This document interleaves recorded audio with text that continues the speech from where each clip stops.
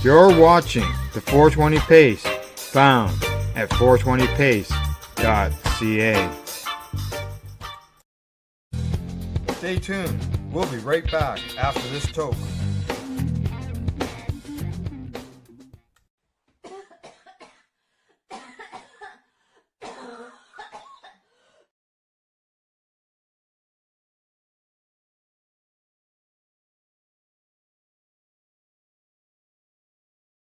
What you doing? Nothing. Nothing? Why not? Trying to get on this Lifestyle Radio website. Sounds like a cool website. Yeah, it's alright. Oh, wait, I might have it. You might have it. You're listening to Lifestyle Radio. The opinions expressed during this show are those of the individual participants and do not necessarily reflect the opinions of their associated organizations or Lifestyle Radio. You like music, you like weed, well, we gonna be good friends indeed. This is how much I like more than smoking trees. They'll make you dance the do-si-do and teach you how the cheese will grow. Smoke a bowl on the 420 radio show. On Lifestyle Radio. Aha. Oh, it didn't do it this time, Marcel.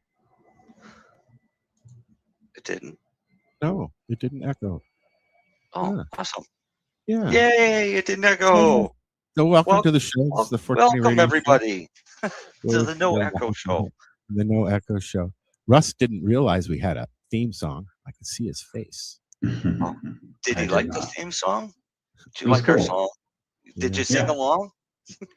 I didn't know it. How could I? Oh, Well, we all sing along. We should put the words or the lyrics up for people. You know what? I was watching the show from last week, and at the beginning of the show, if you don't make it large on YouTube, it automatically kicks in the closed caption when because it's muted when you start it. Yeah.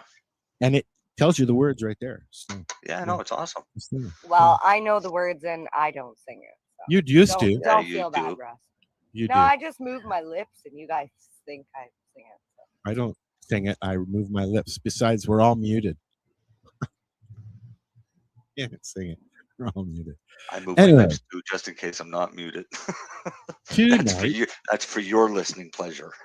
Tonight we have a gentleman named Ross joining us, who is the author. Yeah, I can speak real good. The author of the Big Book of Terps. So you're going to get Terpy talk, as you call it. I've seen you posting that all day. Welcome, Russ, to the 420 Radio. Thank you. Thanks for having me. So I've got the book, even though Marcel wants the book. Well, Marcel would read the book. The book is called, like I said, the Big Book of Terps, and it's huge. How many pages, Russ? So I don't know. 580 or so.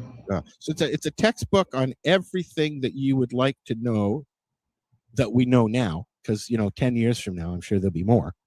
There'll be a part 2 about terpenes and is it flavonoids or flavonoids? You called it flavonoids earlier.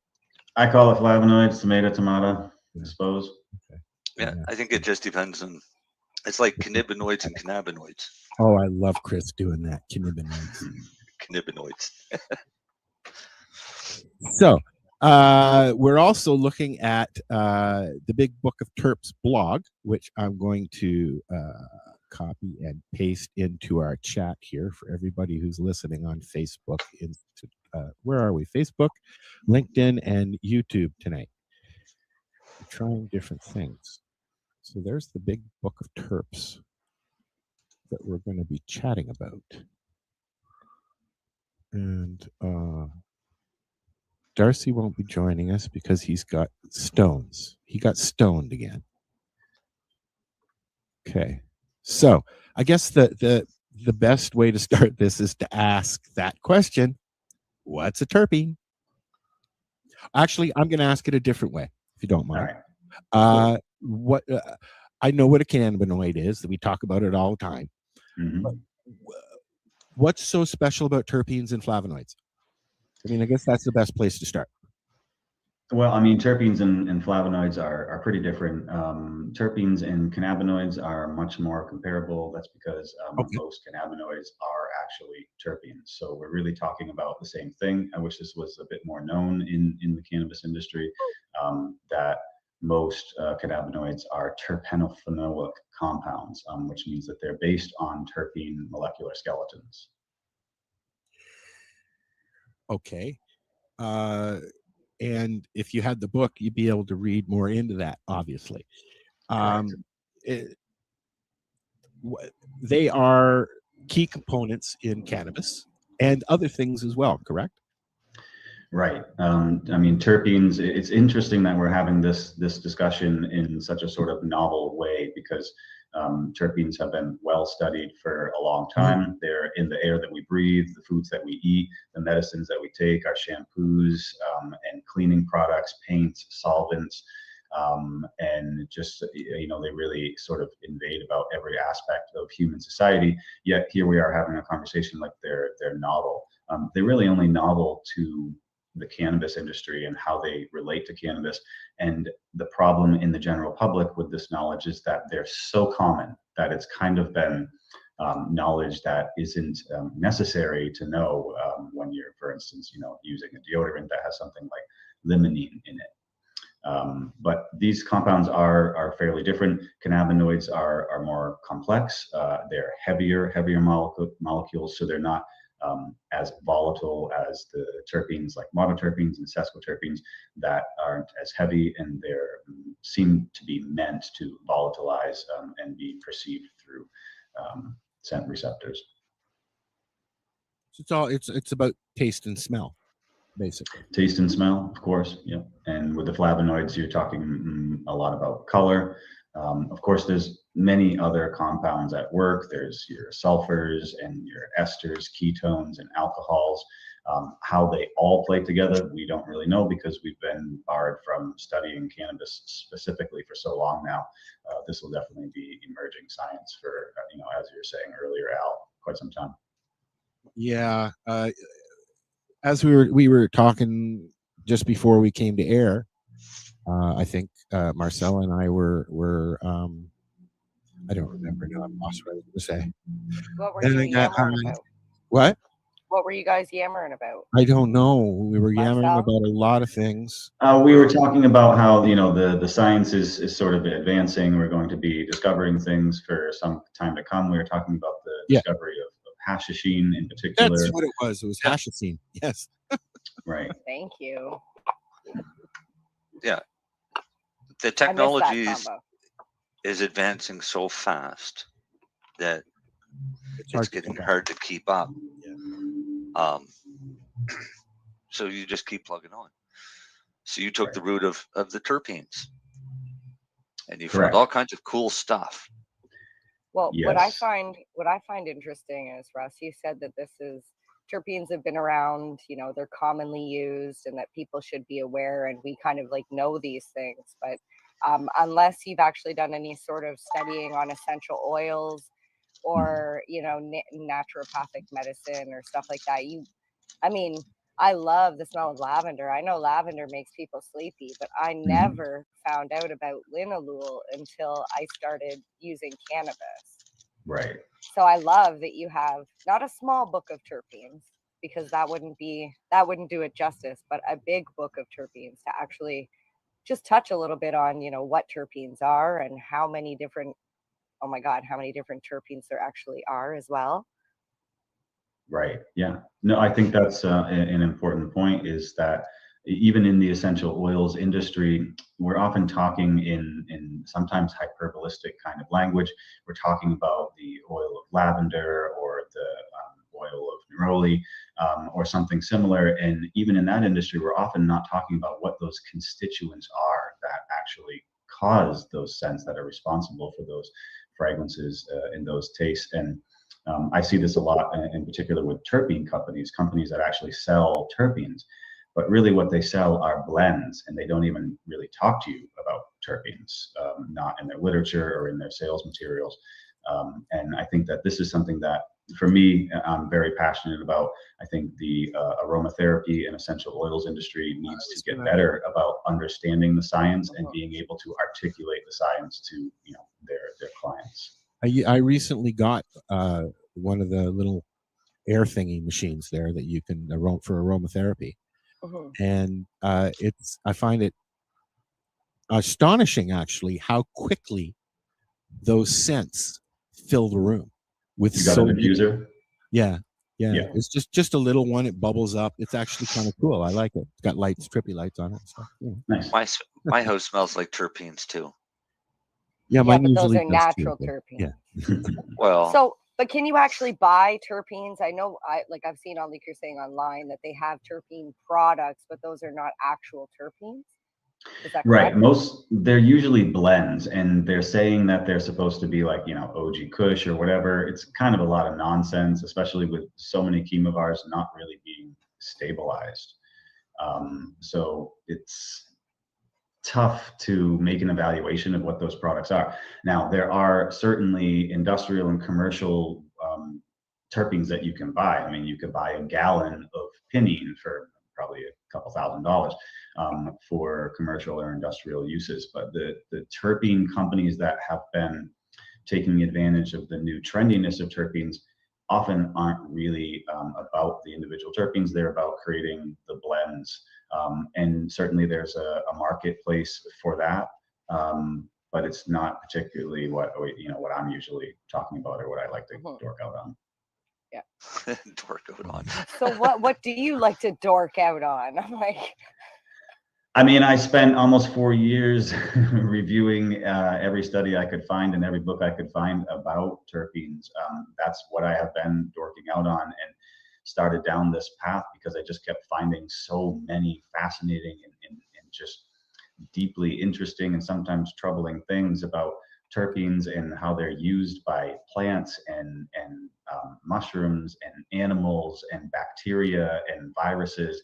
And there's a whole world of communication happening out there that we're not privy to, and it's actually the biggest form of communication in the world. I mean, this is just the very tip of the iceberg about what I can dork out on terpenes about, and everything related to it, from how bees use geraniol to how aphids use farnesene. There's just it's nuts. It's like it's a crazy world out there, deep, at the macro level, or excuse me, the micro level. Yeah. I like that. I'm excited about terpenes. I'm always interested in to find out what they can do and how they can benefit us. Right. Yeah. Hillary asked, why does shellac smell like bananas? That's probably due to an ester, which will be covered in my next book, which is the Big Book of Keys, Ketones, Esters, and Alcohols in Cannabis. Is this the first book that's been done like this with this much detail? Like, I mean, this is a textbook that's something that's going to end up in a university classroom, I'm sure, at some point. Right. It hasn't. There is nothing else like this in the world.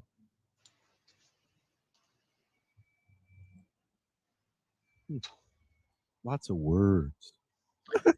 You sound confident because it sounds like you did many years of studying everything you could on terpenes, that there is nothing else like this. Right. You had to build I've seen it. I read the books. I bought the books. I know who the researchers are. I collaborated with some of the top researchers. I know what's out there. And I created this book with that knowledge and with the knowledge of what needed to be supplemented and what needed to be disseminated to the public, and how, really focusing on making it just a readable book. Like, yeah, it's a textbook, but if you want to, you can just open it up and start reading it and absolutely find it fascinating and want to continue reading it. If you want to know stuff about linalool, two O's, linalool. Linalool. Yeah, you can find out, like, it's literally filled with this stuff that you can read. Terpenol. Virtually every chapter of each individual compound. So, for instance, Al, you're looking at the chapter for linalool is essentially a massive review study that has reviewed all the information that's been published about linalool from all the different sources and compiled it into one place. So, for instance, it would be difficult, as of the time of publishing anyway, to find much more information out there that isn't already included in the book, from the first page, which is meant to be kind of like a flashcard that tells you all of the important details, and then the deep, intensive information about how plants are using these compounds, how industry is using these compounds, how we can use them medically. It's extremely comprehensive, and we'll be updating that probably every 2 years to keep up with new studies about these compounds. So the big book of terps is probably going to continue to get bigger. Well, medically speaking, I mean, they talk about that kind of thing in movies. I mean, growing up in the news, I remember back when they had the movie with Michael Douglas where he betrayed the guy who went into the rainforest and came out with the cure for cancer, from flowers. No, it was from the ants. Oh, was it the ants? It was the ants going into the sugar bowl. Oh. It was an awesome movie. It was an awesome movie, but it's been a long time since I've seen it. Yeah, but he thought it was the plants. But then when he started testing the actual plants, he found it wasn't. Then he got cancer himself and cured it from using the sugar in the sugar bowl that the ants were using. But that's all stuff that we're talking about. They made a movie about sugar curing cancer. No, like somebody was trying to. No, they made a movie. They made a movie about ants curing cancer. But Dale has a question for you. What's the movie called? Now I'm gonna have to watch it. Who was the actor? You guys, I'll look for that, and you guys ask. You look for that. I'll ask Dale's question because Dale wants to know what the aphids use terpenes for. But I have a follow-up question to that. So you go ahead and answer that one, then I'll ask mine. Okay, cool. Dale's question is one of my favorite questions about aphids, particularly because they really fuck up our cannabis crops a lot. It's a big problem. So this is super fascinating. Aphids use farnesene, which is a terpene found in cannabis, sort of a minor or secondary compound, but it's still there, as an alarm pheromone. So when one or more aphids start emitting farnesene, it's perceived as an alarm pheromone, and the aphids in the surrounding vicinity, particularly on the same plant, will then flee. So some plants have learned this over thousands of years, and when they are infested with aphids, they will change their phytochemical mixture to feature farnesene prominently, thereby mimicking that alarm pheromone and scaring off the aphids. It's something that I hope we could take advantage of as a pesticide. That would be awesome, because my follow-up would be, what terpenes are attracting aphids? I don't know that off the top of my head. I did read a lot about aphids. There's certainly blends, and this is happening a lot in the insect and plant world, where often insects are using the emissions, of volatile emissions, especially of monoterpenes, and particular blends from plants in order to locate their host. So with some insects and hosts, we do know that. With others, it hasn't really been studied. Certainly a world of opportunity for study out there. But again, this type of interaction where trees are talking to insects in terpenes and vice versa is just rich for study and certainly something to really dork out on. And for me to find absolutely fascinating that all this is going on. And, for me, it makes me rethink how I feel about plants, knowing that when they're under attack, they protect themselves. They take steps to stay alive. They engage in chemical warfare. This is a world that we don't know much about, stomping around up here in our shoes. I'll tell you what, I'll tell you a way that you could make a fortune is you come up with a terpene that repels spider mites. There are plenty of terpenes that repel spider mites. There have been some products that have been patented, but for some reason I wasn't able to figure out why, probably just company failures. The patent expired and the product didn't remain in the market. So there's more opportunity there as well for spider mites and russet mites and a number of other mites that infect cannabis, where we could easily breed cannabis varieties that have phytochemical profiles that are naturally resistant to mites.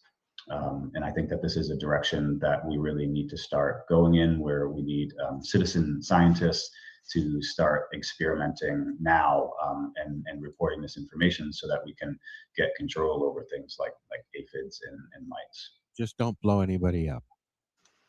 Yeah. Try not to blow anybody up. Including yourself.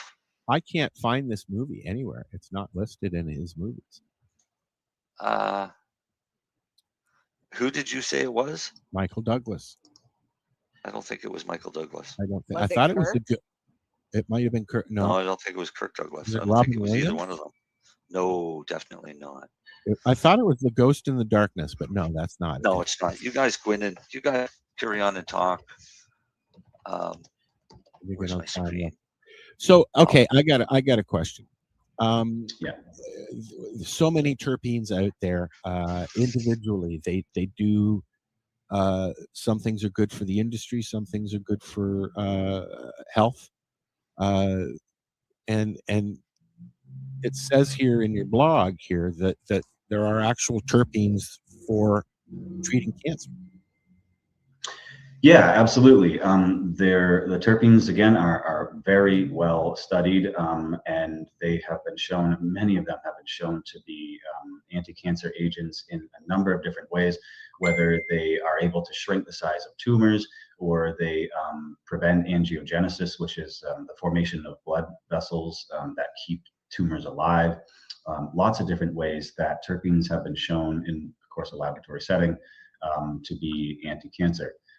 Interestingly enough, although they're well-known and potent anti-cancer compounds, when I got into researching the flavonoids, it was exhausting to discover how well researched the flavonoids are and how they also are extremely anti-cancerous in a variety of different ways. So this book is absolutely loaded with information about anti-cancer terpenes, all the different studies that are out there that are relevant to that terpene and all the different cancers or types that they've been shown to treat. And, you know, I think that we need to start cross-referencing where terpenes and flavonoids and cannabinoids all intersect with certain types of cancers and look at synergistic medicines based on these compounds.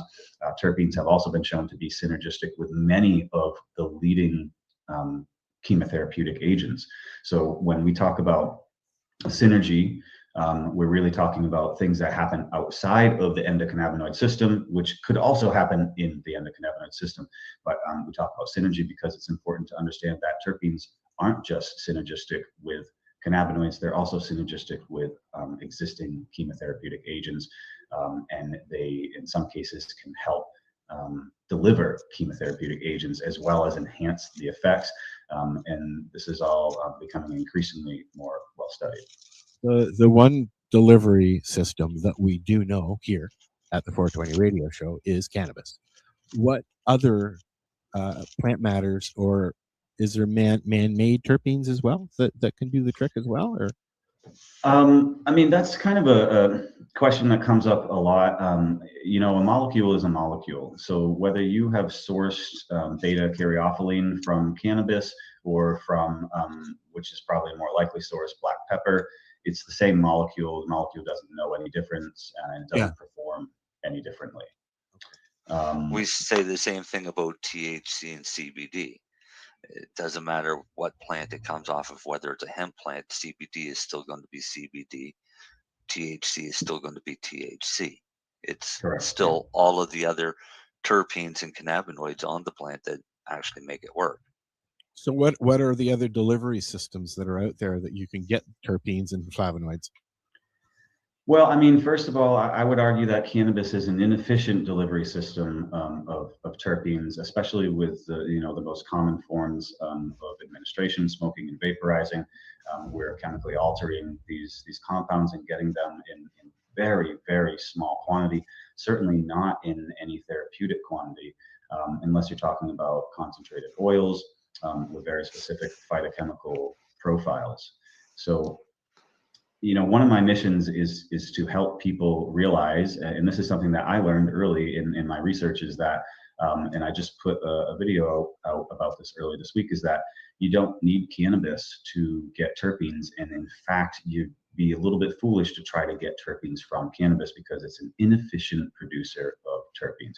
Yes, it's very cool that they have these cultivars that have tons of different terpenes and different people realize, and this is something that they sorry, I heard an echo there and got lost. Yeah, I was pulling it for a minute when it echoed it.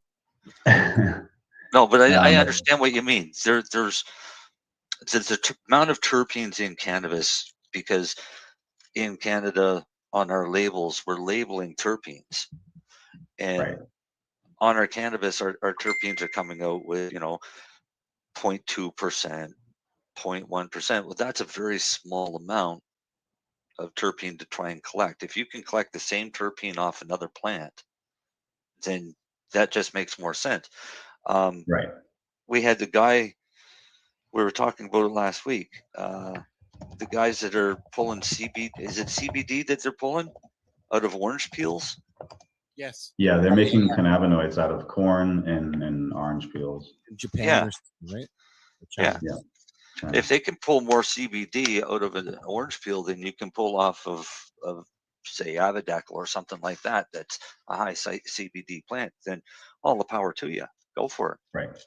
Yeah, and this is a conversation we'll need to start having soon in the cannabis industry, and in particular as we continue the discussion about terpenes overall being an important part of who we are as humans, is that we should source terpenes from their host plants.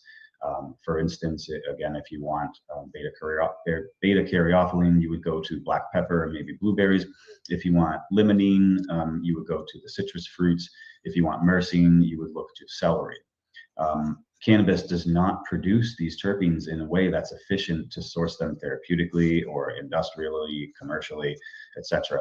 And Susan Trapp, who there's commentary from her in my book, she is certainly the world's leading expert on terpenes. She studied the biogenesis of terpenes. She agrees that cannabis isn't an efficient source of terpenes. So the best source of terpenes is eating correctly, eating foods that are high in those terpenes, and that's pretty easy to do for most people in developed countries. And with that said, it's important to recognize cannabis for the value that it provides, which is, as far as we know today, it is the most efficient producer of cannabinoids. We should just let Dale turn his mic on. Yeah, I think so. Dale, turn your mic on and ask your questions, please.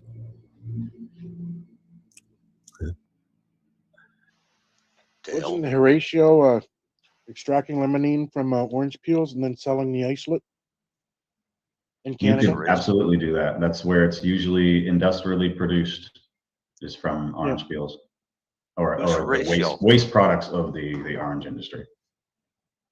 I can't remember his last name offhand, but he was a Canadian fellow. He just passed away last year. His rig let go on him and got him right in the head. Oh. Not good. No. Oh. Yeah. If anybody has any questions that's listening, please feel free to ask. Yeah.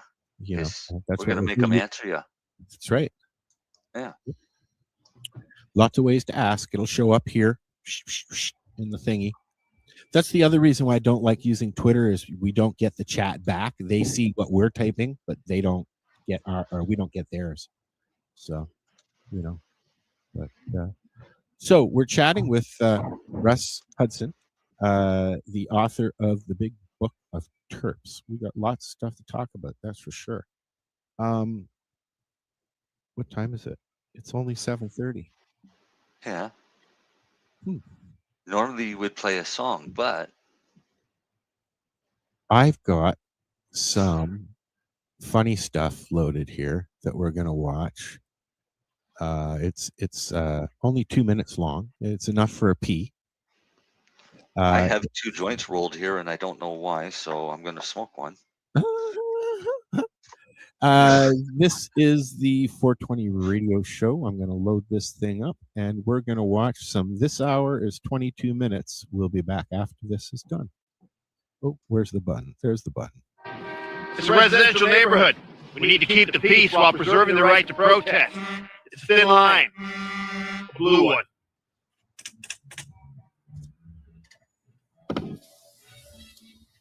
Okay, you're gonna need you to move along. You here for the protest?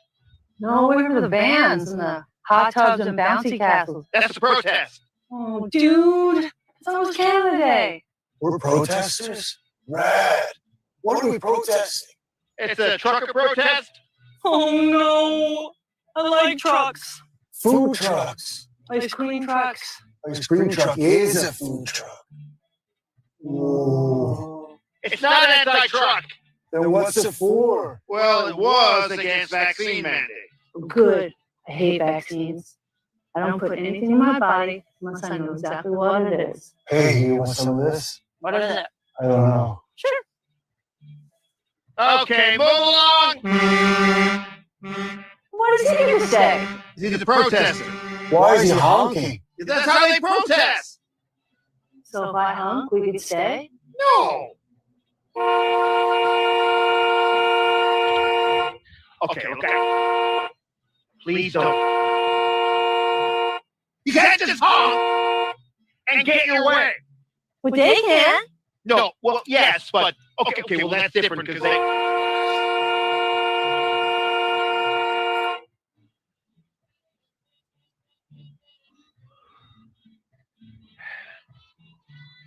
Officer! Someone stole my weed! Someone stole our weed!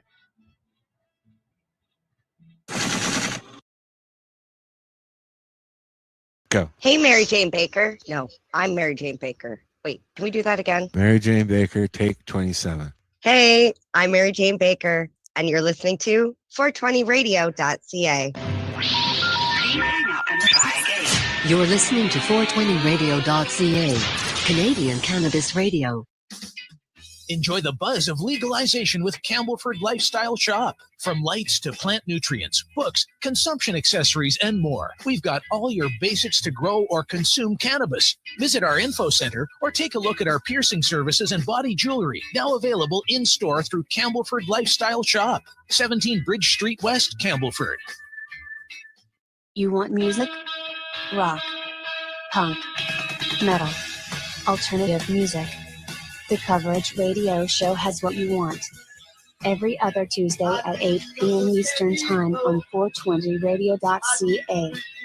Hosted by DJ Michael Alvich, bringing you new and retro tunes from both major and independent labels. Only on the Coverage Radio Show. Radio Show. Radio Show.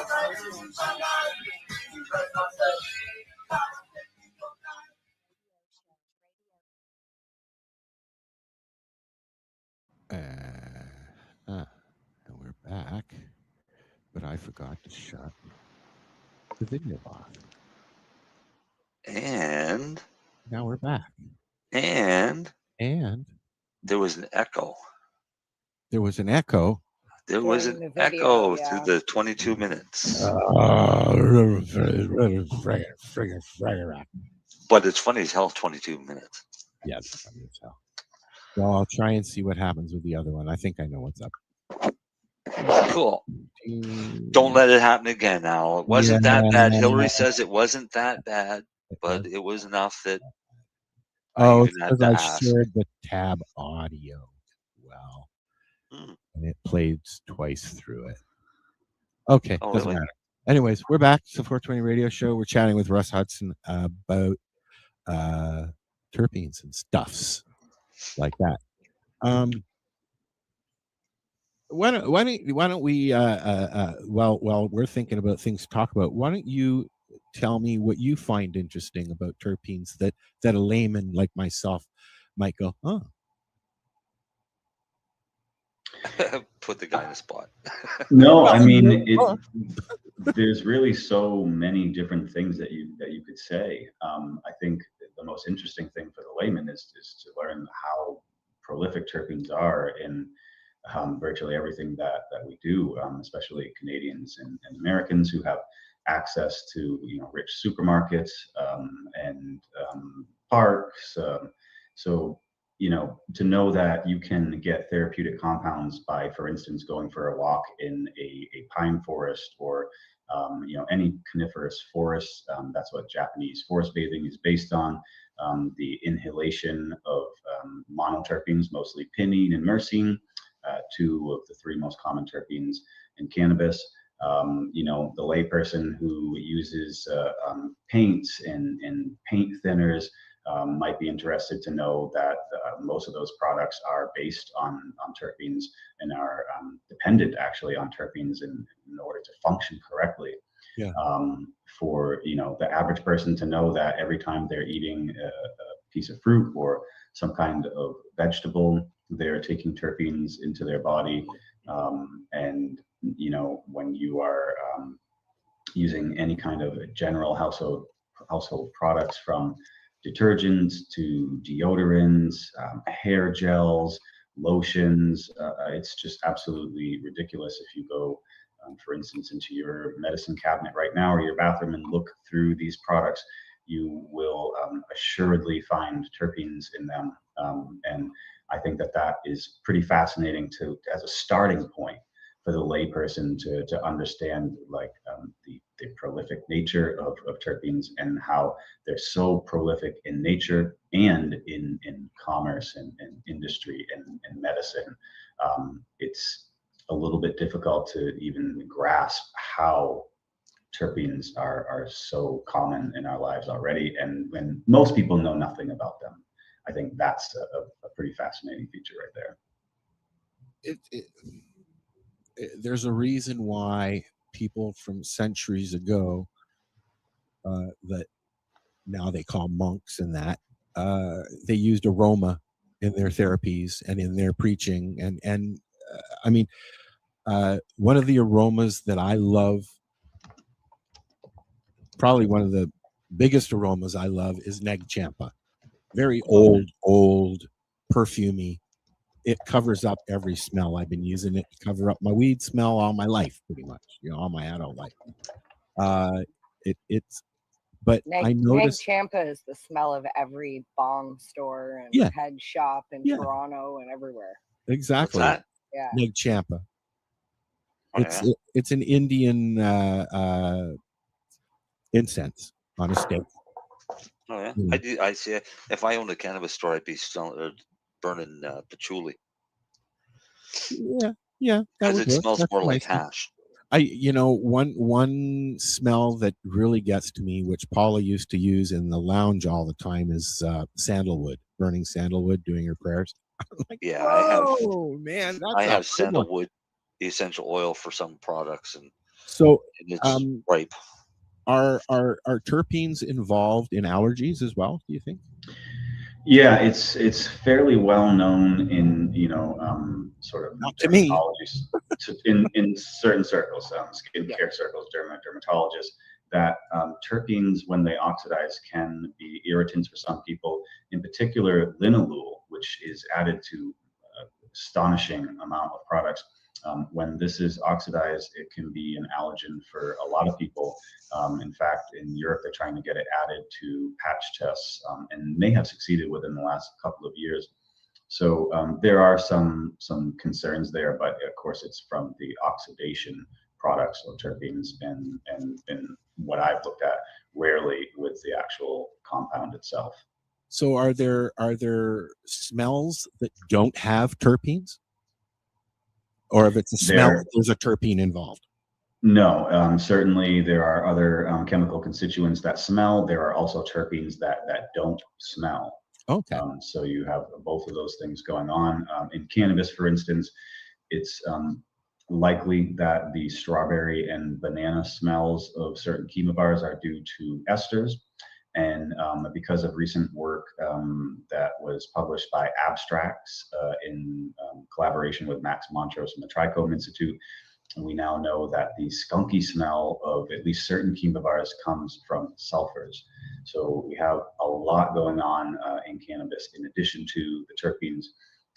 But in general, the monoterpenes are the most potent smell and sort of aroma. Of course, that's the pinene, myrcene, limonene. Those are the three, top ones. So when you go to the limonene, explain to me how limonene can have two different smells. So there are 2 different isomers of limonene. There's also 2 different isomers of linalool. I was just going to ask you if it was like that with the cannabinoids, because you've got the THCA, blah, blah, blah, blah, blah. You have the same thing in the terpenes? No, that's a bit different because THCA is the acidic version of the molecule. Okay. So you're actually chemically changing it to then make it into THC. I meant the subcategories. You mean like alpha and beta? But with limonene, it's not a subcategory. Some will smell like lemons and oranges, and some will smell like pine.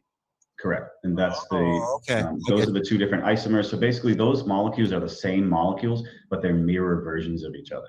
And even though they're so very close, they still produce extremely different properties. So a lot of terpenes have this feature. Terpinolene, for example, which is a top 10 terpene in cannabis, one of my favorites, is actually an isomer of terpenine, which isn't even, I think, within the top 20 terpenes in cannabis. So you have a isomer of terpenine occurring more commonly in cannabis than you do the sort of the parent compound. Lemon seems to be the key word in there, though. Why is that? Like a lot of the good weed that you get out there has a lemony taste? I don't know. I kind of like this stuff that has the piney taste too. Well, I was just going to say, there's piney taste, there's different tastes, but a lot of the ones that you see have a lemony taste. A lot of seed. Yes, and that doesn't mean that it's limonene. It could absolutely not be limonene. It could be terpinolene. It could be a blend of terpenes that are creating that smell. And this is one of the best examples that we have of synergy. Is the aroma of a certain strain is not due to one single constituent, it's the combination. And I think that's important to keep in mind as you talk about the different smells and flavors, that it's really hard to pin it down to one. And in all honesty, if you have a jar of limonene, pure limonene, and you smell it, it's not going to smell pleasant, and it certainly doesn't smell like citrus fruit. Really? No. No, it smells more solventy. It needs to be diffused in order to create that sort of effect. It's a big time concentrate, basically. Right.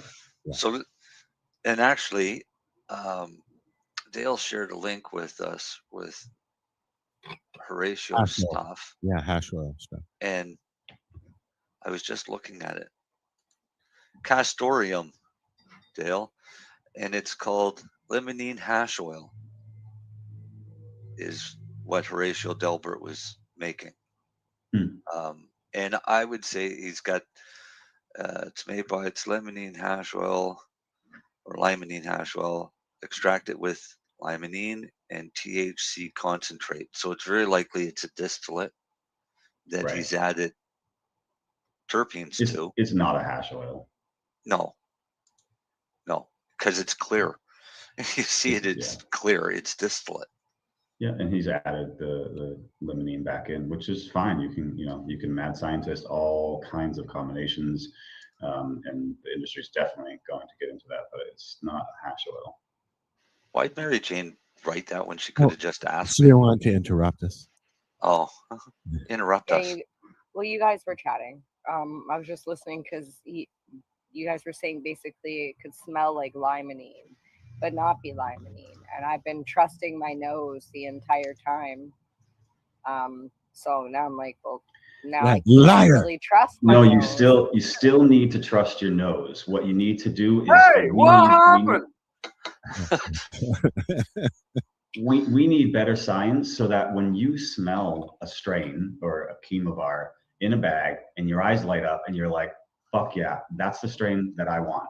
There's something happening there. As I was talking about earlier, there's all this communication going on between different entities with terpenes, and you're also receiving that communication. When you know this is the stuff that I want, and for instance, for me, it might be like super silver haze. When I smell that, I know that I want that. It talks to me in some way, but you might not like that. So I think that you still need to trust your nose. And when your nose tells you this is the good shit, get it. Even if the expectation of what you've been told at the dispensary doesn't match that sort of result that your nose shows. We need more testing so that when your eyes light up and you find a strain that just makes you go, wow, then you need to know, what is that strain? I need to know the top 3 constituents at least as far as the terpenes to understand this is what I need in a strain, and this is what I like. And then you could sort of get into why. But first, trying to get that consistency is very difficult. And until then, you do need to trust your nose. Well, I think the point that I was trying to make is when you said that it could be, what was that other thing that could influence the smell? So like was it a gas? No.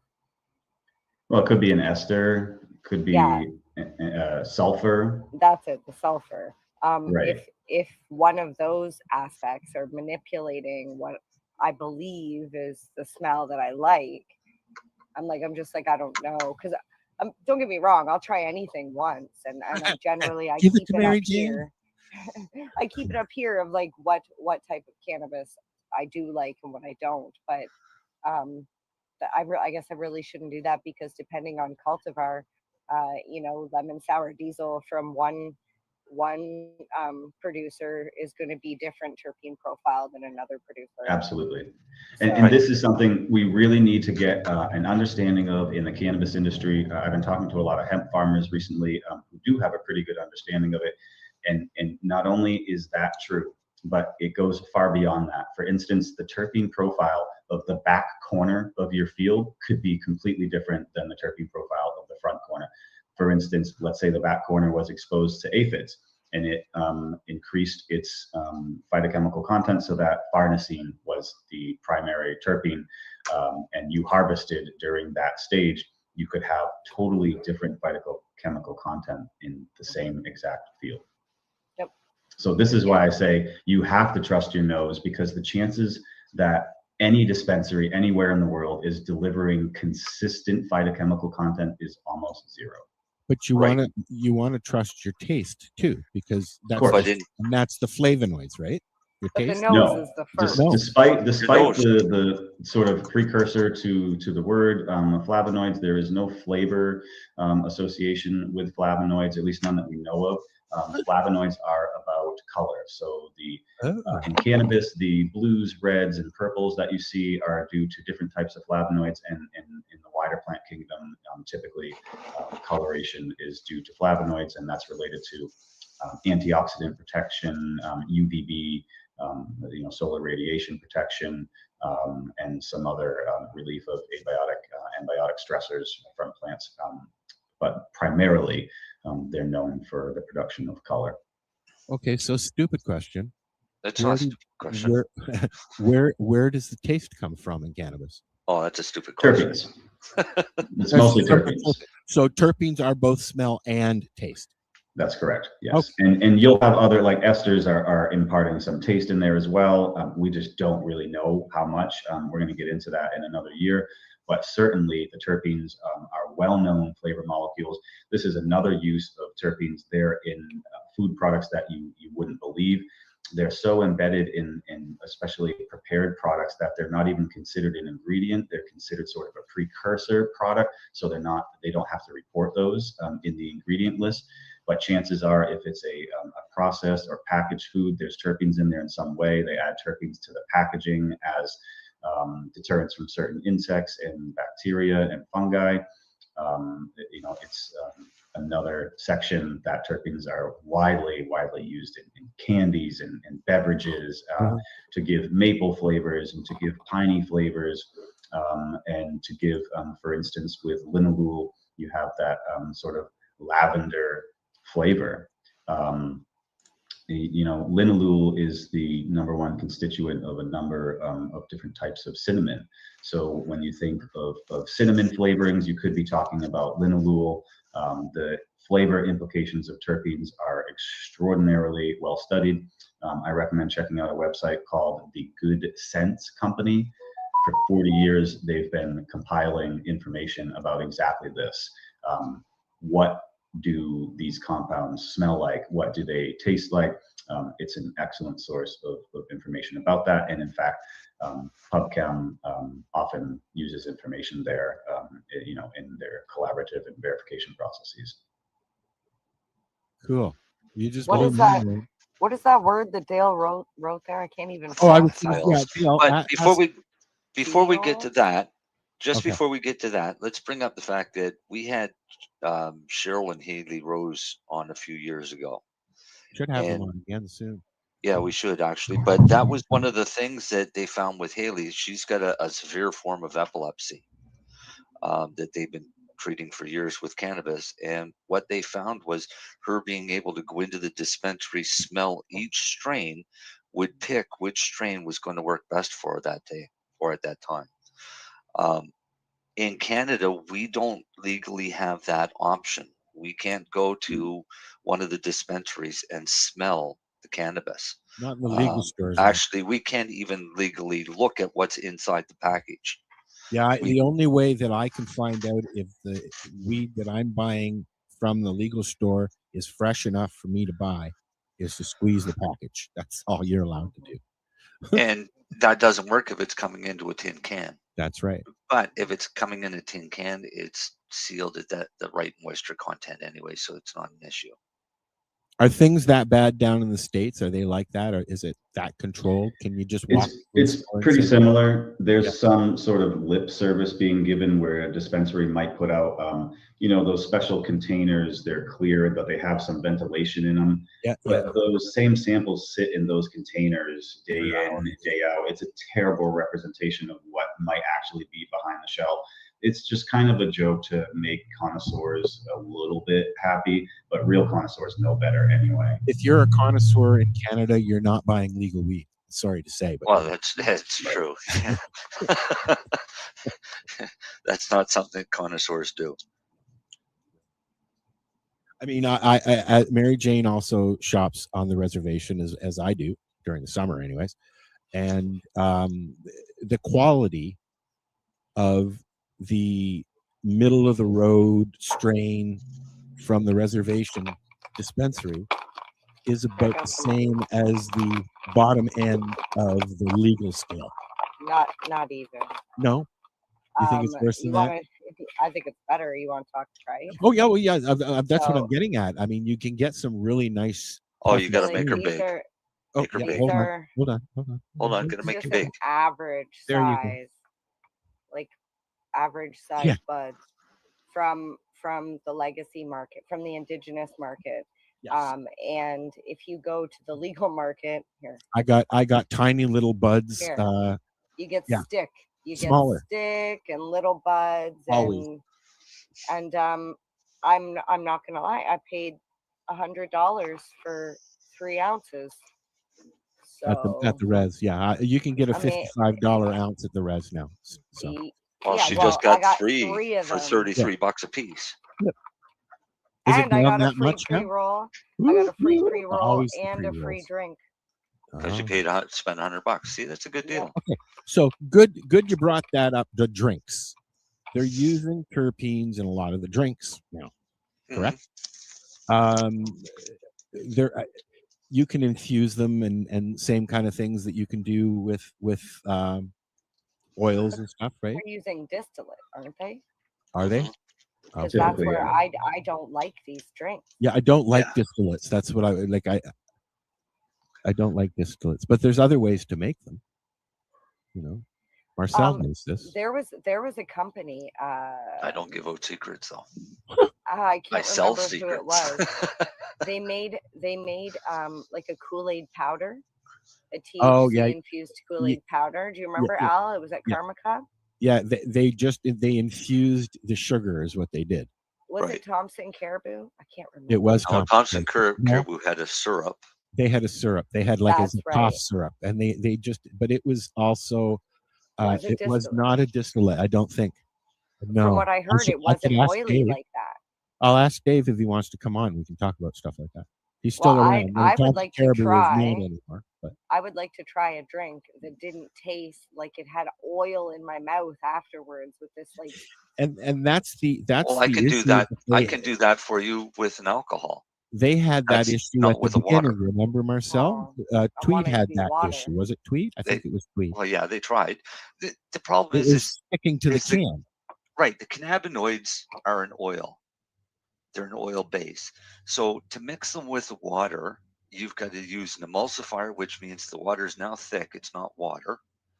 Or you can use what's called nanotechnology. And basically what it is it's using sound frequency at a particular pitch to dissolve the oil compounds of the cannabinoids into small droplets that are interspersed evenly through the liquid. Expensive technology, either one, but if there's any separation, the oil sticks to the inside of the can. Yes, that's what was So when happening. you go to drink it, the oils all stick to the inside of the can, and you're drinking the liquid, And you're not with getting any a of the small can. percentage of what was actually in that can. We've got some people making comments on our stream here, and I'm not sure what they mean by rectify this. Rectify what? Will there be a rectify this? Yeah.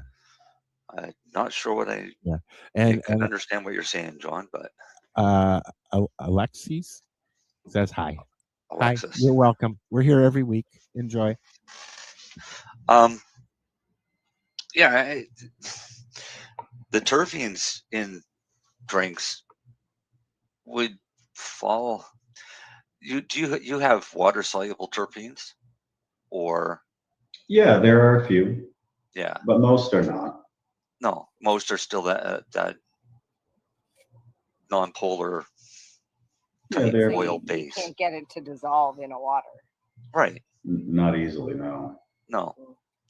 So they would have the same issue with terpenes to incorporate it into a beverage. So a beverage that would incorporate it easily is an alcohol, because the alcohol will dissolve the cannabinoids as well as the terpenes, and it would mix very well. And you could come up with some half decent drinks that way. But again, you're still back to that whole issue of that's an alcoholic beverage. Yeah, regulations won't allow that. Right? Speaking of alcoholics, unless you want to make a drink with a natural fat, such as milk, that has a high fat content, or you can do tea that. Or something. Right. Something like that has that fat base, not a water base. Hot cocoa would work. Like an ice cream. Hot cocoa works extremely well. That's why I make hot chocolate bombs. But they don't work in water, they work in hot milk. Right. Hot milk. Well, that's one of the things that I learned a long time ago. One of the first things I learned is that cannabis and milk love each other. Yeah, well, I don't know if they love each other. They attach to the fats. That's what I mean. They love each other. It sounds like you love cannabis and milk together. And yeah, it sounds like you can't love milk. drink milk anymore. Well, that's probably why you overdid it back in the day. Do you know the only animal that should drink milk? Cow's milk or cows? The only milk humans should drink is from their mothers. You know, milk's just for getting fat anyways, eh? Yeah, it's just to add fat. I hope John will come back and explain the rest of his question there. Yeah, kind of To rectify elaborate. this? Rectify what? Rectify what? The industry using distillates. And Rectify this, man. That won't be rectified when they can derive THC Delta 8 from hemp and CBD. Well, it was what we were Sell it talking as about just THC. before he posted that. But anyways, while we're waiting to see if John will reply, Is it break time? I gotta go heat up my tea. you can go. I got to heat up my. I got to make a new tea. You want to do another? Actually, it's you 9 got o'clock. We should. You got something you wanted to, It's H to share? Easterner. Sorry. Marcel? Well, I look at my clock. It says 9. Should we watch the emergency measures one? It's only a minute and a half, though. Well, she better be quick. She's got a minute and a half. I'm then just heating up my tea. Al's making a whole tea. Are we? Are I just do tap tea usually during the show, though. Let it run for a while. Hot water. Okay, I'm leaving now. Yeah. Okay. Bye bye now. I only have 30 seconds during the show. Wow. Okay, so I've got this other this hour's 22 minutes video loaded up already, so we can watch that, and then we'll be back with more question and answer period about the big book of terp with Ross. I've been calling you Ross, I must miss Ross. That's what it is. With Russ Hudson, and he is sitting somewhere. Where are you? I forgot. In Southern Virginia. Southern Virginia. Well, welcome to Canada for the evening, anyways. Have you ever been to Canada? Have you been up here? Yeah. Last I heard, I've been barred from entering the country. Oh, because that Why? cannabis thing?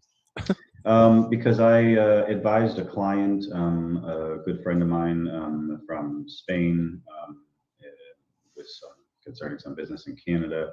He was detained at the airport. They went through his phone and found, my contacts in our conversation there, and threw him out of the country after taking 11,000 euro from him and his wife.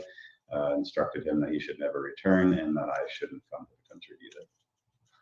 Bastards. Fuckers. I'm going to test that though, so we'll see. Yeah, Come and visit. Test Let that. us know when you're here. We'll be at the airport. I'll come pick you up. We'll videotape the whole thing. Just don't have anything with you, so you don't have a reason to be detained. Yeah, right. Obviously. Right. Yeah. Okay, so there's our smiley Trump wannabe.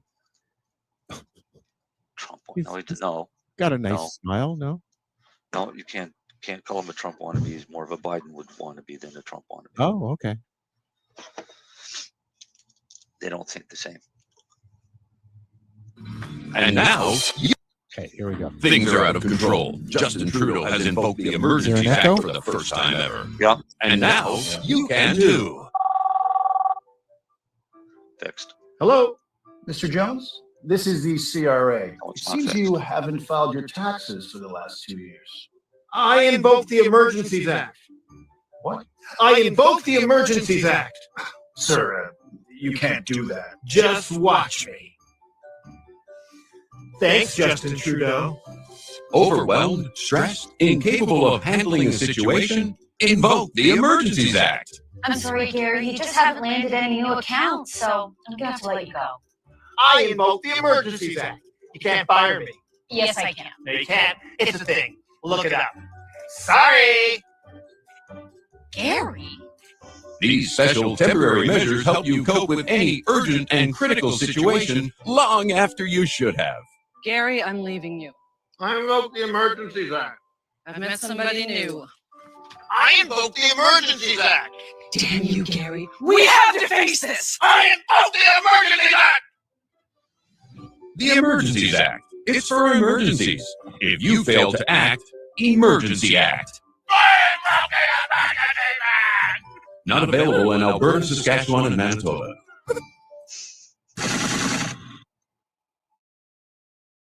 Hey, this is Cheech. This is Chong. And you're listening to Lifestyle Radio. What is it? Lifestyle Radio. Say it one more time. 420 Radio? Ooh.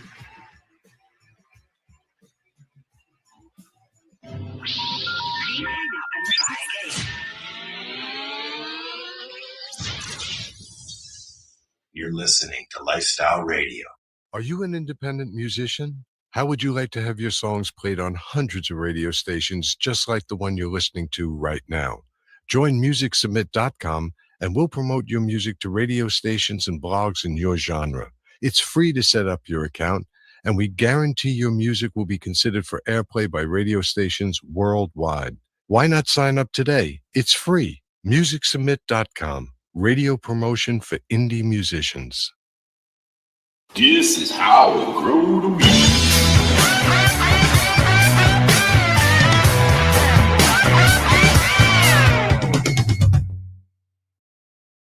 Darcy, you're up. Yeah, Darcy. Darcy, you're up. We're back. It's the 420 radio show. What's that look for, Mary Jane? What are you eating? Come on, what are you eating? Did you bring something for the whole class? What is it? Is it sauerkraut because you started to love it?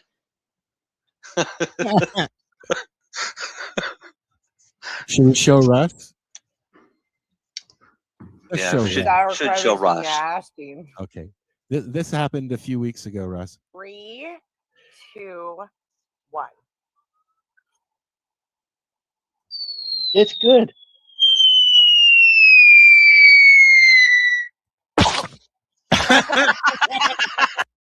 Makes me smile.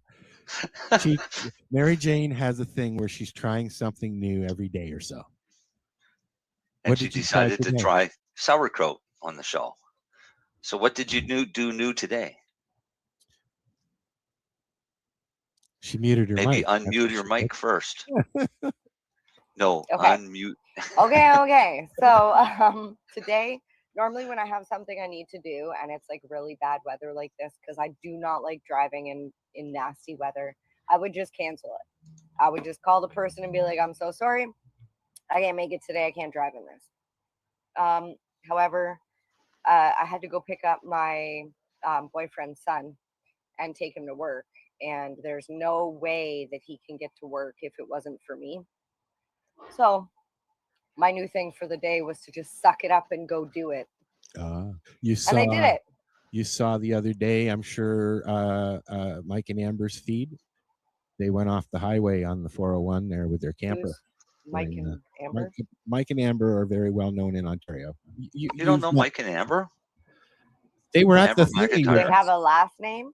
McIntyre, Amber McIntyre, and Mike. Oh, the pin girl. Yes. Yep. Yes. They had an accident on the highway. They But they're okay. They're okay. Yes. They're okay. But They broke their truck and trailer. Yep. And that's exactly why I don't drive around with my trailer anywhere. It's this time of year, man. Yeah. But those two are on the road all the time. Oh yeah, they go back and forth and up and down and everywhere. All of them. Well, the road. That's probably their house. Are you talking about they rolled their house then too? Well, I don't think so. I mean by trailer because they're always on the road. They rolled. Yeah, but it was a camper trailer that it just jackknifed basically. Oh shit. Yeah. Yep. On the highway during one of the last storms. Oh, I'm sure it did. Anyways. Yeah, it's been nasty this winter. We are chatting with Russ some more. Hi, Russ. How are you? Are you enjoying yourself? Yeah, absolutely. Good. Probably wishes you could go and smoke a joint. You don't smoke? I can just do that. He's got his bong already loaded. Perfect. He's surrounded by cannabis. Look, he's got it. Well, that leads to a question right there. How do you prefer to intake your cannabis? I'm going to assume because of the terpenes and all the other stuff that you get. Correct? Yes, but also there has been some pretty convincing evidence showing that filtering smoke through water activates THC. So people who feel that they get higher from smoking a bong are 100% correct. You do get higher from smoking a proper water pipe. I don't do bongs, but I have a squisher next to me that I enjoy daily. Cool. So do you use vaporizers? No, they don't really work for me. You don't use chatterizers? You realize the difference between smoking a bong and vaporizing. What about dabs? Do you do dabs or? I have, but it just doesn't work for me. Yeah. So you get your best results from a bong. But what do you mean it doesn't work? Like, do you not feel the same relief? Like the same? Right. Yeah. When vaporizing or doing dabs, I mean, I can get high, but it only goes to a certain point and it's not satisfying. You know, I feel like I could vape all day long and never get to that satisfied level. It's only when I combust cannabis that I feel, you know, satisfied. And that's probably a chemical answer there. You know, there's something. I said it for years. Combustion. Yeah. That vaping is not the same as smoking, and smoking is not the same as eating. My preferred method is ingestion, but that's more of a health thing than anything. Right, of course. Can you explain to me why some people like to mix cannabis and tobacco? Is it a terpene thing? No, I think I wrote an article about this years ago. I think it's titled "How Europe is Getting It Wrong on Cannabis," and there are several different reasons, but often it's cultural. That people have just been doing it for a long time, and the reasons behind that cultural use is one, people get too high, so they want to dilute the cannabis with tobacco. Two, they can't afford the cost of the hash or cannabis, so they again dilute it with tobacco, or they're stretching it, or that's just how they do it. That's just how they do it, and obviously they're addicted to the tobacco, and to varying degrees, may be addicted to the cannabis as well. What do you have to say about that, Marcel? Kiss my ass. I have something to say to that. I don't 'cause mix. I'm a blunt smoker, so But I don't mix tobacco. I You don't don't mix sniff? tobacco with pot, No, you I mix do. it with hash. I realize that. hash, and oil. Yeah. Because I'll make an oil joint or I'll make a hash joint. You need But something And to I'll burn use it with. tobacco. We So, also did you know know that that we have nicotine receptors in our body? makes We sense. have So if we opioid have receptors nicotine- in our body. So one could say in plant form, not in like actual like opioid, but we would be able to, or possibly require this in small amounts to Like stimulate cannabis. our receptors. Right. Yeah, just like the cannabinoid receptors. So I'm going to go and start licking poppies. Make No, sure you you could take eat a the razor blade and poppies. slice them open first, buddy. Well, you slice them and bleed them a bit, and then chew on that. Whoops, we shouldn't be telling people that. So Do not slice poppies. I used to when I smoked, I used to mix all the time. But it's also known that tobacco opens your air passage more, and you actually get a deeper toke when you've mixed it. That's what I've been told. Yeah, but there was another. I heard It's actually the opposite. I heard cannabis opens yes, up. that's Yeah. Mary Cannabis Jane opens is them up, correct yes. that Which is bad when tobacco you mix restricts capillaries. Yeah. As soon as you mix the tobacco in, what happens is the cannabis opens it up and allowing the tobacco to get even further to do damage. That's what I was understood. Yeah. But that makes sense as well. Yeah. Alexis just made a good point, so I put it up. Oh, okay. Well, that's why we've been here for 15 years doing this, Alexis. Yeah, she's joining us from Iowa. Well, you join us every Friday. We're here. I'm curious where Russ is. You're in the States? Yeah, I'm in Southern Virginia right He's already said he's in Southern Virginia about 20 times tonight. Oh, because I of missed Hal. it. I missed it. I'm sorry. She was Southern sniffing on some terpenes. Can you get any benefit as far as a stone from sniffing terpenes? I mean, the evidence shows that myrcene, when volatilized, is a sedative. What do you mean volatilized? It's in the air. Okay. So it's been made into a vapor. We lost Mary Jane. Limonene has also been shown to have very specific therapeutic effects, including decreasing the heart rate and instilling a feeling of calm over study participants who unknowingly breathed limonene that was pumped through the vents.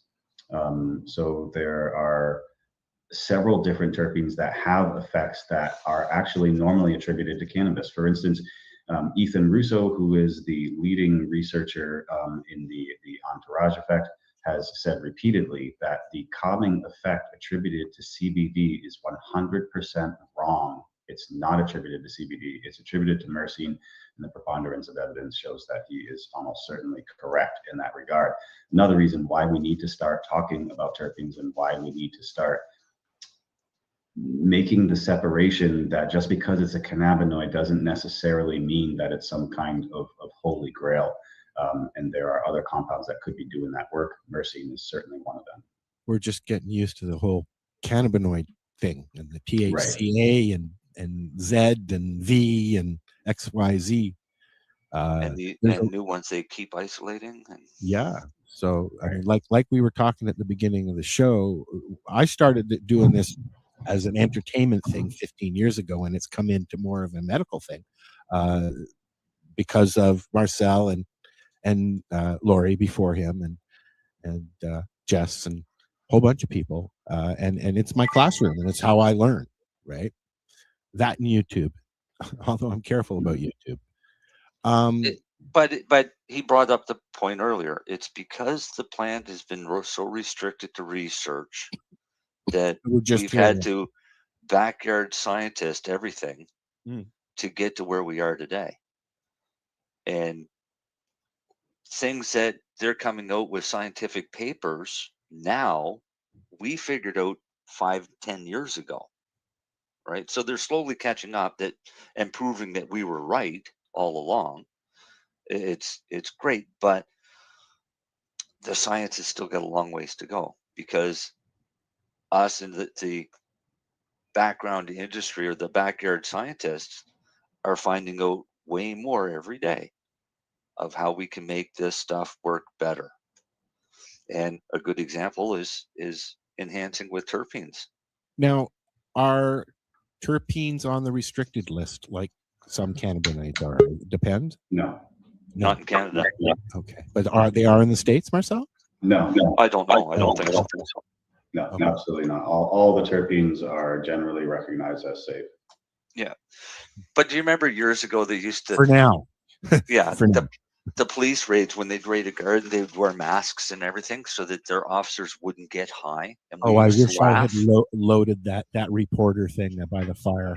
Yeah, but we used to laugh at them doing this because we knew that they weren't getting high. They were just getting that nice, relaxed, calming effect from the terpenes that we get subjected to whenever we're growing. That's why growing is so therapeutic for us. Well, I know that this year, Russ, was my first outdoor grow at my farm, and I chopped it all down and then put some strings up in my trailer and just sat there for 2 weeks doing my thing and just absorbing in my hands. And I've helped a lot of people trim before, so I know, don't do the thing with your eyes and stuff like that. But you still do it. Still do it. But the when you're surrounded by drying plants, there's a lot going on there. There's a lot of chemical reactions going on there, right? So there's a lot of terpenes in the air. There's a lot of air in the air, because they're still making air and they're making other things and they're dying basically. But it takes a while for them to die. I guess what I'm trying to get to is, with pot, when is your max time that your terpenes are like, this is when your little things are perfect, when they're drying, and this looks like that, and you look at your bud, and is there a way to tell your bud is ready by the terpenes and the odors and the smells? And I thought you were going to say how would you get your maximum terpenes? Yeah, that's what I'm getting at. Thank you, Marcel. Well, you can get your maximum terpenes, but as soon as you cut your plant, you start losing your terpenes. Now, I guess a two-part question is that when they stop being as potent, like they degrade quickly? Is that one of the things that degrades really quickly? Upon cutting, yeah. I mean, that's what we're really talking about when we're talking about the loss of terpenes from processing cannabis. So the harvest time, as far as the maturity of terpene content, is going to vary greatly from one chemovar to the other. But once you sort of figure that out, because you have to get to know that chemovar, you harvest at the correct time and you have one phytochemical profile at that time. The process of drying and curing is going to completely change that. Well, I think that we're in for some interesting things coming in the future on this front, because I'm finding that, you look at the gadgets that are out there now. You've got gadgets that if you want a toke, you get a fake joint. You want to use terpenes, you can use this. You want to use this, you can use that. Like, there's something for everything. Are there delivery systems out there for things like terpenes? I guess there would be, because they just infuse. Yeah. If you like, there's a good example in the foreword of my book that was written by Mitch Earlywine, who used to be the co-chair of NORML, National Organization for the Reform of Marijuana Laws, which is one of our most prominent marijuana advocacy groups here in the United States for going on 50 years now. And he talks about their experiment of going around with just terpenes in vape pens and allowing sort of random folks to puff on them and report their results. So you can get terpene delivery systems just from vape pens.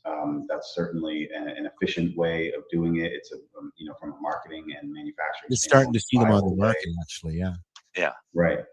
But you can have gadgets and technology all day long. But going back to what we were talking about before with the harvesting, is even if you harvest at the ideal time and with all the ideal technology, you're going to lose monoterpenes.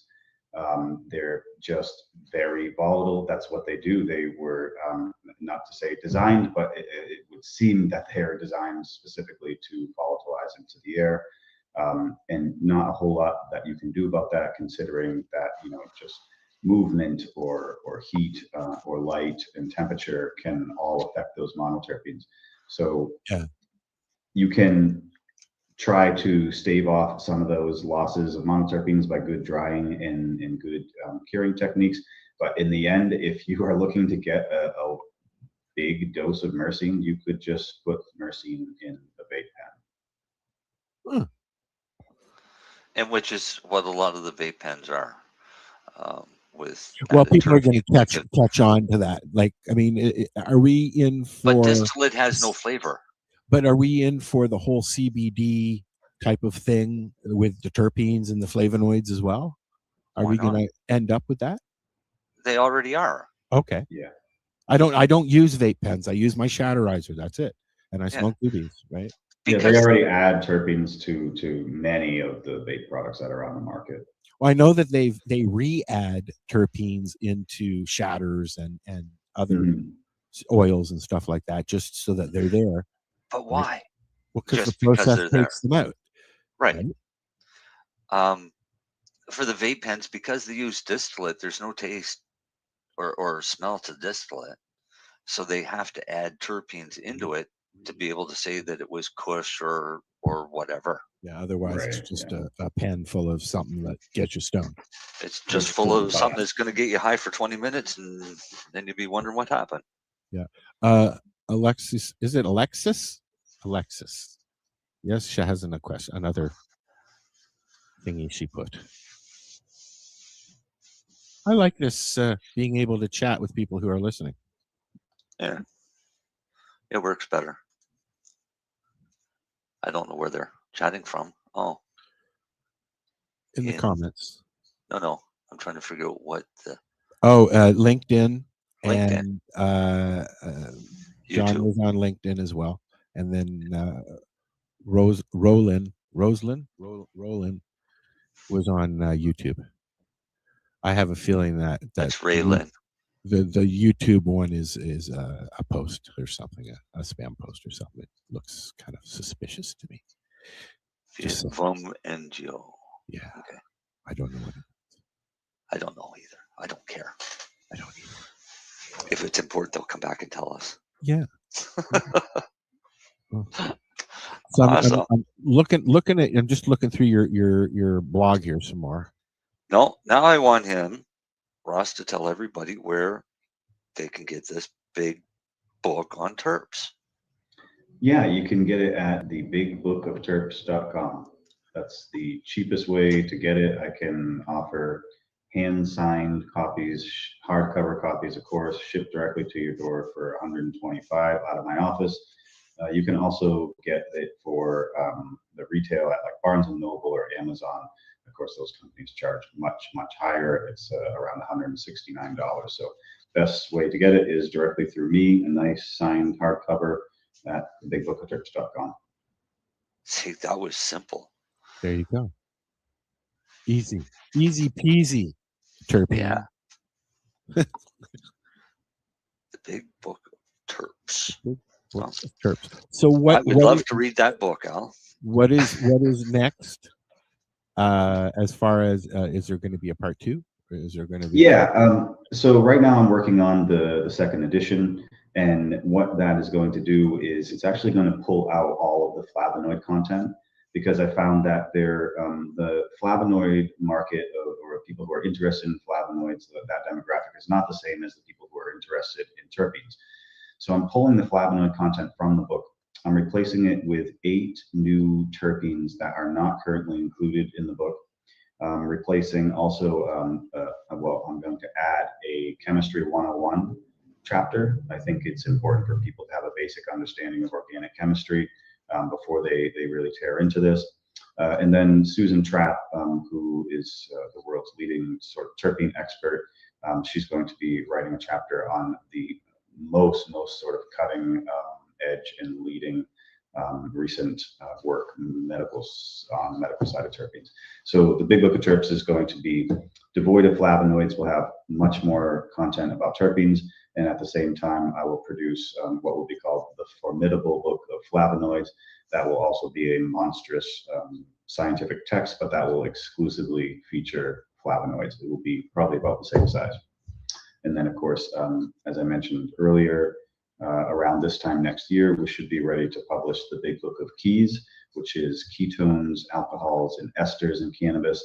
And I may be able to include sulfurs in that book as well, pending size restrictions. These things get a little bit out of hand, and we have to do our best to pare it down. So that's what's coming up next. Also, there is a TV show in development called Terp Talk, and I've written a suite of 18 songs that can help people to learn terpenes. So there's a song about all of the individual top 10 terpenes in cannabis, as well as some songs about like mother compounds and flavonoids overall, and a song about what we were talking about earlier in the show, about not needing cannabis at all to get these terpenes. So you're a very musical person as well. I like keys. Yeah. Cannabis. Right on. Dale, you two could collaborate in some songs. Some terp songs. Some terpene songs. Terpene songs. It's called Terptunes. Terptunes. Dale's not even unmuting his mic now. I guess he forgot he was supposed to be the grow segment tonight. Yeah, no grow segments tonight. No, Darcy had a stone. Darcy got stoned. That would be a better way to put it. Darcy got stoned and couldn't be here. He showed us pictures. Did you see the picture of that stone? I told him to get another one and make her a set of earrings. Oh, fuck. Polish it looks pretty painful, though. Yeah, I don't think I'd want to do that. No, it's pretty jagged. He's had so much practice with them, though. Oh, I know he's got bad luck with them. It's not bad luck. He knows how to not get them, but after a month, he'll stop, and then they come back. It's just, I don't even have sympathy for him anymore because it's self-inflicted. Food related. It's not food related. He has supplements that he can take that'll stop him from getting them. Oh, okay. Right, but they're not cheap supplements, so he cheaps out. Doesn't want to spend the money. He figures he's all better. Then it comes back. We should set up a GoFundMe page for Darcy's stones. Yeah, Darcy's Stone Fund. Then everybody thinks that he's just buying pot with it. So we're just wasting air now. Is there anything that you want to add specifically? No, because stop right now. Because before the show, you said you guys stop talking about that, save it for the show, and now you're not even going to let us talk about it. Of course I was. Of course I was going to just ask him if there was anything specific that he wanted to bring up, like maybe he was doing a conference or going somewhere to speak, or He's speaking right now, but I still want the because I don't know. Does the book have anything on hashinein or? I think it has some cursory mention here or there, but it was very new at the time. I mean, we're talking just within the last 2 years, yeah. Oh, right. No, that was for the sulfur with abstracts this fall. So there's a mention, but there's not a big focus because there isn't any research. So if there isn't much that I could say about it, that would be approaching it from factual place. Right. So just to yeah, but just to catch people up that are listening now, we're talking about a new terpene that they've identified called hashinein, but it's only identified in hash that comes from Morocco and only processed in a certain way. And yeah, obviously there's not enough research on it, but it's a very unique smell. Even if it's a combination of the other terpenes with this, I don't know. They say that it's its own separate terpene. It's possible, but it's a unique smell. I love it. Interesting. It's one of my favorites. My mom always loved the smell of cannabis. She just, I think mostly the skunk smell. Why is it that most cannabis has a skunky smell to it? Is that a specific terpene or something that's involved there? It looks like that's a sulfur. That's the work that Abstracts has recently produced this fall and published. You know, whether all varieties that have that skunky smell are due to the sulfur, we don't know yet, but it's certainly possible. But we know for sure at this stage that at least some of that skunky scent of some varieties is due to sulfurs. Huh. Well, that's something that's new to learn, that's for sure. Right. Yeah. And sulfurs are very, very potent. Like when you light a sulfur match, it's like instant, right? True. Yeah. What were you going to say, Marcel? I was reading the comments there. I'll show you this comment from Alexis. Cool. So she wants to hook up with you, I think.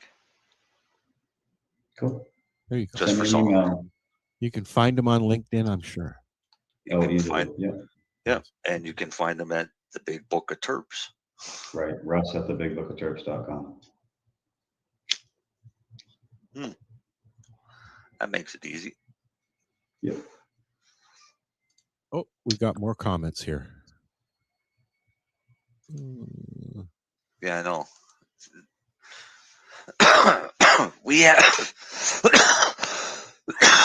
people in here listening that aren't participating that also comment, but their comments show up in the different spots. We've got to go back and forth to 2 different places to look at comments here. Yeah. Which only confuses some of us some of the time. Where are we? 9:33. Yeah. Got any more cool shit or? I got some news we can always talk about. Sure. I don't know. Does Russ want to stay around or does Russ want to bail out? It's up to Russ. Sure, I'll stick around. Okay. All right. Well, let's go take a look at Mike Tyson's new venture. Yep. Mike Tyson is teaming up with Click to launch a cannabis mouth spray. Saw that this morning. And that's awesome. I mean, I was making buccal sprays, 10, 15 years ago. Isn't that the best way to administer?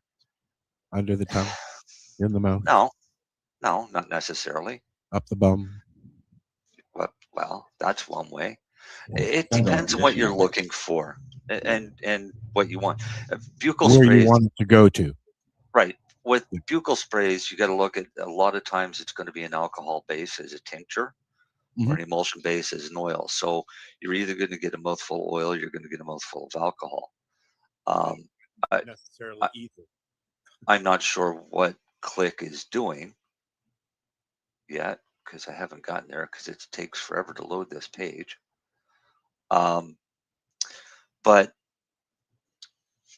what can happen is you can get a quicker response with a buccal spray, because if you put it into a capsule and you swallow it, then you've got to wait for the enzymes in your stomach to break down the capsule. Then you've got to wait for the cannabinoids to get into your small intestine for the uptake of the lipids that are carrying the cannabinoids. That's why it can take 45 minutes to an hour, whereas a buccal spray, especially with an alcohol, as bad as it is quicker. It has a much faster uptake and it's more cerebral than physical. So it depends on what you're looking for. But their mouth spray is going to have a bottle that contains 375 milligrams, and each spray has 5 milligrams of an orange punch flavor and is said to take effect in about 7 or 8 minutes. I'd like to try that. That'd be good for neuropathic pain. So what I would suggest is with something like that, one spray and wait and see. Yeah. Because I mean, it comes down to it. Very likely, it's going to be a distillate, so it's not going to have the same effect as a whole plant extract would. But I wouldn't, jam 7 sprays into your mouth first time. That sounds like something you could make your own pretty quickly. Like I said, I was doing this, 10, 15 years ago. Well, I've been making tinctures for a while too, as you know. I've got the. But no, I was doing and bugle sprays in little 5 milliliter bottles. I've been doing just the drops. I used to make. That's what I started making was drops. Right. All right. What else is new in the news? A couple arrested after baby reportedly test positive for cannabis, and each parent was charged. Conversation with parents before. Yeah, each parent charged with chemical endangerment by exposing a child to an environment where drugs are used. Damn terpenes. This, of course, happened in Alabama, and it was a couple 20s. They've been charged with felony chemical endangerment after their 1-year-old tested positive for cannabis. We've heard this story a few times. Yeah, I mean, this isn't anything new. You got kids, keep your cannabis away from your kids. Yeah, you keep your Tide Pods away from your kids, I hope, and your floor cleaner and everything else. Why not keep your cannabis away from your kids, especially edibles? Because even though the legal market says you can't put packaging that would be enticing to kids, the black market still can do whatever the hell they want. So a lot of them will look exactly like kids' candies. So if it's got cannabis, lock it up. Don't be stupid.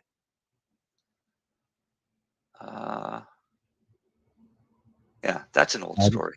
No, that's a new story but we've heard about it before. Old story. Many We've times. we've had a couple of parents on the show that have been charged with things like that before. Yeah. Okay. Here's something that Russ might feel the need to join in. There's a lot of talk now in the news about cannabis and COVID. Truth, no truth from your research and stuff like that. Do you think that this could be something that's very serious? I know they're working on it in Israel, where they work on things like that. I mean, I think what happened with the recent stories about cannabis and COVID is typical of the industry and media in general. Is something was seized upon without having all the facts, and also was seized upon by people who aren't trained to understand the facts and to report on them in the first place. So is there potential for cannabis compounds to be used to treat COVID? Yes. Are we close to that? No. It's very similar to many of the things like I report on in the book, where yes, this was done in a laboratory. Cool, super fascinating, major implications. Can we actually apply it in human medicine? And often the answer isn't even no, it's the processes required to find out are too cumbersome. So it's likely that it's not worth the money to spend, is what it is. That could be the biggest part of it, but it's also likely that something else will happen before a particular cannabinoid-based medicine might be available. I think the cannabis industry has a habit of really wanting to believe that cannabis is the savior, and I think that's honorable. And I've made a career of cannabis. My life has been about cannabis for 33 years now. I've been working with cannabis since starting, selling as a kid, street kid, nickel and dime bag. And so I understand, cannabis for me is a savior. Like, I don't know what my life would have become without cannabis, and certainly don't want to imagine life without cannabis. But the tendency to just want to assume that cannabis is the savior and is going to save us from cancer and COVID is because it's the big story now. Yeah, it's the Right. big story now. So quick change of pace here. Okay. What about psilocybin and other mushrooms and things like that? Are there terpenes and flavonoids and there's flavors to mushrooms. It's called shit. Of course there. But But do they have the same kind of chemical makeup as? No, I don't think that they do. I think they're quite different. I assume that they must have terpenes, but we're probably not talking along the same lines. But I really don't know. I haven't studied that aspect of mushrooms. I did study mycology a bit when I was younger and experimented with lots of different and sort of funky types of mushrooms outside of the psilocybin range. So I don't know exactly what those compounds are. I think it's important that we start to take a look because we know this as good medicine, and it needs to be available to the people as soon as possible. And the way that we're going to be able to do that is talk scientifically about it. We're actually doing trials in Canada. Trials right now. Yeah, I know. Yeah, for mental and health. we have Oregon and Colorado where you can buy cannabis, mushroom edibles.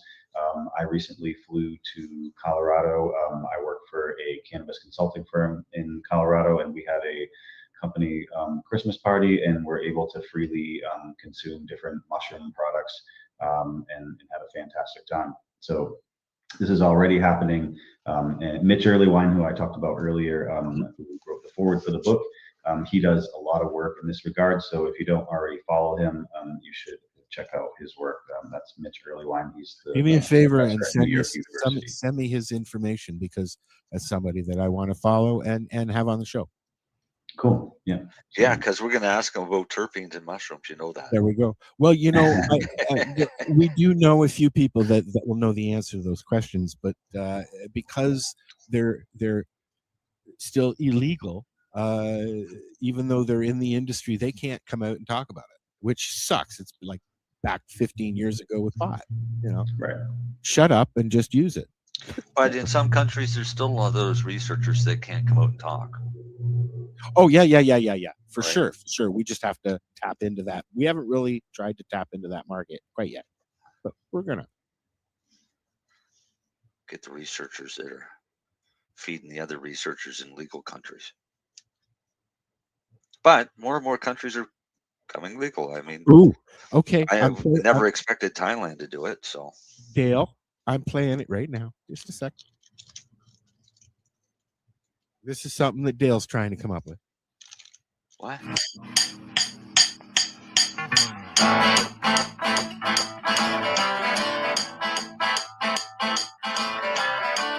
I bet he didn't think I could play that through.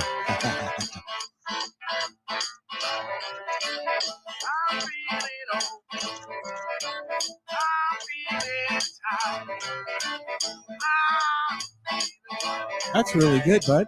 We should get Dale on the show. Yeah, we should have Dale on the show sometime.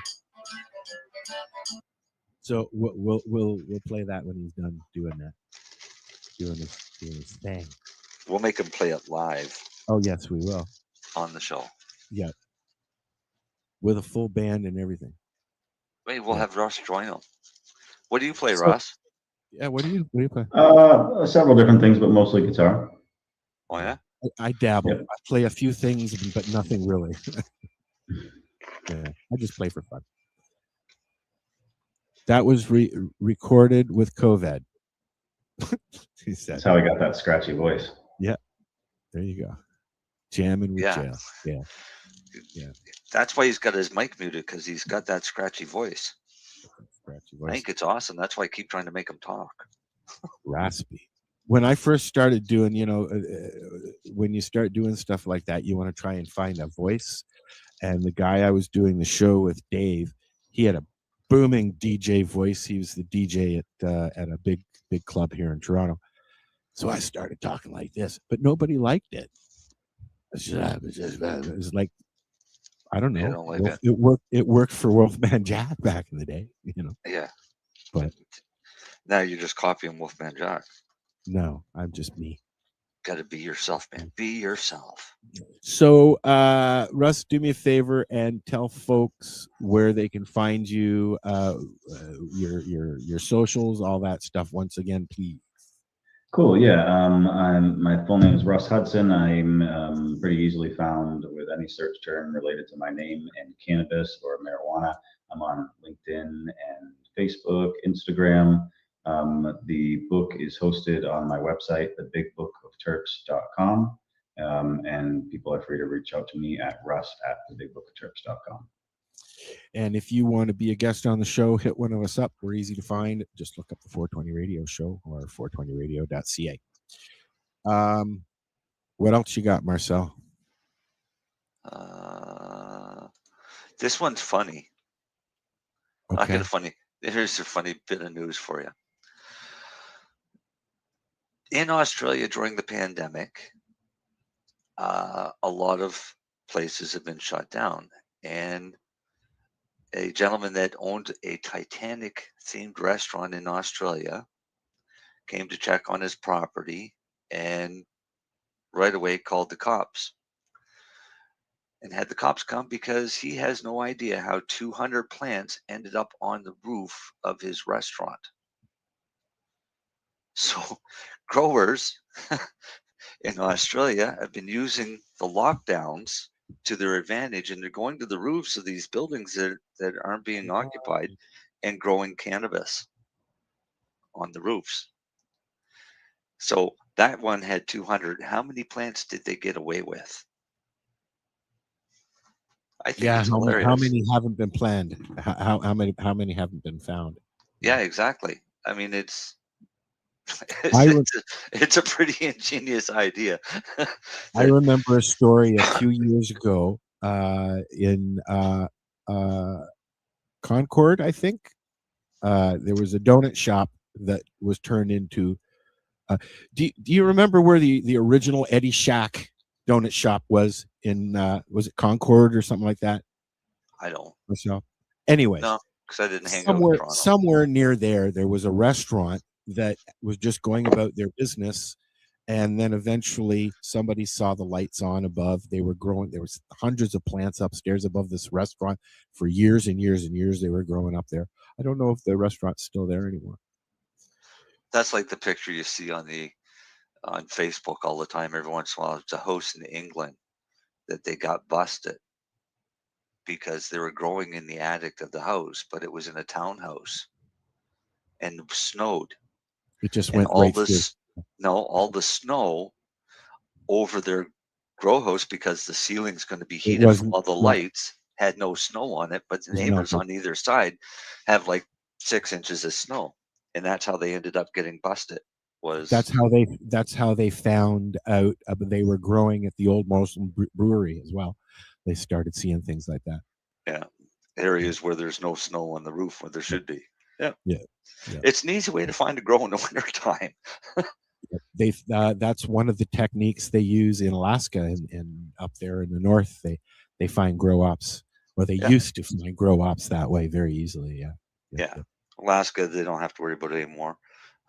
That's why they developed autoflower strains, was for up north. How many states are now legal? I was looking at the map the other day. There's very few that there's. I'll tell you. You don't know off by hand, Russ? I think there was 37 that last count. And how many states are there? 50. Oh, 50. 52, isn't it? Yeah. Right, 52. 50.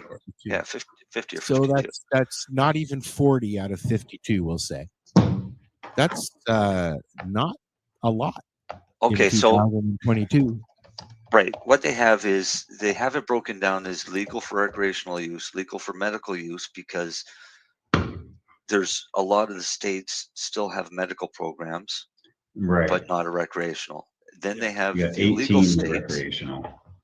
And then they have states that have it decriminalized. Even though it's illegal, it's been decriminalized, which means you just get a fine instead of going to jail for 20 years for possession type thing. The sniff fine.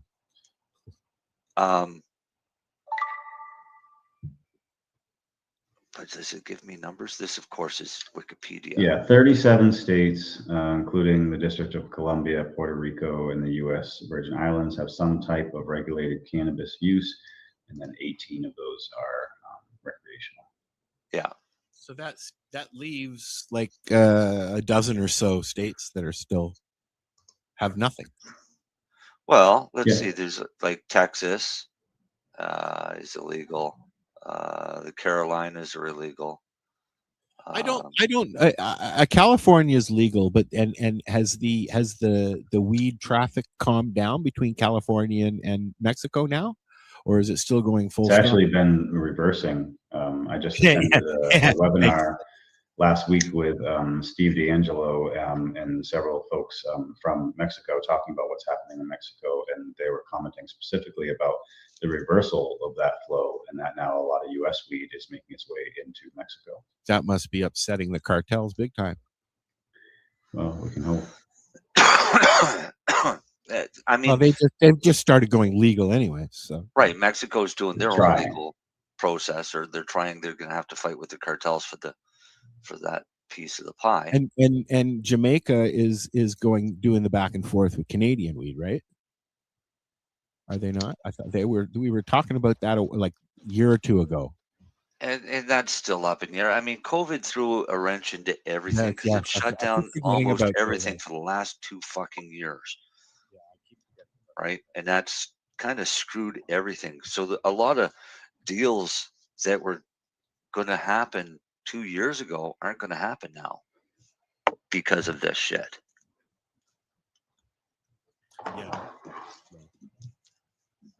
Yeah, it's there's a lot of businesses that are have gone down or are going to go down because of COVID, because of the whole legalization process up here as far as cannabis goes as well. They're starting to drop like flies right now. You know, what are dropping like flies? What's that? What's dropping like flies? The cannabis businesses. Yeah, in Canada. Yeah, we're you're going to see the honeymoon is over. Well, no, I saw an interesting thing here that Freya, Broken Coast, 2 other ones now have kind of combined for their medical program. Hexo has just kicked a bunch of people out. Right, but what you're going to see is you're going to start seeing a lot of these cannabis companies like Broken Coast and Freya and these ones coming together with their products to make a complementary product line. So they're pushing now for the medical market, which everybody fucking ignored when legalization came out. They started realizing they need the medical market. So they're now combined forces so that where the medical you can only order from one LP, well, you can now order from this LP that actually is being supplied by 3 other LPs. Right. Alexis, and I think you're going to start seeing a lot more of that. I think that like I said, the honeymoon is over, and we're going to start seeing some of the sticker arounders not really sticking around. I want to read what her comment is. That's why I put it up. Because she's from Iowa. So states like Iowa might as well not have a medical marijuana program at all. It caps at 3 grams per 3 grams per 90 days? No, you mean 3 grams per day. No, 3 grams for 90 days. Who does that? So not every state that has a program can be counted as having a 6. Well, that's definitely not even a program. 3 grams. They also don't allow flower. That's just a way to collect some taxes. That's really. But that's a gram a month. Yep. A gram a month. Yep. I have a license for I have a gram for 30 grams a day. I get 3 grams a day. I get 30 a day for my condition. For 90. Oh, yeah. Iowa shouldn't even say they've got a medical marijuana program. They've got. I've actually tried the 3 grams a day thing, and I do okay. You know, I do all right. I usually only have maybe 6, 7 a day, anyways. I do. I could do 3 grams a day concentrate. Yeah. Wait, that's what I do is 3 grams a day of concentrate. Yeah, but that's not what they mean. I guess that's what they mean. 3 grams is 3 grams. No, they're saying 3 grams for 90 days. Dried flower. No, even oh, okay. But even concentrate. 90 days, a gram a month of concentrate. Yeah, how do you divide that up? In capsules, 1 milligram capsules. Wow, that's not right at this time and day, where Definitely cannabis is pretty much, well, was the number one subject in the world. Yeah. Now not so much, but it's there. Yeah, it's in Canada, it's kind of been screwed with legalization because the medical side has been pushed back. And Alexa says that's dried flower. Jeez. That's 3 grams of dried flower. Yeah, every really, 90 Dale? days. Dale says he smokes a gram Iowa of does morning not coffee. allow dried flower. They only allow cannabis preparations. It's 4.5 grams, but there's a waiver that you can get if your practitioner says that you need more. So 4.5 grams of cannabis preparations, but no flower is permitted in Iowa at all. Wow. So 4.5 grams of The cannabis lack of preparations education, every yeah, 90 that's days, for sure. unless you Yeah. get a waiver. My doctor would create some waves signing my prescription in Iowa. No, he needs that every 3 days, not every 90 days. I don't know. 3 grams would last me of oil would last me a month. Sure, it would. Dale says he smokes a gram with his oil with his morning coffee. Yeah, exactly. Dale, I smoke 3 joints before I make coffee. Yeah, it's the first thing I do when I wake up. Although, sometimes I don't. Sometimes I don't need it right away. See, if I don't smoke 3 joints, I can't move my joints enough to get pill bottle open to take a capsule. I can't eat unless I've had 2 or 3 doobies before I can eat. Yeah.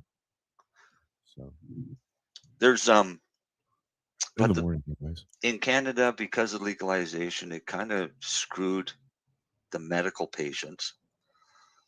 Well, it didn't kind of screw it, definitely screwed the medical patients because all of the producers went after the medical market or the recreational market and left the patients with nothing. Now they're trying to recoup those patients, which is the opposite of what I told them all to fucking do to begin with, but they don't listen to me, so they can learn from their mistakes. So says Marcel, and that is our time for tonight. Yeah. I don't Russ, know what been awesome having you on here. Russ just fell. I lost my camera. He fell off his bong.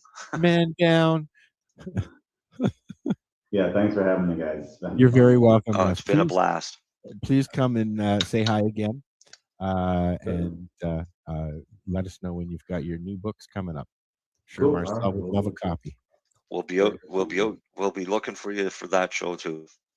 For sure. And do me a favor, like I said, send me that contact information because I'd like to have somebody on that really knows that kind of stuff with shroomies and stuff like that. The funkiness. I can't call them Zoomers. I just can't do it. They're not Zoomers. They're just funky. Yeah, I just can't call them Zoomer. Anyways, this is the 420 radio show. We're here Fridays 7 till 9 Eastern Standard Time. Thanks for listening. We'll be back. We'll be back. Peace, love, and hippie shit. All that other stuff. All righty, man. Take care.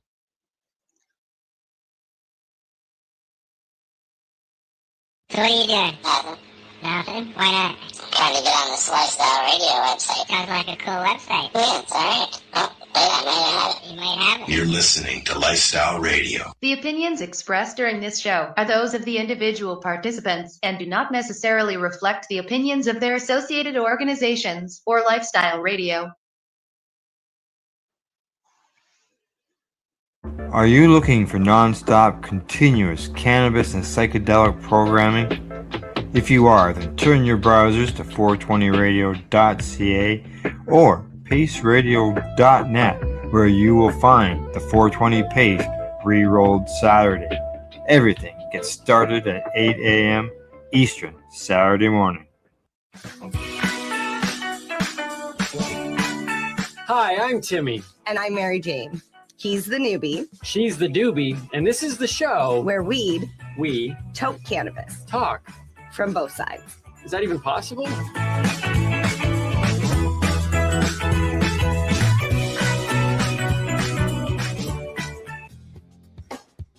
Stay tuned. We'll be back after this toke. The opinions of the individuals during this broadcast are their own and may not be the opinions of their group or other organizations they may be involved with. All medical advice during our broadcast is not a medical opinion and should be checked with your medical physician. You're listening to the Pace Radio Network here at paceradio.net. The views expressed by the individuals during this broadcast are their own opinions, and they may not be the same as those of their group or other organizations they may be involved with. All medical advice during our broadcast is not a medical opinion and should be checked with your medical physician.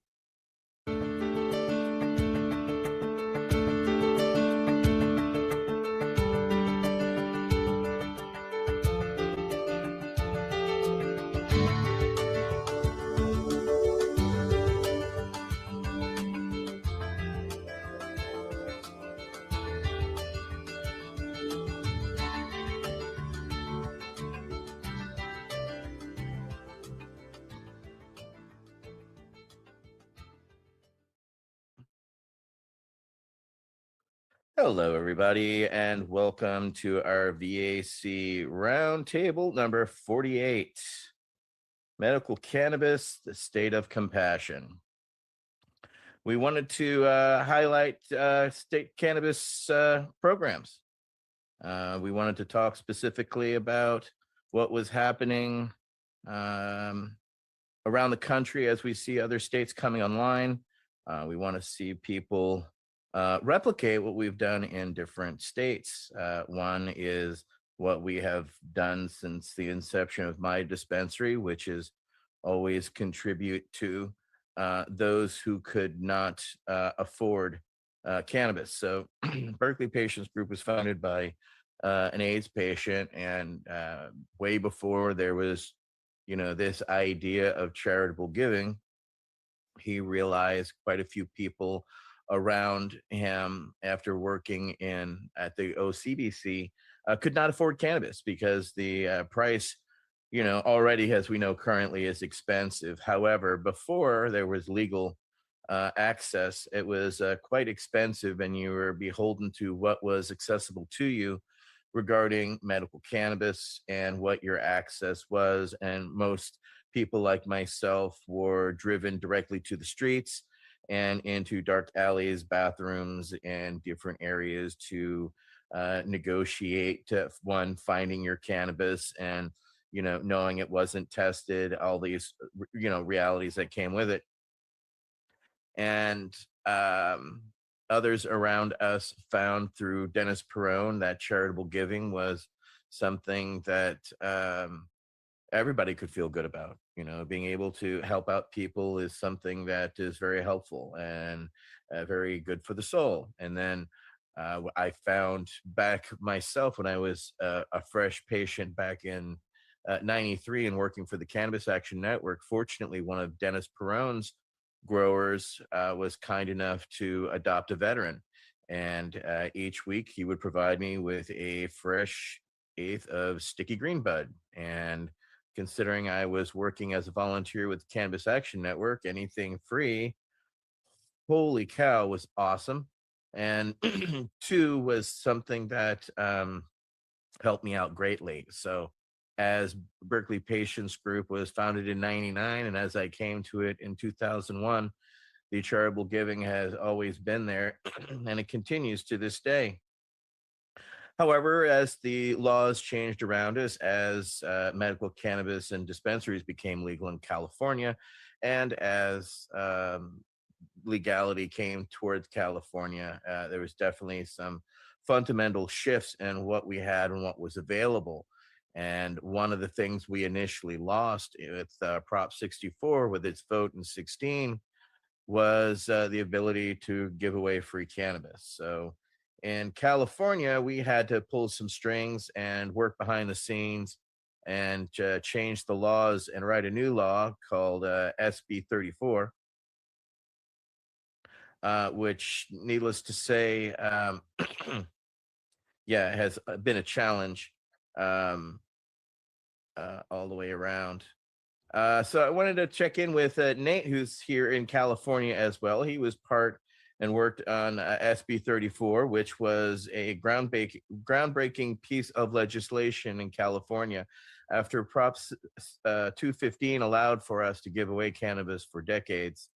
After losing that access, we had to go to Sacramento, rally support around the state to continue to gain access to free cannabis for patients.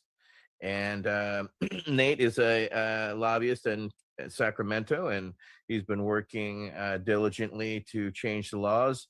So Nate, give us your experience from what happened in California regarding SB 34. Thank you and welcome. Thank you. Yeah, I'm a newer entry. I joined the industry in 2015, and it was really compelling to me how much collaboration and great giving. So many dispensaries had amazing programs and people that were dependent on these donations. And then someone decided it was a good idea to get rid of all this. And then if you wanted to donate it, you still had to pay the taxes on it at a fair market value.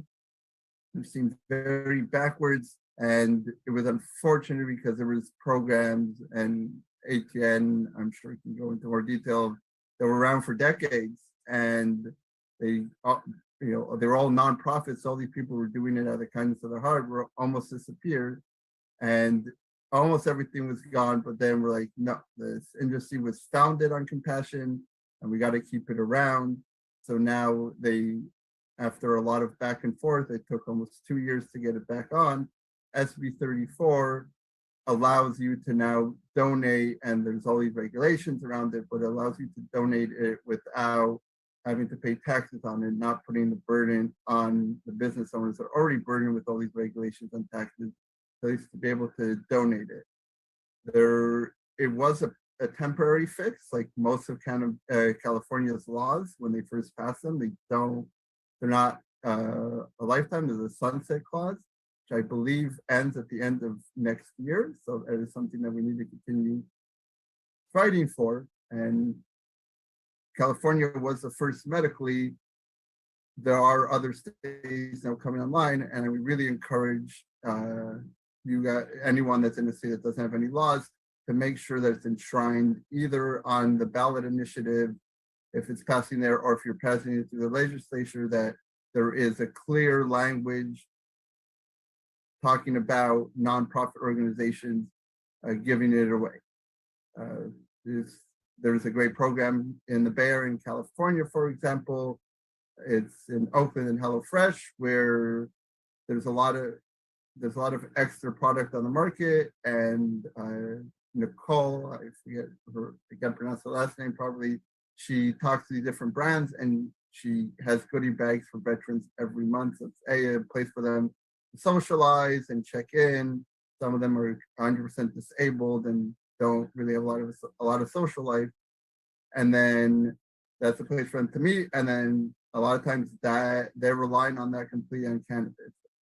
That's in a nutshell of what I see in California, and I really do not want to see it go away, because it really is one of the main reasons why I joined the industry.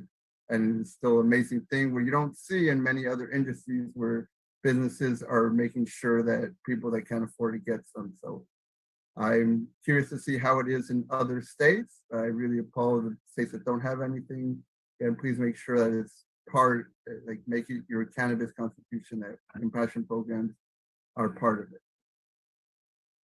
Well, compassion programs were initially every dispensary in California did it. It started with Dennis and Jeff and others, all found a need to donate. And then when the laws changed with Prop 215, growers could find if they could get a collection of doctor's notes and put them on a wall. When the police came through, they left people alone. So earlier on, I would say for decades, basically BPG has purchased cannabis outright. Initially, it was low quality until we could afford better. And initially, since every dispensary was giving away free cannabis, there became initially back in the, now I'm talking 99 through like 2008, every dispensary gave away free cannabis, and depending, not many produced proper paperwork to show that they were, going to a physician. Regardless, people would do the circuit on Giving Tuesdays, as it was known, and people would rack up quite a lot of cannabis from. So we wanted to come up with ways on how we could differentiate. And back in 2004, 2005, we looked towards social workers and what do social workers use as their guides for proving somebody was low income. And so that was, proof of statements and various other forms of identification that could prove that these people were low income. And so we were able to stop a lot of the abuse, because people were just saying, hey, I'm a patient, I'm here for free weed. And then people would just give them free weed and they'd go out their way. And at the end of the day, they'd have 2 ounces of free weed. And people were getting kind of disgruntled about that because people were selling on the side and doing unscrupulous things. So the compassionate giving is necessarily always comes with its own set of challenges, i.e., such as, proof of residency. The laws changed in Berkeley to where we had compassionate giving as part of the city law. So we have to give away up to 2% of our profits to Berkeley residents. So that is something we already had been doing. However, the other dispensaries in Berkeley now had the legal obligation to follow suit. So it's been with its own, again, set of challenges to get people to rise to the occasion. And unfortunately, as state laws continue to expand and grow, we did not see compassionate giving grow with the industry. In some areas we did. However, in some states, we did not see any type of charitable giving. So it's needless to say, frustrating to have been a pioneer in this, and then to see the laws change to where we could not give away cannabis, where we had to buy our cannabis and and then charge like a penny or something or $1 for it, due to the laws until SB 34 passed. And unfortunately, that's going to be sunset. And this was the Dennis Perone and Brownie Mary Act. And it's continuing currently, but next year or so, it's actually going to sunset. So we're going to have to work in California to continue compassionate giving, because they are a staple for a lot of us. And one of our members here, Mr. Brian Buckley, actually does so in Southern California. So, Councilmember Buckley, would you like to talk about the charitable giving and the steps that veterans have to go through to obtain it there in Southern California in some of the donation, SB 34 donation drops that you do? Yeah, I believe really it's not difficult for the veteran to go obtain, the requirements they have to in order to participate in SB 34. I know it's just like a little bit of paperwork and stuff. I'm not the master on that. I got a couple other people who work it, but I know it's not a huge deal. Yeah, it's a little disappointing. I mean, we've been very active participants with it, and it's been great. We actually now with Bauer Brothers are planning to do an SB 34 event in January with a shop down in Pacific Beach, where we'll actually be hosting it. And we got some other veteran brands that are going to come out and support. So listen, it's all a lot of positives. It's very good for veterans. It enables them to get their medicine. There's more of this happening, so they're not traveling great distances. I think I mean, I know people are going to work on this. I know it's going to be common sense legislation to keep this program going. So I'm not too concerned. It's just a little more frustrating. There was a sunset clause. Unfortunately, I'm just going to voice something that's not popular. One thing that we are finding is, say, if there's like 4 of these events in a 5-mile radius, you're going to see the same person there at each one, and they're probably not using the medicine for themselves. So there are a little bit of guardrails we probably need to discuss, that this is going out to people who need it, not people who are like, hey man, I'm gonna do a little side hustle on some benevolent donations type of thing, which I'm sure everyone here could agree with. But for the most part, it's been a great experience. And it's just not just a cannabis, it's like camaraderie ship. I mean, we bring out taco trucks, we did a whole thing, and it's a great way just to kind of sit and have conversation with veterans. I'm never going to say, hey, go take some cannabis and your life's going to be perfect. That's one part if it makes sense. It's a very much a holistic approach that we need to do to help these men and women live the American dream they fought so hard to defend. So hopefully I answered your question there, ATM. Yes, and they're basically, you find donations. There's organizations like Weed for Warriors Project, Veterans Cannabis Coalition, Battle Brothers Foundation that are currently available in California to assist in helping your dispensary if you want to give away charitable donations and would like to be a spot to do so. Berkeley Patients Group, we've used Operation EVAC as ours. And Ryan Miller and his crew, such as also when I do the judging for Emerald Cup, I donate my cartridges to them, and they go directly into veterans' hands as donations. And when we used to have our corporate office, they used to be able to do their donations and giveaways, and now they do them through us. And also Sweet Leaf. Sweet Leaf in California is, Sweet Leaf Joe is one of the oldest. He's been doing it for 25 years. We've been doing it for 23 years.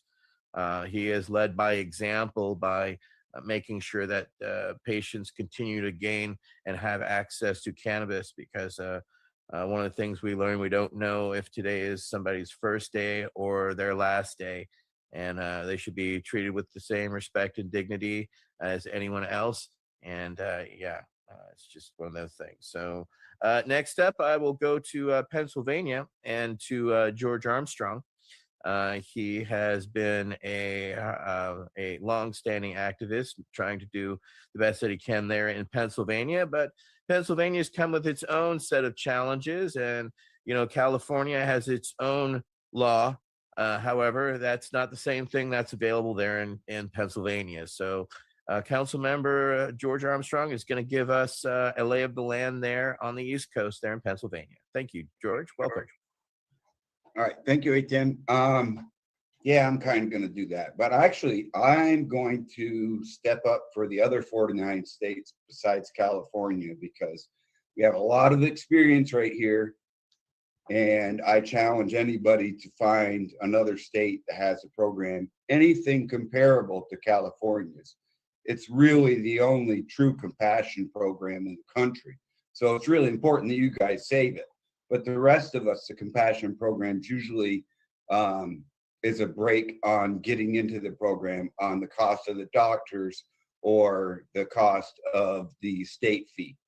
Here in Pennsylvania, they wrote compassion into their law. Once all the investors got their money back, basically, then it was going to start. But we're now 6 years in, and they just probably a year ago now, they gave people that receive public assistance, they waived the $50 state fee. That's the limits of our compassionate program. And I know most of the people that I've talked to from other states, it's very similar. The amount of money that I've saved on my by allowing discounts is really the only compassion that we have in our program, right? So as a veteran, I get 20% at all of the ones that I go to, I get 20%. Most of them started at 10 or 15, but it's pretty much 20 across the board, 20%.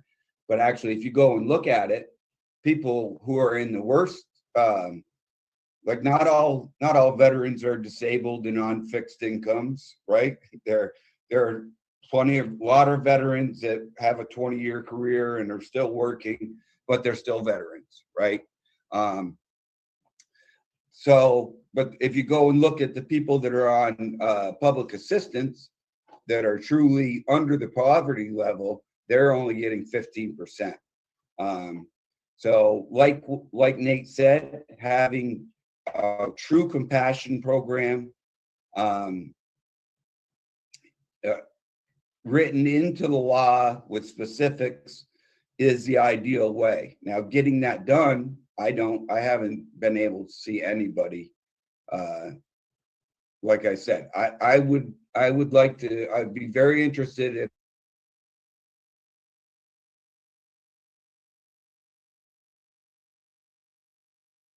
Hey, Al, get up. You're sharing the screen, bud.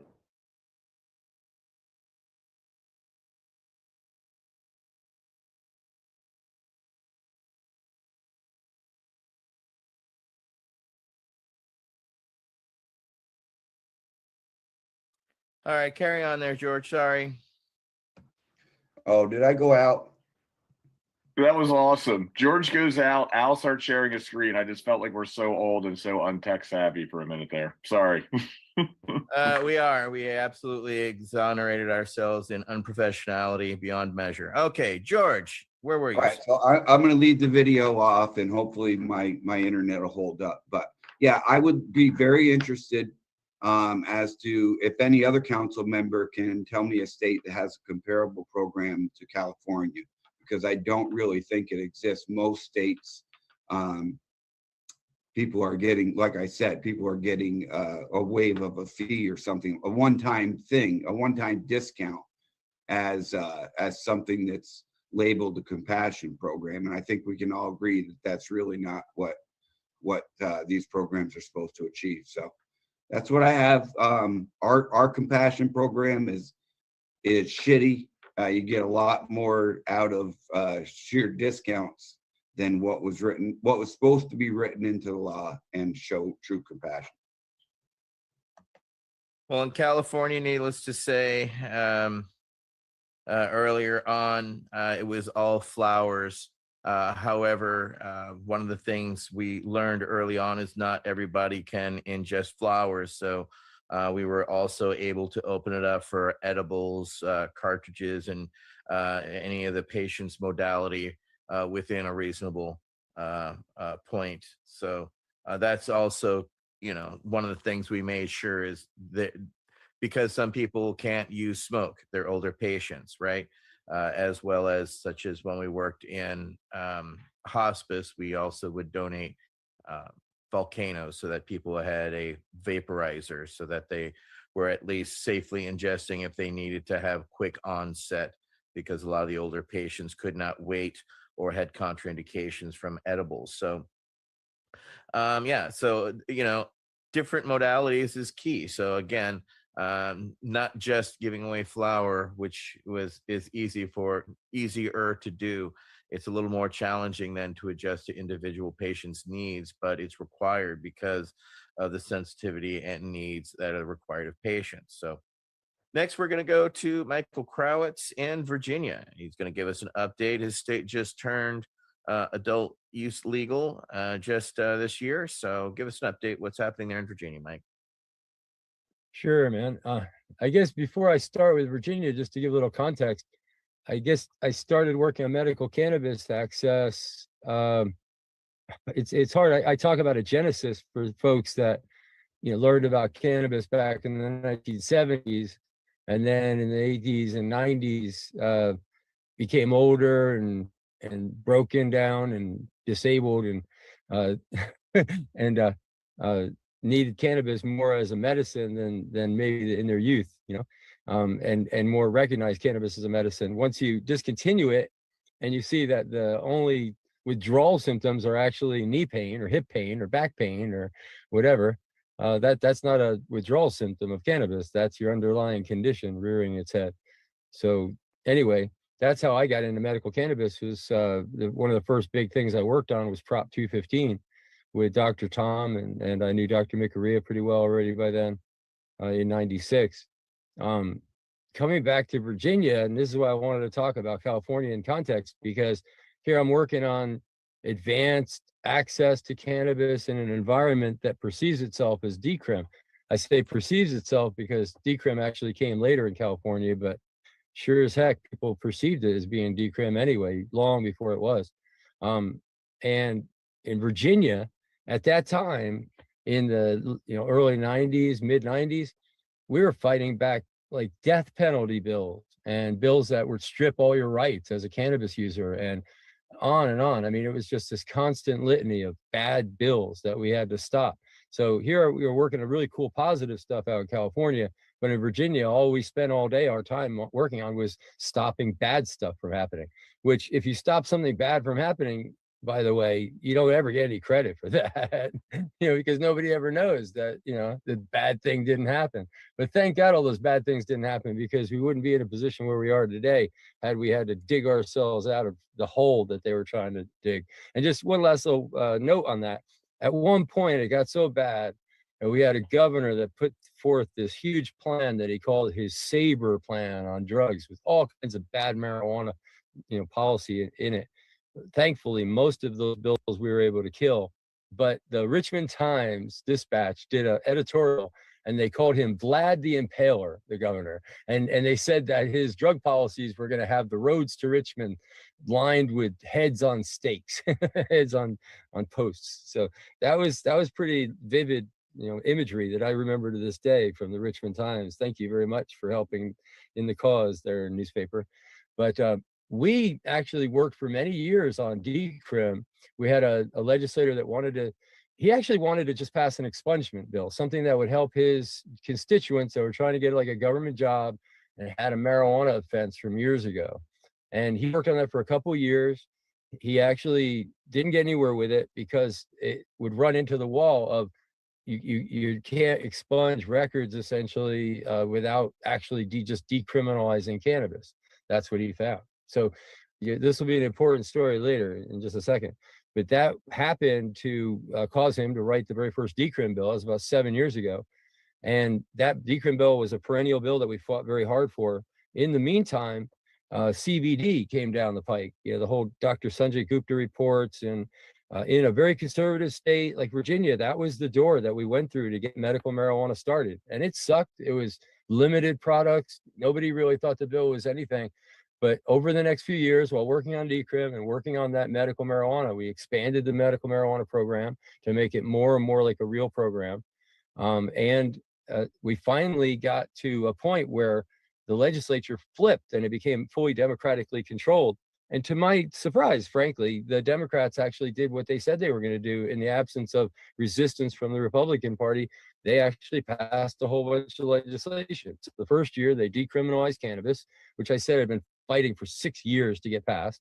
And then they opened up the medical cannabis program, legalizing it for the first time, because up until then, it was just an affirmative defense if you got caught with marijuana. That wasn't good enough for me to tell vets to even use it. How can I tell a veteran to use medical marijuana if I have to tell them some cryptic story about what you're supposed to tell the judge? No.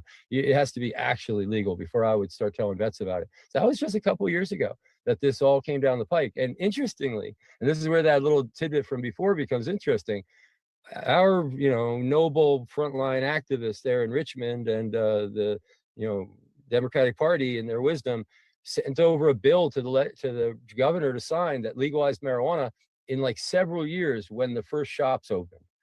And meanwhile, the governor wanted to expunge records. And this was the big expungement. This is, legalization expungement, not decrim expungement. And this is going to be a really deep cut and help a lot of people. But he couldn't do it. Why couldn't he do it? Because, and we pointed this out to him in the same way that we did, the previous time. How could you expunge records when you're still making new records? So we convinced him to actually send it back to the legislature, allow for home cultivation and sharing amongst yourselves. And that's what we wound up with, was the 3-year out bill that would set up stores and all that. Hasn't happened yet. it had to get passed twice. That big bill had to get passed through the legislature, and it died last year in the legislature. So this big omnibus bill that sets up the timeline for a framework of adult regulated access is still years off, at least 4 years off, if it gets passed in this legislature. Meanwhile, people are growing their own. They're sharing. It's become a sharing economy, I guess, in Virginia. I don't even know all the extent of everything that's going on in Virginia, to be honest with you. And I'll put a lot of responsibility on the Republicans, who are now in firm control again, to do something with the regulations, because in the absence of regulations, we have problems with, people selling hemp products that may or may not be all that great in the gas stations. Cannabis, that is being sold in the black market, that is wide open because of the lack of a legitimate market. I guess I shouldn't call it the black market, call it the traditional market, I guess is what we're calling it these days, or the what was the other one? I forget now. But anyway, so that's where we're at here in Virginia. One last little detail. In the last legislature, we did actually get it passed through where you don't need a card from the state to get medical cannabis from a dispensary. We have 6 dispensaries throughout the state. You can get just a recommendation from a doctor. It has to be on a special Virginia form, of course, a certificate that they've created for the physician's statement, which is just a cannabis recommendation in any other state. That is all you would need to shop at one of these stores. It's not great. It's a patchwork quilt of access, and it's certainly far from perfect, but the products aren't bad. And for patients that really need it, at least there's a source. And certainly it's going to be interesting to see what happens. We win. It's a win-win. The longer they push it out, the more, traditional economy will build. And we'll try to do that right if we can. It's a little harder. That's where we're at. So California's law, needless to say, SB 34, named after Dennis Pro and Brownie Mary. It was community driven in response to revive compassionate cannabis donations.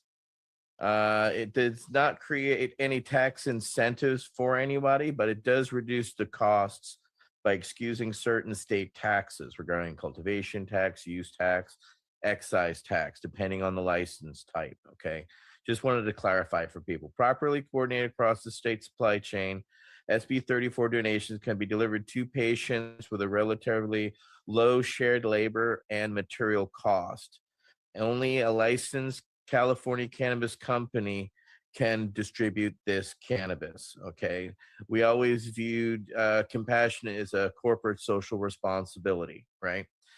Further, it also normalizes cannabis for both adult use and medicine. In California, it's a legal pathway to donate products and establish regular community outreach. And all license types can tag donated products.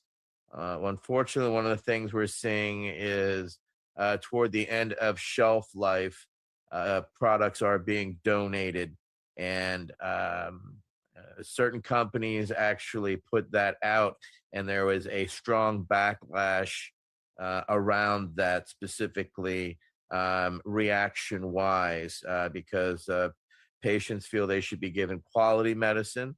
They should not be given degraded or bad medicine, as that would be considered, although it's not, I don't consider it bad. However, balanced against product that is expiring and isn't on the shelf, it is still a legal product that can go forward. So there's still their own ethical and dynamics of arguments going over and around that. And to speak, Brian Buckley, you got your hand. Yeah, Etienne, some great points there. And yeah, it's really SB 34, I would say, for me as a brand, when we're getting them out to dispensaries, it's pretty simple. I mean, we have a track and trace system. You just put it in SB 34 events. You got to make sure your manufacturing team or whomever is just putting for medical use only some sort of sticker, so they know that's exactly where it's going.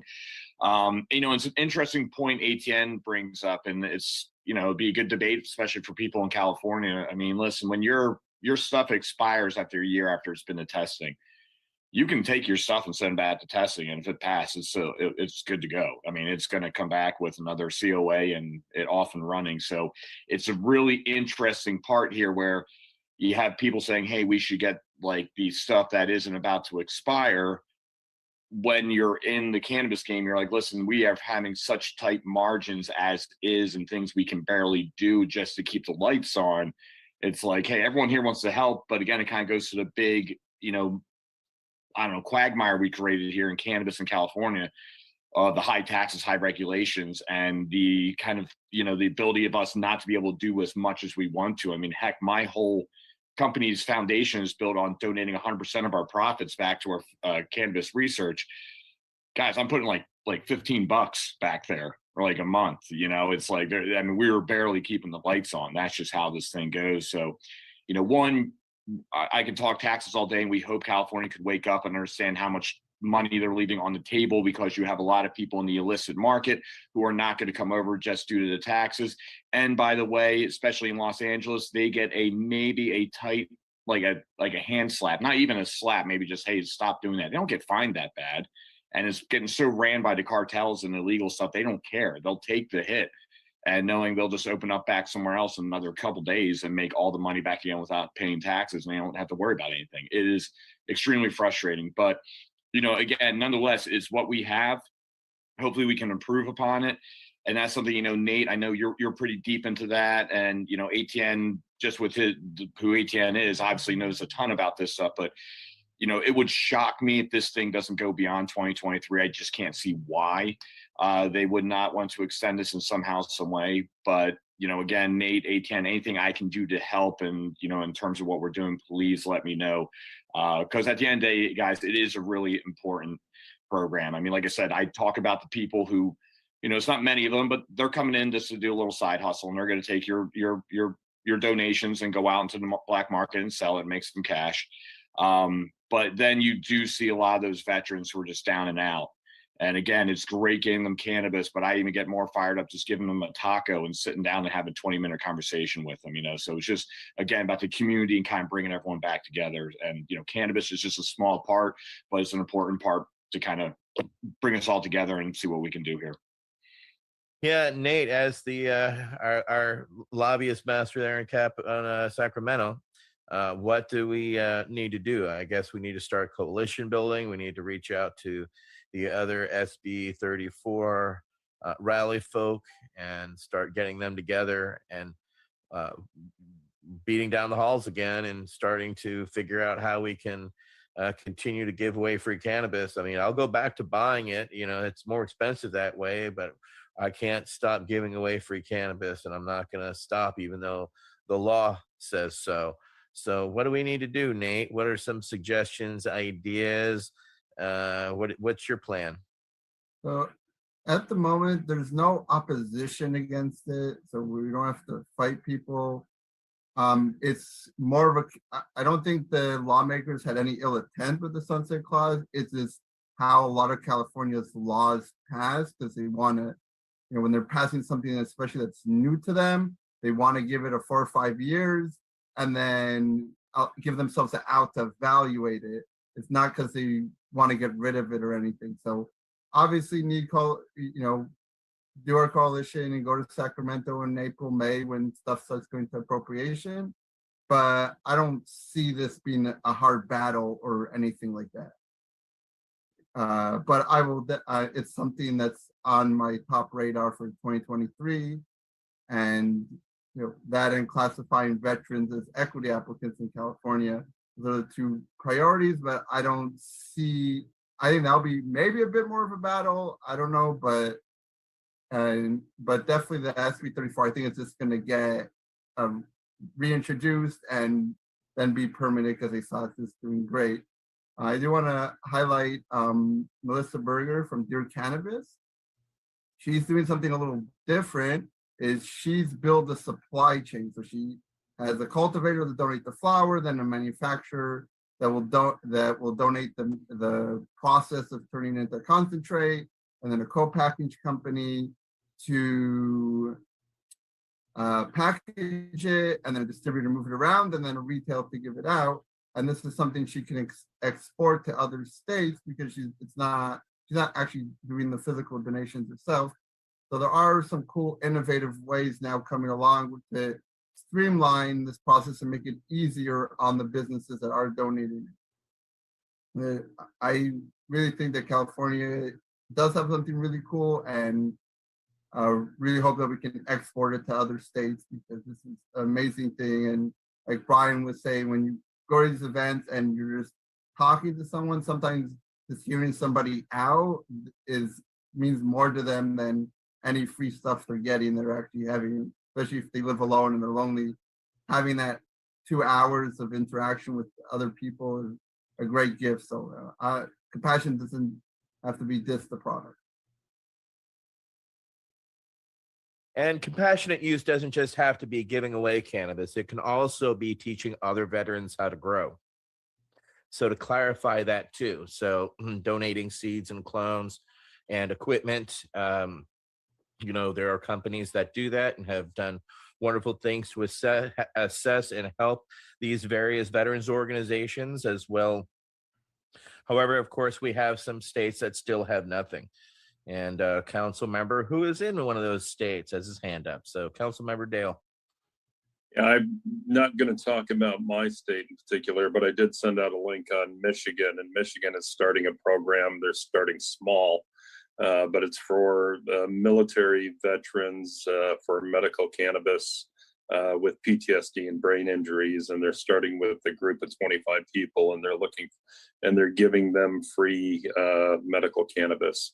And the goal of that group is to expand it to hundreds of military veterans. And so I think it'd be a great idea. And you guys are the ones who've been doing this longer, certainly longer than I have. So, but for me, when I see these things pop up, I find it very interesting. And I'm going to keep an eye on that one, because I want to see how they do what they do, how successful they are, and how it differs from what's being done in other states, because it may be a benchmark of sorts going forward if it works for the veterans, for veterans with injuries and PTSD and so on. And really, that's the most important part for me, is to get medical cannabis for the veterans, and if we can get it at no cost, that would be fantastic.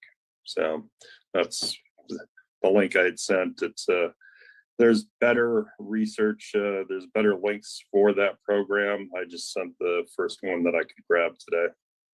So that's it. Thank you, Dale.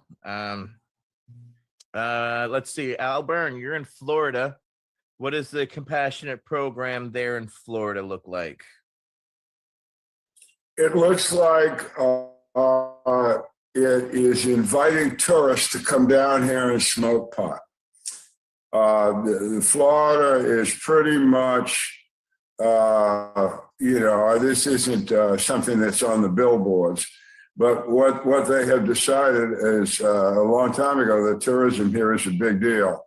And arresting people that come down here and charging them $500 and sending them back to Mississippi or something hasn't really worked too well. The interesting thing about cannabis is, from my perspective, is that 10 years ago, 15, I was working with Democratic guys that advise presidents and shit, whatever the hell their name is, and I was trying to, they were calling me about Florida, and I was saying, well, look, at the time I'm talking now, there was no southern state at all, none, that had anything to do with cannabis. It was all in the Northwest, California, started moving east, good, but there was nothing down here. And I kept telling these Democratic guys, I said, look, if you can get Florida to roll, if Florida will do something positive about cannabis, everybody will in the South. And that's exactly what happened. But the shame of it all was that when the cannabis momentum started to build down here in Florida, it went entirely the wrong way. The legislature here decided, my details are going to be a little bit off, but it's pretty close. The legislature decided that in order to be a legal cannabis grower in Florida, this is 6-7 years ago now, you had to be a nursery owner and operator for 40 years, 40. You had to operate a nursery for 40 years. And then if you met those criteria, you could get a cannabis license and grow cannabis in Florida legally. So when we looked at that situation, we being the whole bunch of us down here, there were 6 people, 6 in Florida, the whole fucking state, that met those criteria. And of course, they were all rich and they were all white. Gee, is this the South or what, you know? Anyway, that was a bummer, delayed the whole situation, but in a way, it activated a lot of people. The color barriers, all those things were all of a sudden came into effect. The age, all these guys that could get the license for like 60. I mean, it was absurd. So now what happened in Florida is what came out of that is all good things. Hemp here is essentially legal. You got to get a license, but it's not a big deal. You know, I want to grow hemp. Okay, pay $50, grow hemp. And medical cannabis. I am very, very rural. I live about an hour from Tallahassee, and I don't really have anything close to me that I could go to and say, wow, this is I can get good quality cannabis. However, I drive an hour to Tallahassee. I'm estimating there are 20 dispensaries just alone in the capital city that have high quality cannabis. Several of them, you order ahead and drive through, pick them up. They're like old bank buildings and stuff. And that is also, I'm in Northwest Florida. So this is also true in the South Florida, the Miamis, the Tampas, all those and again, down that way, they see easing up on cannabis use, possession, sales as a tourist boom. People are now understanding that they can come down and use cannabis on the beach, and they can smoke cannabis in their hotel balcony, and nobody's going to come in and arrest them. So I think that Florida and the governor here, a Navy vet, Bronze Star, SEAL type. He's a JAG. He's a JAG that work with the SEALs. Unbelievable combination. I still haven't figured it out. But anyway, he's very pro medical cannabis, and so we see recreational coming our way very soon. In a bigger way than it is in medically. So Florida's very positive. I'm sorry for especially for Dale. Man, he's in the wrong world. But come on down, visit me. I'll take you on a tour. So what Brian was speaking towards was metric system. Metric is the system in our state. And so SB 34 is legally and brought through that system of metric. So it is fully documented from beginning to exit so that the state can track and trace it. So now that we've talked about compassion, and if you look around and you're in a state that doesn't have compassionate giving as an option, well, what do? Well, this is where you have to get up your ass. You have to get active. I recommend you find a state organization that is cannabis related and working in your state capital. If not, create your own and go down and get involved. Create your talking points, create your pamphlets, and put on a suit and tie and get your ass down to your capital and do so with other like-minded people and build coalitions. Build coalitions with other organizations, veterans organizations, charitable giving organizations like Battle Brothers Foundations and others that can show you how to do what you're doing. You can reach out to these organizations, Weed for Warriors Project, etc., and ask them what they're doing. They have chapters in states and areas and regions, and get involved. Step up and do your own. Ryan Miller was able to create Operation Evac, and has a whole set of healing and tools and meditations for his veterans. So you can, there's Veterans Walk and Talk where they're going out and they're helping veterans as well. So it's ways that you can find your talents. What can you do? Can you walk? Yeah. Okay. Well, then you can, join Walk and Talk and go out there and be part of that, and then use that name if they give you permission, and then lobby at your state level and try to affect the change and use the momentum from us and other organizations and states as guides on how to get there. There is no easy way, people. It's a democracy, and it only works if you work it.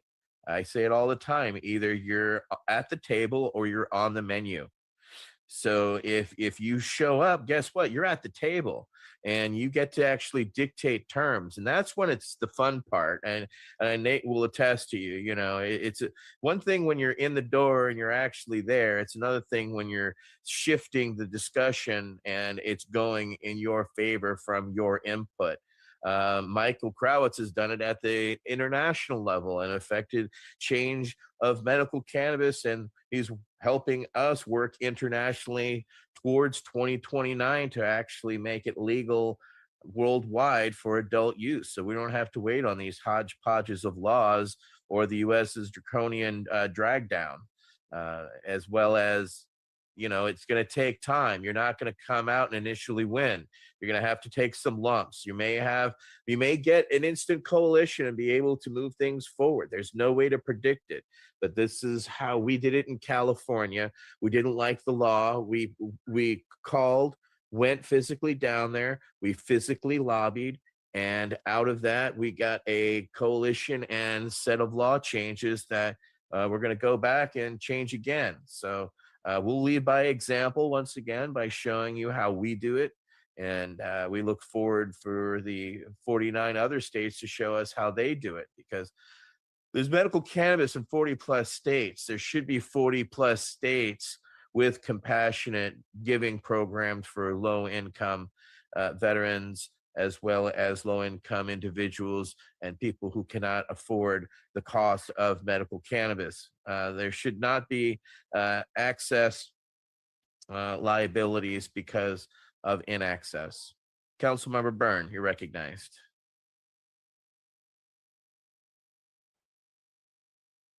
Thank you, ETN. I don't mean to go too far off from the conversation, but did you really make up that phrase about if you're at the table, you're okay, but if not, you're part of the menu? Did you really say that? Was that yours? I didn't make it. No, I say it all the time. No, that's an old term.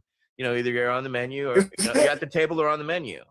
Yeah. No, Sabrina told me that one.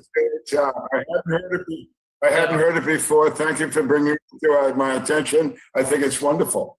Good for you. Okay. It's what it's what you and others taught us, to be in the room, participating in the discussion, because by doing so, you're setting that agenda, you're affecting that change. If not, you're just going to get what other people have dictated the terms of. So if you're passionate about cannabis, then put on your suit, go build your coalitions, suck your ego up a little bit, and work the system. The system's there to be worked. We've did it once in California. We did it multiple times in California. We're going to do it again.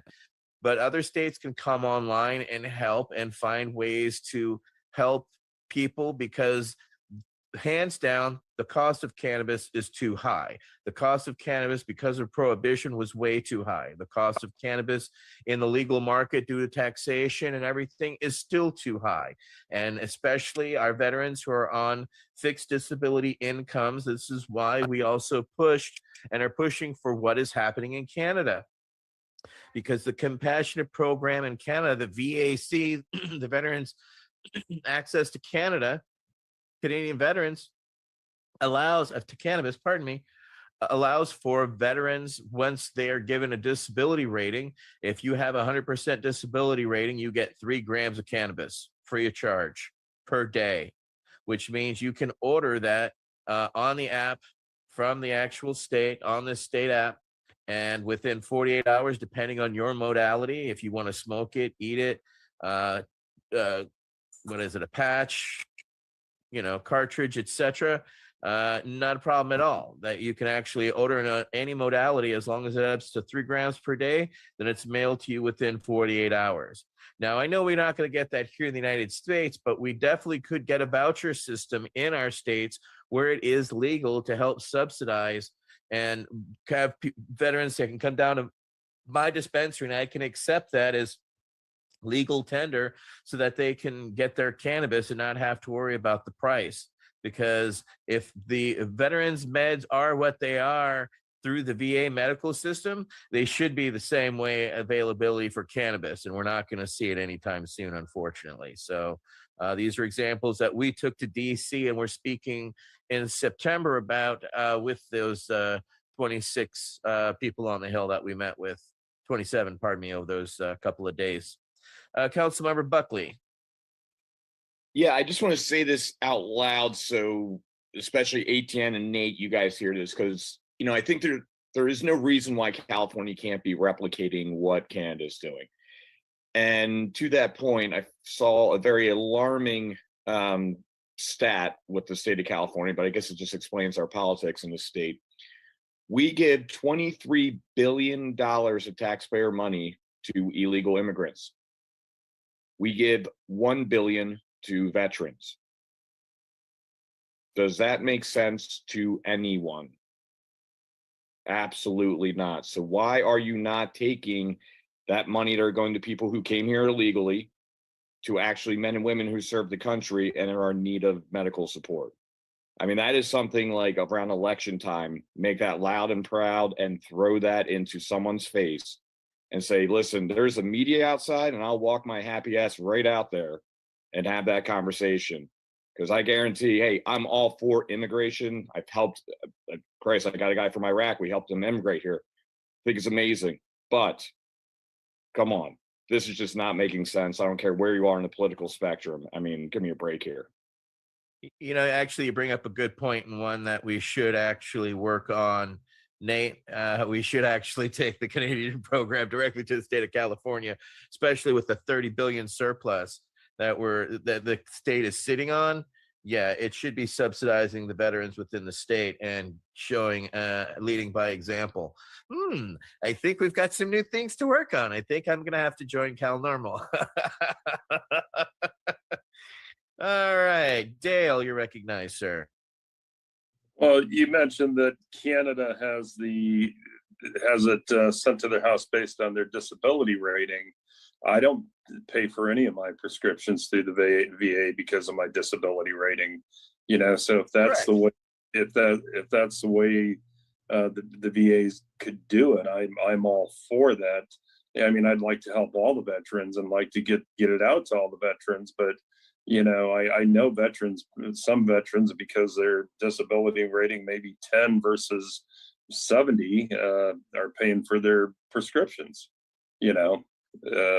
but I think we have to look at it from that perspective too. The other part of it, of course, is it's not the VA hasn't embraced it yet, but if we're going to go down that path, then it could be linked to disability ratings. And exactly that. And I think it's something to realistically consider, and one that Buckley has turned on the light bulb in my head on for sure, at least California-wise. Al, you're recognized. I'm going to pass. I want to hear more about what you guys think about all this, but on compassion, can I rant? Is it okay? Rant away, sir. I got a real problem. I got a real problem with this country and what they call compassion. Now, over the last couple of days, a female basketball player who was entering Russia with some cannabis, I think it was edibles, was arrested and convicted of breaking their country's laws. Okay. And so this woman, as I understand it, is pretty much anti-American. She won't even show up in the stadium when the America the Beautiful is sung or the Star Spangled Banner. She waits in the locker room until it's over. It's what they do, the United States. So anyway, the United States went and they sprung her loose. And they traded her for a guy who is a known killer, murderer. Known. We know it. Everybody knew it. That's why he was in fucking jail for 25 years. So anyway, we traded a basketball player who was there on a cannabis conviction with a known killer internationally. Now, how many cannabis patients, prisoners, are there in this country? You want to talk about compassion? You fucking talk to me at home. I don't know who's listening to me, but I'm telling you that this was a mistake by the State Department or the president or whoever the buffoons were that made this deal. You traded a basketball player for a killer and a basketball player who was arrested for cannabis use. And you're still arresting people in this country for cannabis use. What's wrong with you people? Thank you. That's my rant. Right on. Well, I will say that the Marine who is still incarcerated in Russia, their family supports and understood the deal that was made, and it's not a great deal, needless to say. But regardless, that's not our topic or our discussion. So back to our discussion regarding to compassionate giving and compassionate use. Do we have any further states that want to come on board for that discussion at this time? Anybody have any further? All right. Well, if that's the case, that's going to wrap it up for our discussion for tonight on compassionate, the state of compassion, medical cannabis. It needs more. And that's the reality that we have. We've got 40 plus states with medical cannabis access, but not enough access of medical cannabis for the patients. And that is something that I can say as a 23 plus year medical provider. Medical cannabis is still too expensive. Medical cannabis should be cheaper. And I'm glad the prices are coming down. I'm sorry the effect that it's had on people, that we have been suspending these realities by the reality that prohibition brought forward. And as the walls crumble, so do the costs.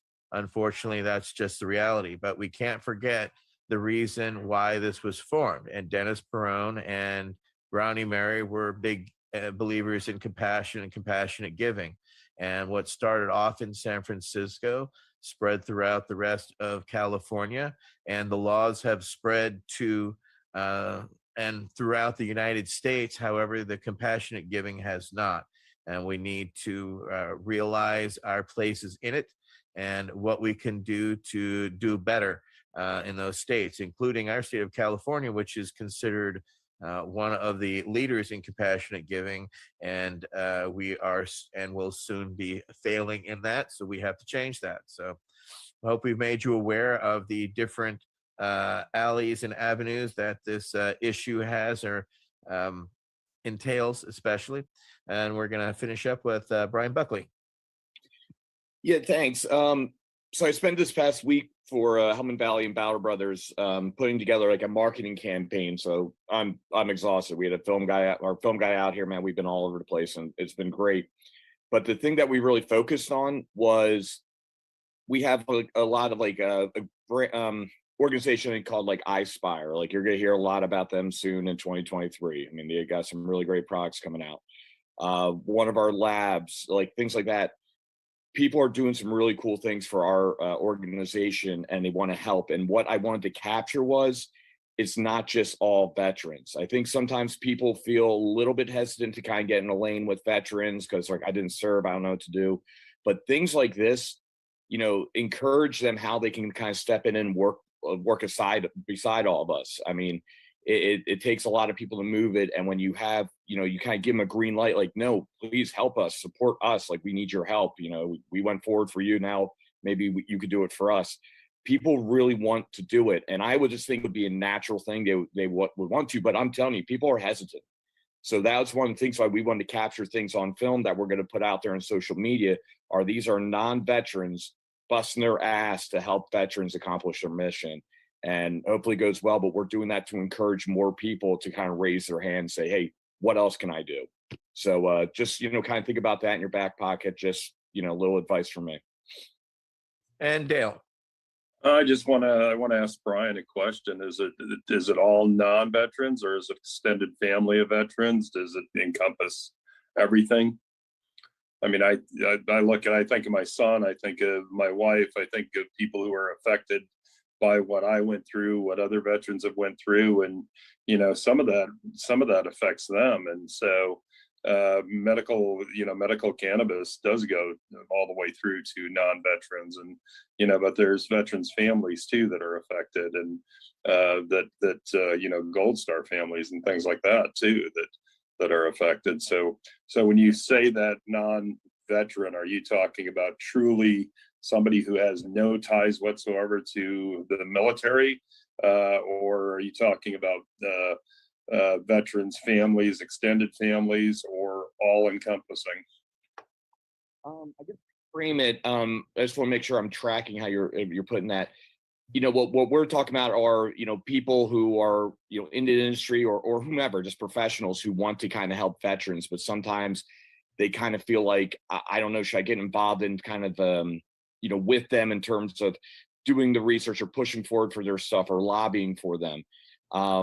They're like, what we've done is we've shown companies that don't have any veterans, but they love what we're doing. They're now breaking their backs to kind of help support us and giving us deals and doing whatever they can to the best of their ability. And that's where we just want to kind of celebrate them, one, because it's awesome what they're doing, but then two, to kind of show, someone's light bulb might go over their head, like, well, why the heck aren't we helping these guys? I mean, we literally had a guy say, non-veteran, and he just goes, this cannabis will go as far as helping die growers will go. So why are we all not helping you? And got it. That's a powerful statement, So I think in that terms, like when you're talking about people who want to donate, it's everyone. I was kind of thinking with what you're saying with families, Gold Star families, or, God, I can be moody as hell here at my house and it impacts my family, type of things like that. The one thing I always try to talk to people is post-traumatic stress isn't a veteran issue, it's a human condition. In terms of the way we're kind of putting our research forward, like with me and ATN's working with us in Battle Brothers, we have a veteran status. We can throw that card onto a legislator's desk and say, you sent us awards, your turn to fix us. And I tell people, I'm like, we're not Hollywood actors, we're not athletes. We're literally men and women who raise their right hand, sign a blank check payable with their lives. And if you kind of broke down our hourly wage while we're deployed, we're probably making like $1.35 an hour. Right. So it's like, but use us so we can kind of break that glass ceiling with the legislators, and then it'll benefit all patients around the country. Now, I get you now, because what you said in the middle there, I've got a couple friends that own a company down in Chicago, and they said, look, we didn't serve, but we support what veterans are doing. We're proud of America, and what can we do to help? And so when you said that in the middle of what you were just saying, I got it, and I absolutely agree with you. So thank you. Thank you. And one of the things is that, and I just want to clarify, is that this is open to all. It's low income. We speak specifically to sort of the veterans companies that are giving, but BPG has been giving specifically to low income individuals and veterans, to clarify. So, Al. Yeah, well, I really like this conversation between Brian and Dale. I really like it. So I suggest that maybe the VAC at the future discuss this very issue. The issue being, how does the VAC, a bunch of veterans, think that you folks out there, civilians, can help us? Give them suggestions. This is what we think would be most helpful. Doesn't have to be long or complicated, you know me. Keep it short. But I think it's a great way to expand our thought pattern and what we're trying to do. I think it's a great idea. I hope you guys will put it on the agenda. So. Oh yeah, because that's something we're going to be working on in California specifically, and it's going to take some coalition building and working with people we don't like. But so what? We got to do that. It's part of coalition building. And if I can, real quick, and Brian, that's why I asked about your event, because my son lives in Agora Hills, just north of LA, and if he could ever touch base with you guys and support you, he wasn't a veteran. He chose not to go down that path, but he's one of those guys that grew up in a veterans family, and he wants to do something. So yeah, no, that's great. And we're gonna, like I said, we're doing one in San Diego next month. But then we're going to be, we're actually getting into the LA market now, finally. Man, what a pain in the butt that is. But we're going to start doing a lot more things in LA. And there's actually, a couple good dispensary owners who are veterans. And so they were all kind of fired up about that stuff. So yeah, I'll drag ATN down here too to be part of it. Well, keep me in mind and I'll hook you up. All right, man. He's a great guy. Awesome. Looking forward to it. Well, there we go. And that's how it's done. Bridging gaps through conversations and moving the whole conversation forward. I would like to thank everybody for joining us tonight for our discussions. Nate Landau, Dale Sieglitz, Al Byrne, Michael Crowitz, Kendra Soul, George Armstrong, Brian Buckley, Lenora, and Michael Green. Thank you all for joining us tonight for the discussion. You all have a great rest of your week, and we'll be back in 2 weeks with VAC Roundtable number 49. Thank you very much. Have a great rest of your night. The Veterans Action Council is a Pace Radio Network content provider.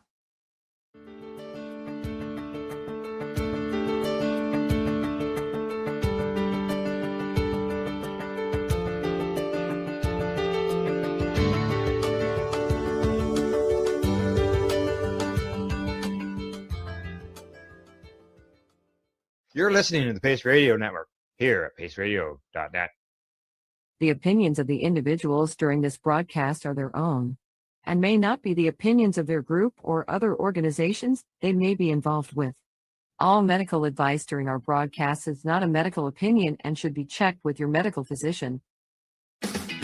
Enjoy the buzz of legalization with Campbellford Lifestyle Shop. From lights to plant nutrients, books, consumption accessories, and more, we've got all your basics to grow or consume cannabis. Visit our info center or take a look at our piercing services and body jewelry, now available in-store through Campbellford Lifestyle Shop, 17 Bridge Street West, Campbellford. Limestone City Hydroponics is Kingston, Ontario's hydroponics shop. Take your growing to the next level and create the optimal environment with a tent kit, or maximize your yield with an ebb and flow flood table kit. Either way, Limestone City Hydroponics has more sizes and options to fit your needs. Are you looking for the power of the sun that adapts to your budget? Then look no further, as they have professional grow lighting. They have indoor grow systems that are easy and cost effective, with many options to fit your living space and lifestyle. Cultivate your growing potential. We have everything you need to succeed. And if you can't make it to the store, they offer local delivery to the greater Kingston area. Remember, when you're looking for experts to help you grow, then look no further than the locally owned Limestone City Hydroponics, 105 Sunderland Drive in Kingston, Ontario. Call them at 613-548-0420. We are people advocating cannabis education here at Pace Radio.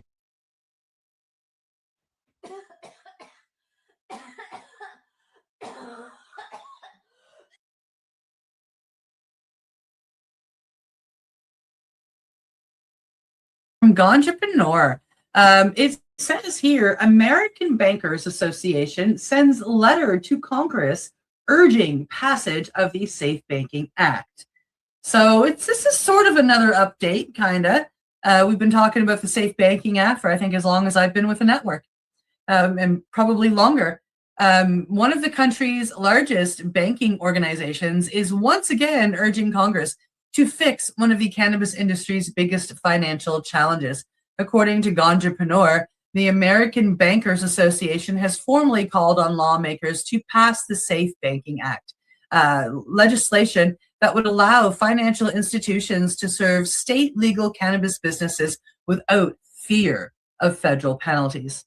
Despite cannabis being legal for medical or adult use in most of the U.S. states, many cannabis companies still struggle to access basic banking services because cannabis remains illegal under the federal law. As a result, many businesses continue operating largely in cash, creating security risks for employees, for customers, and surrounding communities. In its letter to Congress, the Banking Association argues that the current system places unnecessary burdens on financial institutions and public safety alike, allowing regulated banks to work openly with licensed cannabis businesses. They say would improve transparency, reduce crime risks, and strengthen regulatory oversight. Support for the Safe Banking Act has steadily expanded over the years, drawing backing not only from cannabis advocates, but also from the banks and the credit unions and law enforcement organizations, as well as many state officials. While the legislation has repeatedly passed in the U.S. House of Representatives, it has stalled in the Senate just so many times. For many observers, the continued support from mainstream financial institutions demonstrates just how much cannabis reform has moved beyond the cannabis industry itself. And today, even America's banking sector is calling for the change.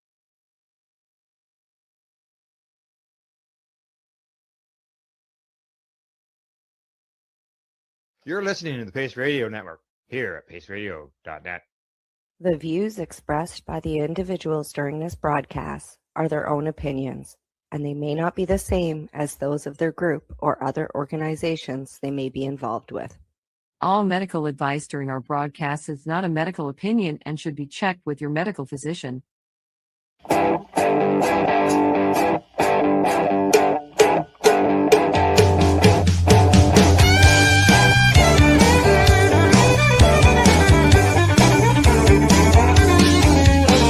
I woke up this morning with a crack in my head.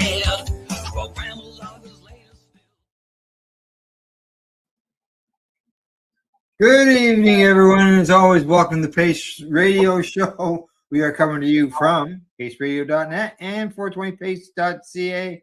And a good evening, Tamara. How are you doing tonight? BC cherries, let me tell you. Were they on sale? No. Okay. They were not. All right. It's just because I just know in the local group people were talking about them being on sale at No Frills for 25 cents a pound, and everybody was flipping out. Going, oh, we're supposed to get some of those cherries. We'd love to have those kind of deals out here, but we've got local cherries, and they're about $9.99 a pound.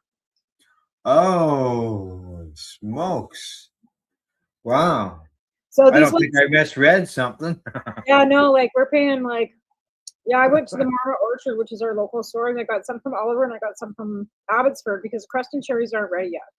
And Oliver's. So are those hard dark cherries with the pits in them?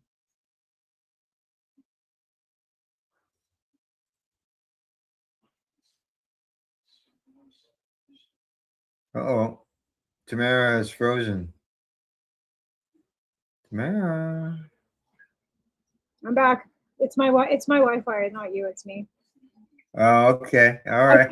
My phone tells today unflip my shit because it's been doing this for the last 3 months. Kicking in. The wind is blowing really, so I might need a new modem. I've got 48 hours before they'll decide. So it's been since I phoned them. It's done this 4 times today already again. So it looks like I'll be getting a new modem. Yeah, but yeah, not you. But, yeah, that's no, a that's pain in the butt, eh? Like if you're watching TV. Oh yeah, you watching you get TV. the Yep, buffering. Yeah, buff.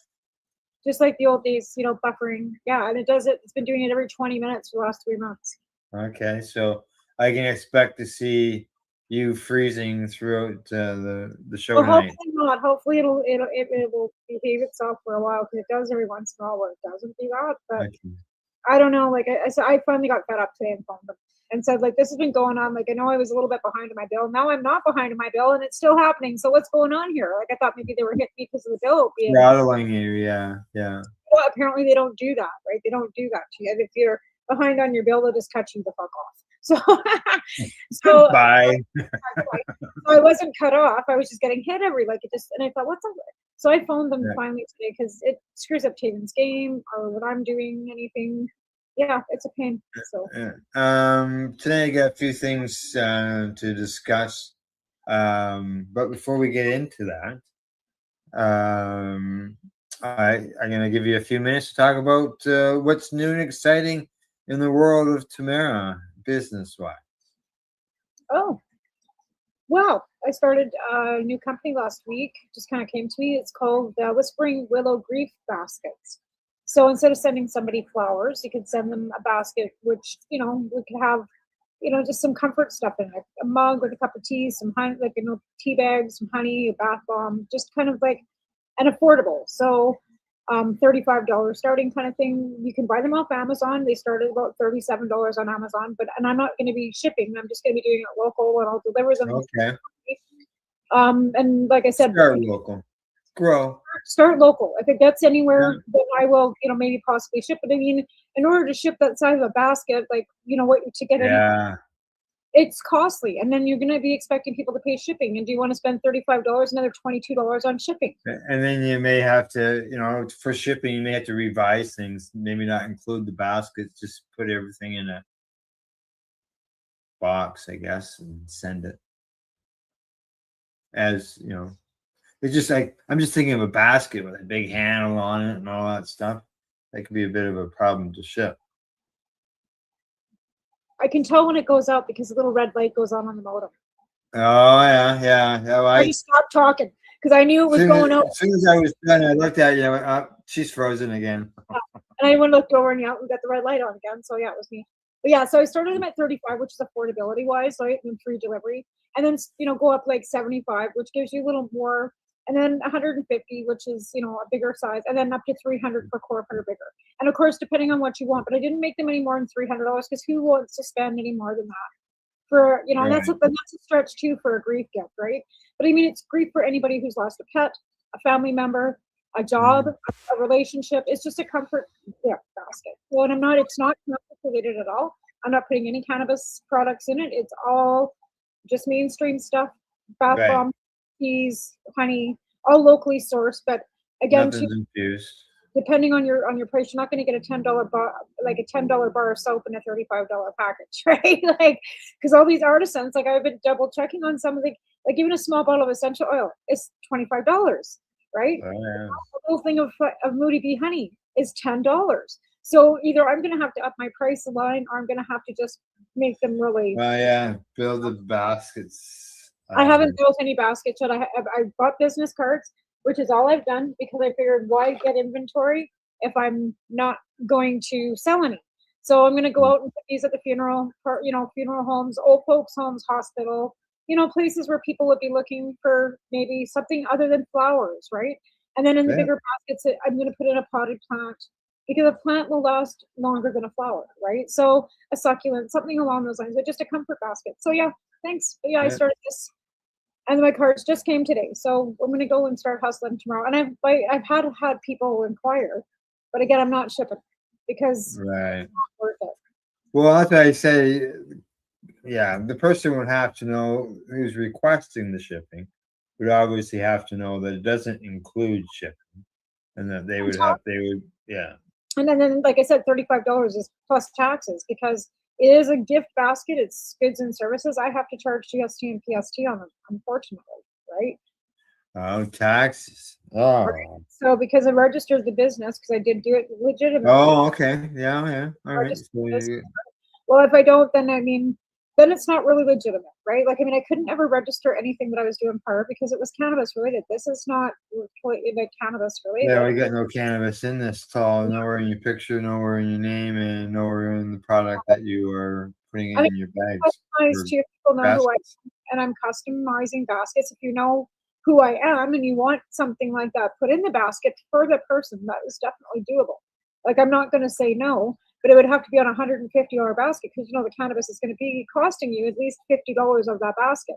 And if you want a blanket and mugs, tea and all the other stuff, again, I got to make a little bit of money off, but I can't just put $150 of the product into a basket. You got costs involved. You've got to get the stuff. Yeah. And again, I know Right. I want to have good quality product. I don't want to be using dollar store junk either, right? So again, Right.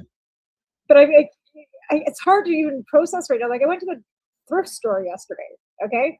I mean, just throwing this out there because I know it's not got nothing to do with cannabis, but affordability, which has lots to do with cannabis. Notice the cannabis has gone up a little bit in price for everything. But I went to the thrift store yesterday to go get a pot, right? $5, pot to, throw in my whatever. Those pots are now $15. Oh, I think I seen you raging online about that. Probably like 3 sheets of material. $20 at a thrift store. Yeah. We're talking like hospital auxiliary. We're talking not Missions for Bibles, not value. Some of them are closing. We're talking hospital auxiliary where everything is donated. They have now an antique little stand, but they're charging antique prices on some of their tea mugs and stuff like that. So one of the hospitals near me, they closed their gift shop.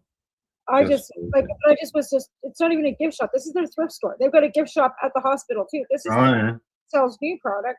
This is separate from. But they're the frying pan, yeah. Okay. Right, and I get it. Like we need to, but again, we're paying taxes for medical. Why do we have to have them raising $630,000 for new equipment for our fucking hospital? But again, they raised $630,000 last year, is what they claim, off the backs of free shit. Wow. But they closed it. No, they didn't know. They're still operating. Okay. All right. Moving on to a different subject that is completely cannabis related. I see today, and we'll be talking about it tomorrow on the news show. But the Victoria City Council has renews its support for the Victoria Cannabis Buyers Club. So here they are going public with this, with their support, letting everybody know. What I have to ask then is why is the safety unit going directly after them all the time with the city? But again, the city doesn't have any, it's a provincial thing. So the province is the one going after the Buyers Club. It's not the municipality, because the municipality doesn't have any control over the community safety units, right? Yeah. But it's going to be complaint based, because that's the thing. Like somebody's calling the RCMP to complain. Somebody's calling these community safety units to complain. It says here that they've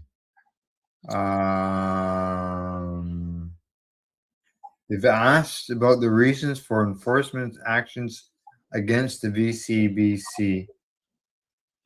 What's going on? They sent a letter to the province. I think the city should be standing up for the club. It says, I write on behalf of the Victoria City Council to inquire about the rationale for recent enforcement against the Victoria Cannabis Buyers Club to reinforce our historical support for VCBC, reads the beginning of the letter. And it's not the first time. No, and again, like it would be a different thing if they were organized or connected to something that was organized, where they're not. Yeah. Like they're not connected to anything that's illicit or illegal, right? So they're trying to grow their own, maintain their own product, make their own product, do everything from basically farm to table for the club, keep all that element of organized crime.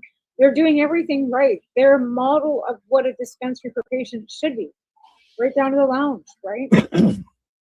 Yeah, City Council says the raids on the Victoria Cannabis Buyers Club or store and the subsequent eviction notice from its landlord makes no sense in the current environment of cannabis legality, regulation, and popular recreational use. That's the word right there, Al. Recreational use. That's the problem, because they never, when they did the Cannabis Act, they took us and put us on the back page, right? So recreational became forefront. It was everything to keep everything on the up and up with recreational, like alcohol, right? And again, we've often mentioned this, that they don't make any distinction. They don't even recognize cannabis as medicine until you take a Canicel or you take something that you have to sell recreational cannabis in a store, and then there's a distinct line between what you can say and what you can't say for medical cannabis patients. In fact, if you go and asking at a rec store, a lot of times those recreational bud tenders will make you leave or tell you to get the fuck out of their store.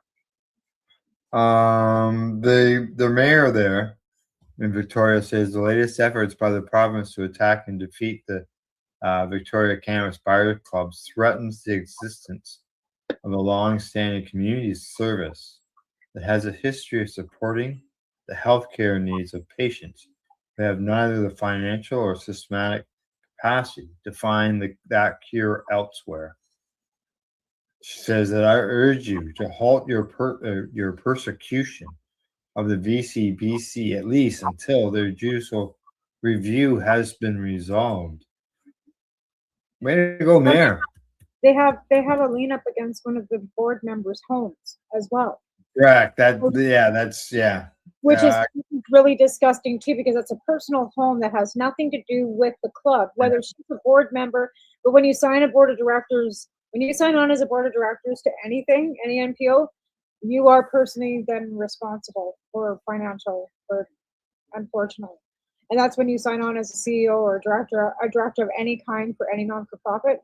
You are basically, you're taking on that responsibility. Unfortunately, it's not fair, but if you're a director, yeah, that's how that kind of works. I remember that with Canadian Therapeutic Cannabis, because I remember Deb reading that to me and saying, you are aware as the CEO, if anything goes south, you're fully responsible for everything, right? I'm like, yeah, I know. Just don't fuck anything up, you guys, right?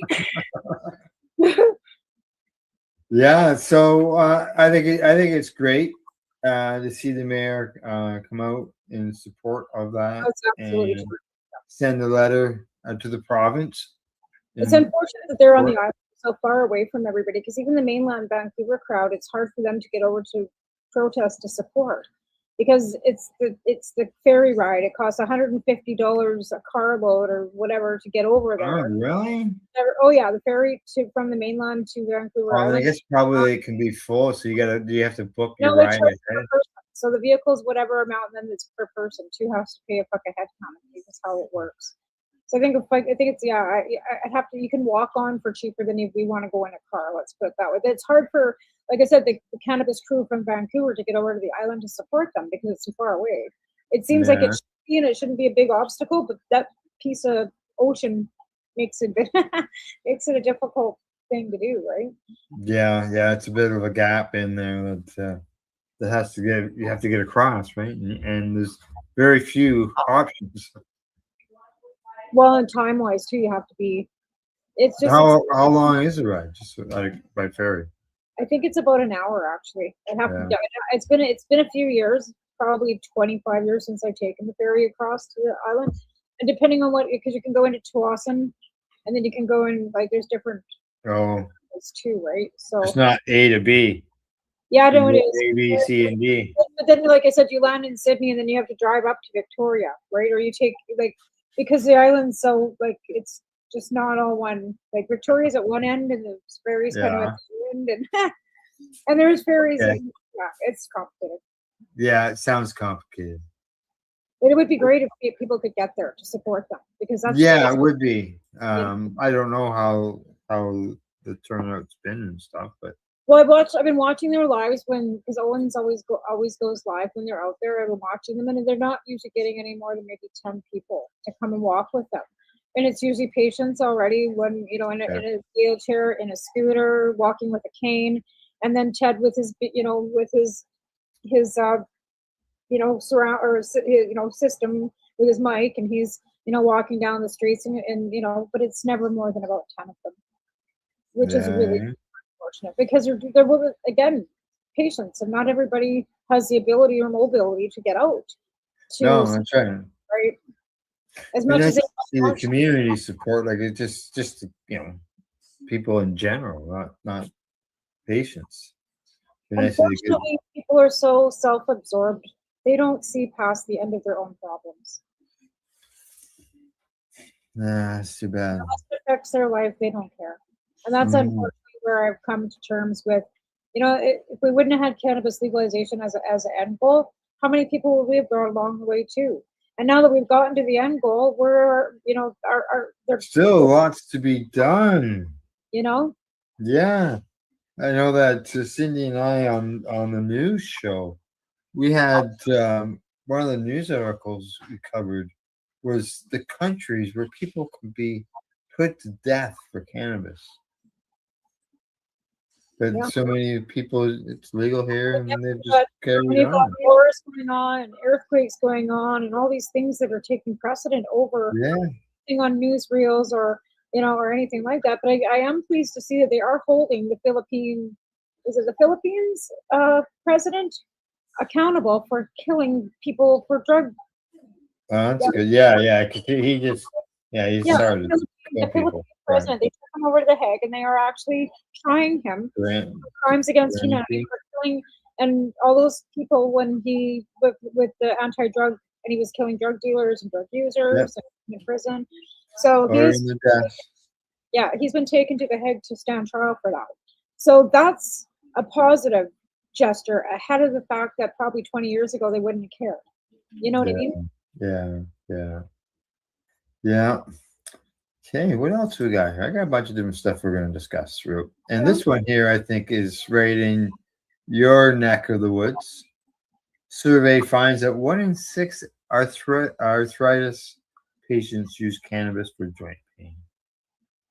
I'm finding that more and more people, I have a support group that I joined on Facebook. More and more people are looking towards cannabis for relief. And it's not that, and that they're under no misconception that it's going to replace their biologic or their methotrexate or their prednisone. They're under no misconception of that. They still have to keep taking the pharmaceuticals that are keeping them going. But it can sure help with the down days and the fatigue.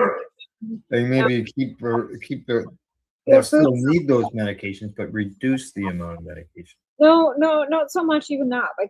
Even I've come to terms that I have to take 10 tablets of methotrexate once a week. There's no getting around that. I started low, high.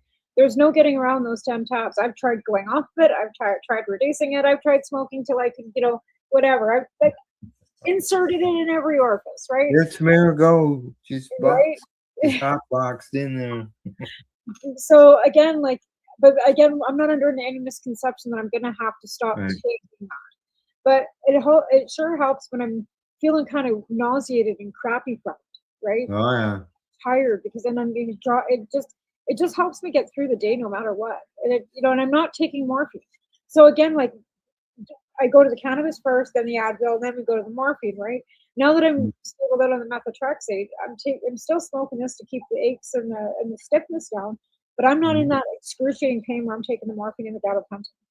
I haven't had to take that for 2 weeks, and I'm grateful because I don't want to have to take that stuff. I'm grateful that my doctor gives me the option to have it available when I do need it, but but unfortunately, it doesn't matter how much of this I'd rather see that you not have to take them. And me too. I think we sort of touched on that sometimes in the past. Yep, and I wish it was that way, but you know what? It just isn't enough.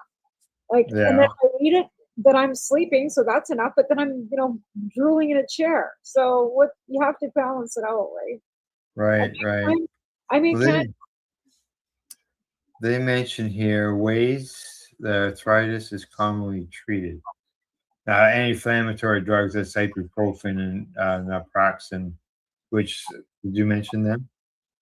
Naproxen is just a higher level of ibuprofen. But the thing of it is, if you're taking a biologic or a methotrexate or any of those immune suppressing, they're not prescribed any pain pill at all, because they expect, my rheumatoid specialist expects that the methotrexate balances everything out. So I'm not in pain, and I'm not.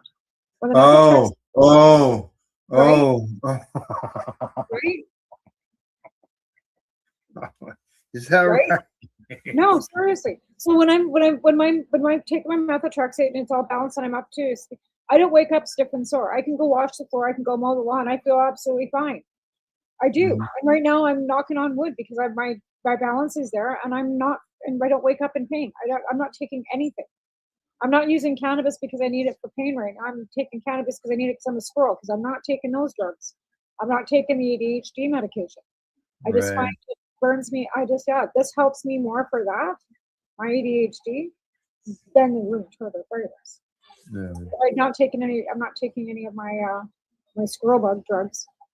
No, Mhm. you can tell. I'm moving Well, on. you know, for years, like Health Canada has said that arthritis was usually the most common condition that people were getting licensed for. Maybe osteoarthritis, which is different from rheumatoid arthritis, right? Because Oh there's yeah, it's arthritis. They didn't. I don't recall whether they split. and like as soon as you hear the word arthritis, people obviously and absolutely assume that it's the same, and it's absolutely not. Oh well, yeah, that's the same with Crohn's. There's more than one variety of Crohn's. Colitis, diverticulosis, none of them are the same. They're in the same area. They're in the same, under the same specialty, but they are not the same. They're non-comparable. And again, my issues are non-comparable to your issues, even if they were the same disease. Yeah. We're all individual. How I suffer is not going to be something you do, right? Or vice versa. So, but again, I think osteoarthritis is more like injury, right? Torn meniscus. These things lead to osteoarthritis that basically eats away, but then you can get that replaced. You can have a knee replaced. You can get a shoulder replaced. You can get a hip replaced, right? They can't replace my immune system. No. We are stuck with our immune system. You know what I mean? I'm stuck with this immune system that's overactive. That's basically my white cells eat my red cells, and then everybody gets all excited and fucking inflames everything. Oh, yeah. Sounds like a party that I'm missing out on it. They have the argument. You get the. I just get to suffer through it, right? Yeah, that's right. Yeah, you get the results of it. Again, like I said, everybody's individual, and some people find cannabis really effective for them. So I can't sit here and say, "Oh, well, it doesn't work. It doesn't work. It's ineffective." For me, it's not effective enough for what pain relief I needed. For somebody else, it might be perfectly fine for them. It might be exactly what works perfectly for them. Look at Debbie. Debbie Stout-Skiffen, diagnosed with MS when she was 40. She doesn't use any pharmaceuticals, hasn't forever. And now she's allergic to a lot of, and has reaction to some things so that she can't even take it, and finds that cannabis is the only thing that is helpful for her. So again, I cannot speak for anybody else. I can only speak for myself. And other patients out there find it super effective for what they're doing. Yeah, hey, I've always said cannabis is why I didn't use any painkillers. And my doctor never prescribed me any painkillers for my colitis ever. I was given like Metamucil and told to suck it up. It was like a bad tummy ache. Fucking deal with it. Pretty much. Nobody ever gave me. No, seriously. My doctor handed my mother a can of Metamucil in 1986 and said, "Here, make her drink this every day. It's the only thing I can do for her." Lymphatic colitis, I didn't even know what the hell it was. They're like, "What the hell is this?" Because it's running everywhere. Like you can't cut it out. It's not like ulcerative. Oh, she's got an inflammation there. I just cut checks and chunks out, and off you go. Basically, I was told at 22 years old I could have a colostomy bag, and I went, "Yeah, I think I'll pass on that." Yeah.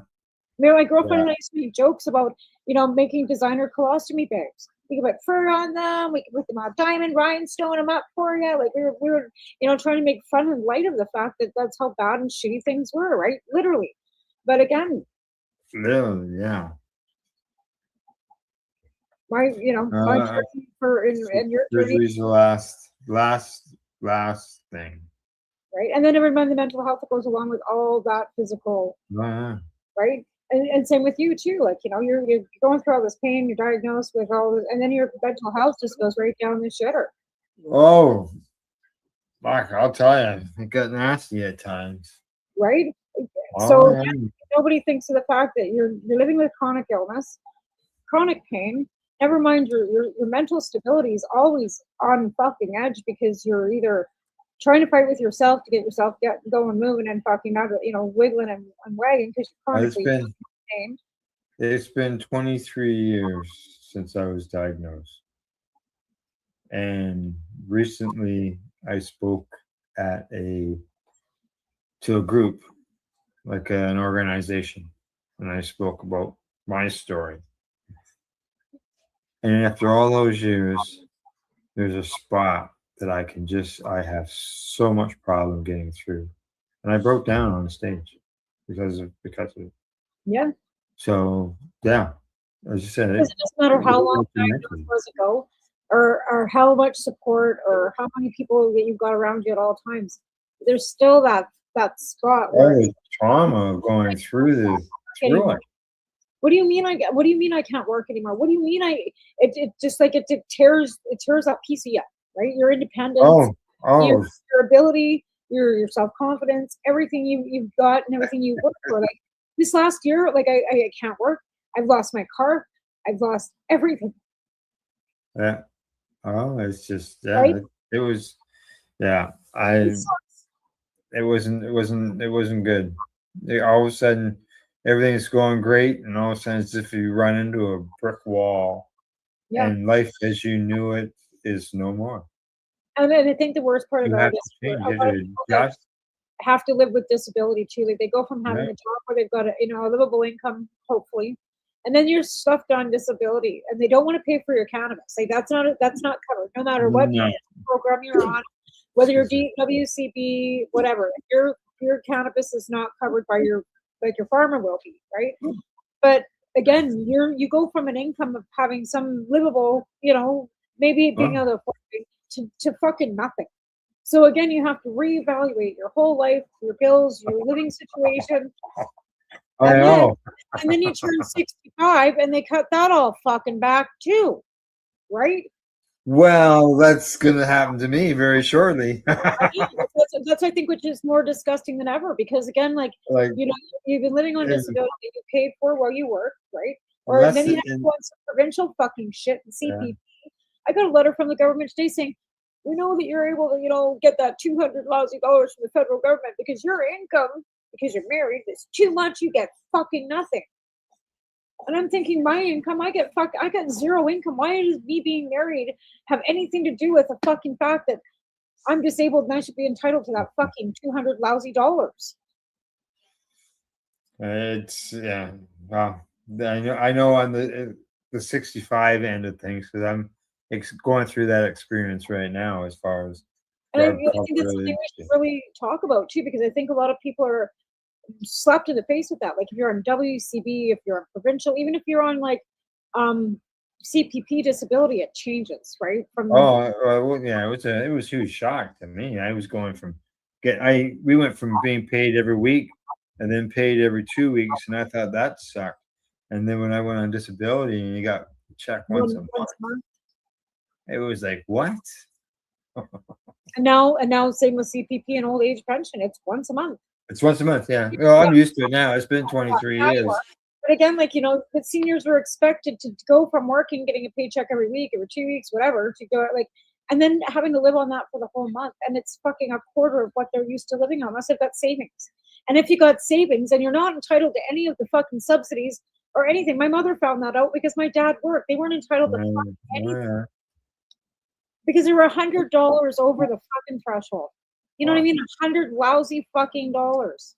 I see that we are past the bottom of the hour. It's time for us to take a break. Okay. All right. I gotta You calm down. I need to go out anyway, so I guess I better go let him out. All right. Okay. Well, as I said, it's break time. We'll return when we get back in about 3 minutes. You're watching the Pace Radio Show. We're live here at paceradio.net and 420pace.ca. You're listening to the Pace Radio Network here at paceradio.net. Camelford Lifestyle Shop. Open Monday to Friday from 10 till 7 p.m.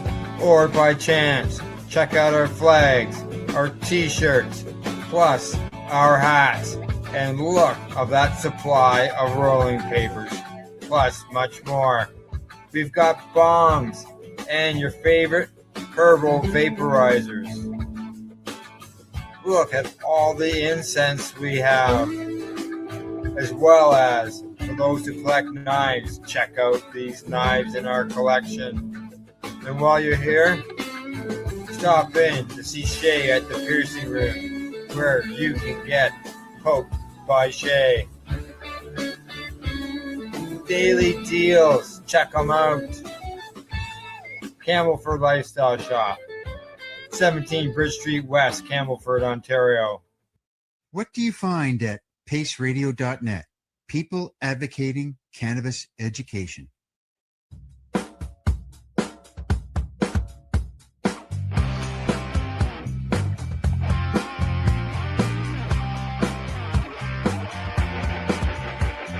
having an awesome day, and I'm gonna make sure it stays that way. I'm having an awesome day, and I'm gonna make sure it stays that way.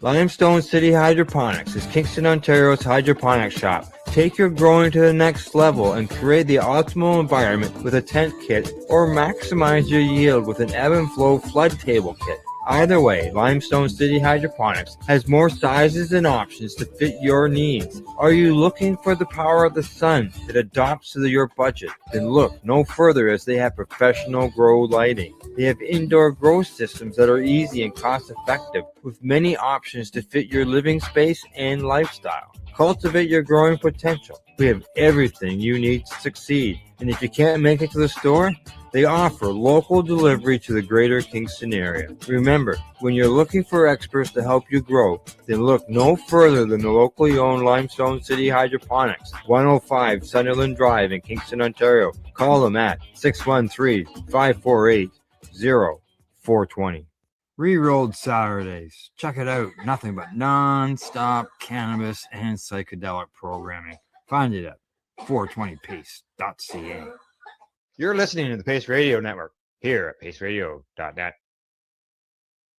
And you're watching the Pace Radio Show here at 420 Pace and paceradio.net. And I keep getting, I do podcasts with another fella, some other people and other shows.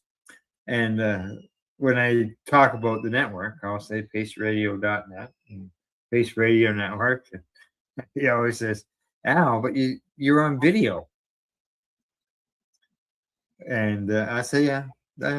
We still go out on radio too. Like we still have the StreamYard or the podcast that goes out on Apple and iHeart and all those other platforms.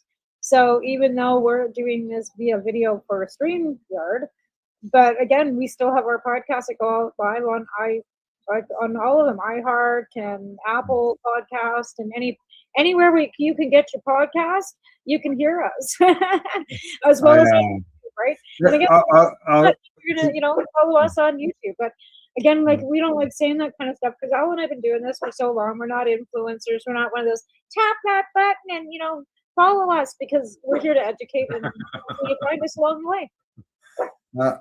Okay. Well, I got a happy story, some good news, and there was a medical cannabis patient, and he was competing in drag racing, and they banned him. Oh. Yeah. So what did he do? He formed his own team. Formed his own team, and his first races were at the place that banned him. Of course, why wouldn't they be? That's epic. Yeah. Yeah, I think try to see what they say here. Because they had Michael Phelps on. I think it was like some interview a few weeks ago that I saw, and they brought up the fact that it was about mental health and stuff and his cannabis use in this interview, and he said probably one of the best things I ever did was smoke cannabis. Yeah. Let's see. He competed in the Thruxton Retro Drag Racing. I guess that kind of goes against. He wasn't allowed to because of his legal prescription. Yeah. Trying to figure out if he driving. was. Were they questioning it because it's a driving thing? Because they had cannabis in the system. Yeah. Yeah, that would be their excuse. But again, I remember this. Remember when Opus went and did that testing for impaired driving? He had whatever happened to that study? I don't know. Right, because they couldn't find anything wrong, because they couldn't prove any impairment, so they had to squash the study. Right, like it just seems like if they can't find harms in what they're looking for harms in, you no longer hear about it ever again. Now, Now, the Motorsport UK, this is the people involved in it. They say that their current position that medicinal cannabis use in any capacity is prohibited for officials, competitors, marshals, and team members. Let's see, there's something here about a review going on. Let's see, yeah, they're worried about the consumption of cannabis in drag racing. Maybe he's not, because I haven't read the whole story. Maybe he isn't the actual racer now. But I see it, they got a picture of his car, close up, and it says something about cannabis stigma and team for cannabis patients. Well, again, there's always been stigma about impairment while driving Yeah. using cannabis. Look at how much money they give to Mad Canada every year to make those stupid commercials about impaired driving with cannabis. They can't, but again, they don't have one proven research that would prove to me that you are so fucking impaired that you can't get behind the wheel. It's not the same as Yeah. And where's the study that proves that you are so impaired that you shouldn't? Again, they've got legislation all up in everybody's face about driving while you're, smoking. But again, unless they smell it, they're not. Australia, New South Wales, and Australia. Okay, they have now got a medical cannabis exemption for drivers when it comes to the amount of nanograms that you're allowed to have in your body. Oh, they have Normally, under regular laws for everybody, it's 5 nanograms, the same as it is here in Canada. Mind you, we can get in trouble at 2 nanograms. Their medicinal law is 50 nanograms, so 10 times higher than the legal limit. Well, that makes sense. Patients are getting an exemption now, but in Canada, patients can have a problem with 2 milligrams. Again, if you're not smoking in your car and they can't smell it, prove it. Again, that's where you're getting. That's why they're nailing people. They're nailing people because they can fucking smell it. It's the same thing. Now, if you're an officer and you thought something was wrong and you saw that driver sporting a hat with a cannabis leaf on it, doesn't give them probable cause. No, it doesn't. But they may come up with some reason to create some type of something for probable cause. You know what the old saying is? Deny, deny, deny. Yeah. What you're talking about? It's my son's house. Because you and I and all the patients across Canada who are everyday consumers, technically. I would definitely be more than probably. I know I'm over 2 nanograms. Yeah. When I went back and I was working at a trucking company, they made me piss in a cup because they were drug testing us. Apparently, my nanograms were so high, I should be impaired all the time. That's what they told me. And then they made me go to ADAC, which was like Alberta Drug Addiction Counselors, blah, blah, blah. And I told them to take their job and shove it up their ass. Like, I just wasn't playing the game. This was before I knew anything about medical cannabis, right? This is before, right. Like, this was like right around 2000, 2001, 2002 kind of thing, before I was anywhere near the movement. But yeah, I told them to shove their job up their ass because you guys go out and get pissed drunk every night and I go home and smoke a joint and go to bed. And I'm here every day, 7 days a week, writing your T-checks and making sure you got left to unload your fucking trucks and making sure you're getting your fucking pallets back. My attendance is good. No, I'm not away sick from work. I didn't have a problem, and you never. And what pissed me off the most is, I come back to work and they hired 2 other people to do my job. Oh yeah. Yes. I have seen that. They left me with pellet control and took my T-checks and my lumpers away and hired 2 other people to do that job. I was running 3 departments. Yeah. Because I was caught, I was incompetent and needed to go to ADAC. That's what they got. Yeah. I did. See you later. I walked. I was like, not doing this. Not. Question. I'm gonna run for 2 seconds and get that whining dog. You go ahead.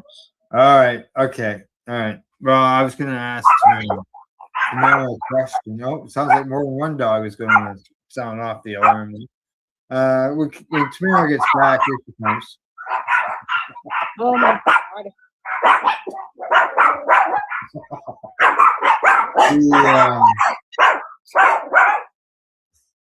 Can you hear me yet? This one. They're outside. This one here is my daughter's dog, and she's the noise complaint. My daughter's like, I get noise complaints all the time. The dogs are barking. Yeah, because of that. Anyways, Oh, in an apartment or something? she lives in a condo in Calgary. Yeah, in there. Yeah, condo. Yeah. Yeah. Okay, so back to my question. How many people use cannabis in the US, in the world, globally, worldwide? That's a large number. I would say somewhere in the 350 million. They say there's an estimate of 256 million people worldwide 100 million over. use cannabis in 2024. That admit it. Yeah, exactly. Now they say the number of people using cannabis worldwide grew by 40% over the course of a decade. Yeah. Well, the prevalence of its use increased by 4% of the population aged 15 to 64. 5% in 2024. Okay, all right. See what else it says here.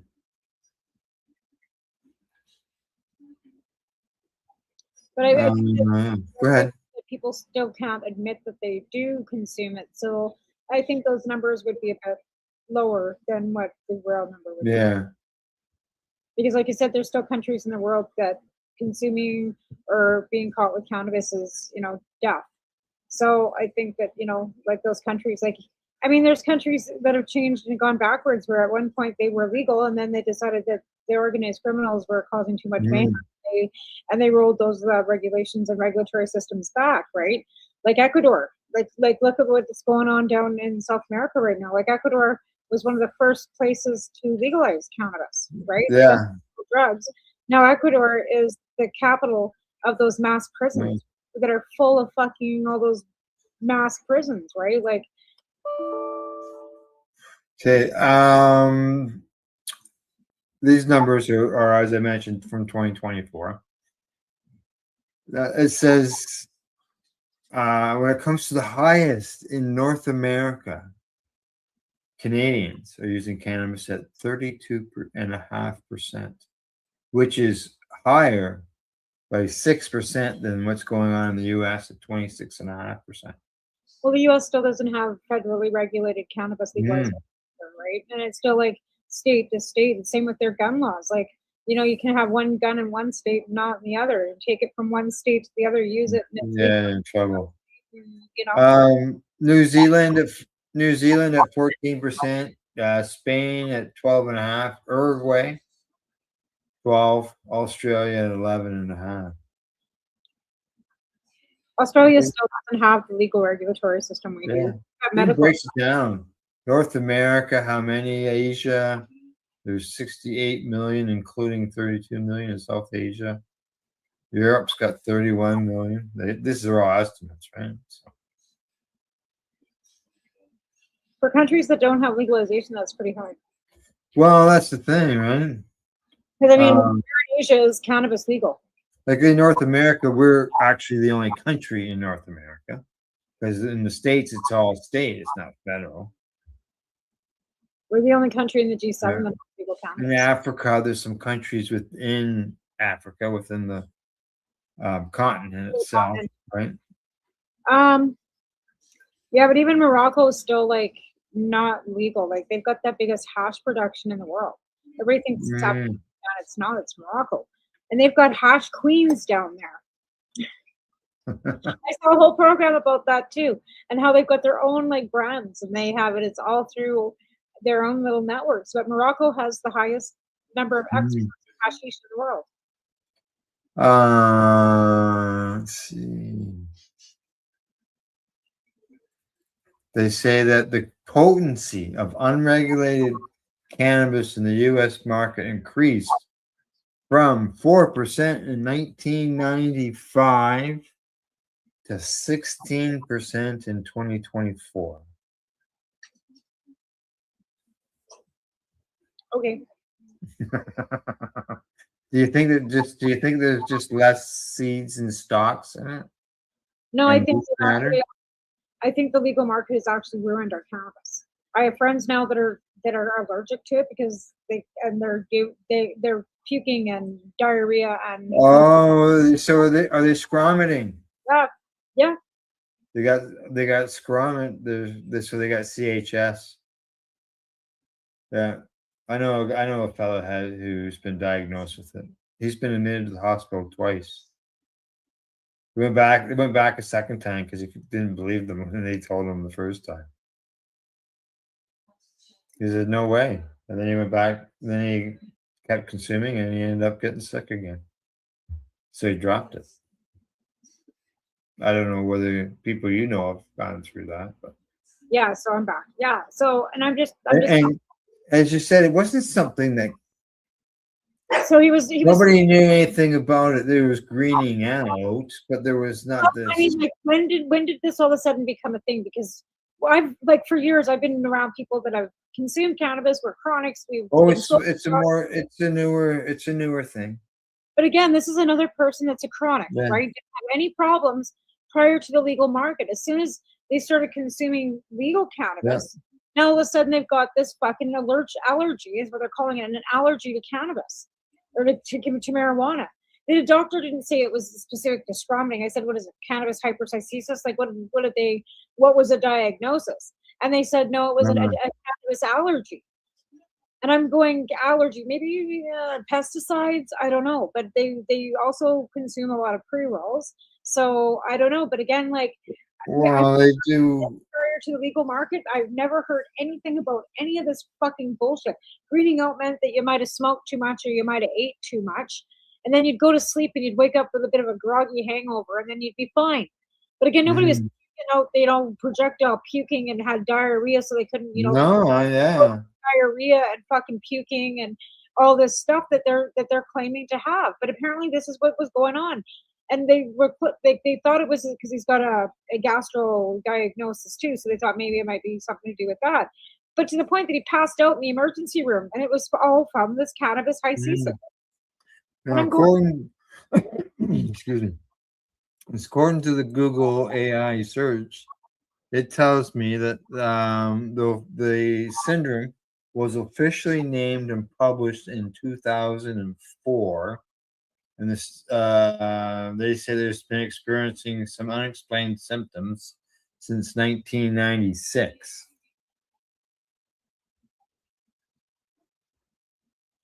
I'm not going to dissuade say anybody's not experienced any of these things myself personally. I have never experienced. They said that for the longest time, patients with CHS were misdiagnosed with a similar condition called cyclic vomiting syndrome, so CVS.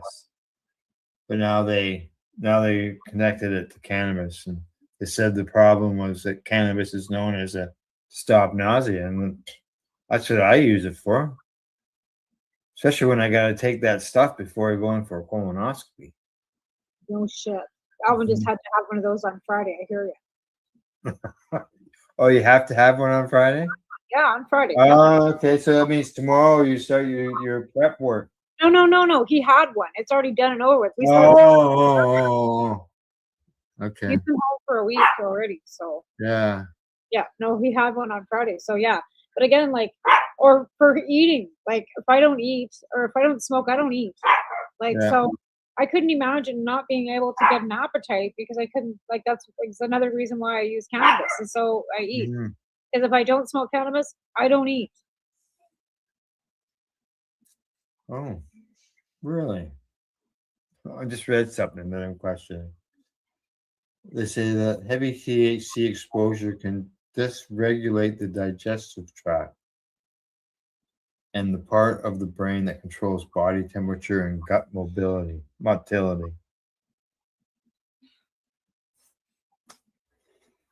Yeah. I know that they say that it happens to people that've been using it for a long time, but Well, it's kind of like, he's the only person I know.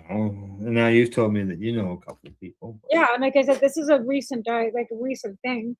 And Yeah. again, they just chalked it up to being his, his issues with his, whatever, because he's got a diagnosis. He's had colonoscopies. So are you saying that the diagnosis that you gave him from this colonoscopy was wrong? Oh. You know what I mean? You've misdiagnosed him after giving him all these tests that present as diverticulosis, and now you're saying it's because of cannabis? Oh. Something's not right there. Yeah. Yeah. What's with the... So again... How do you suddenly go from...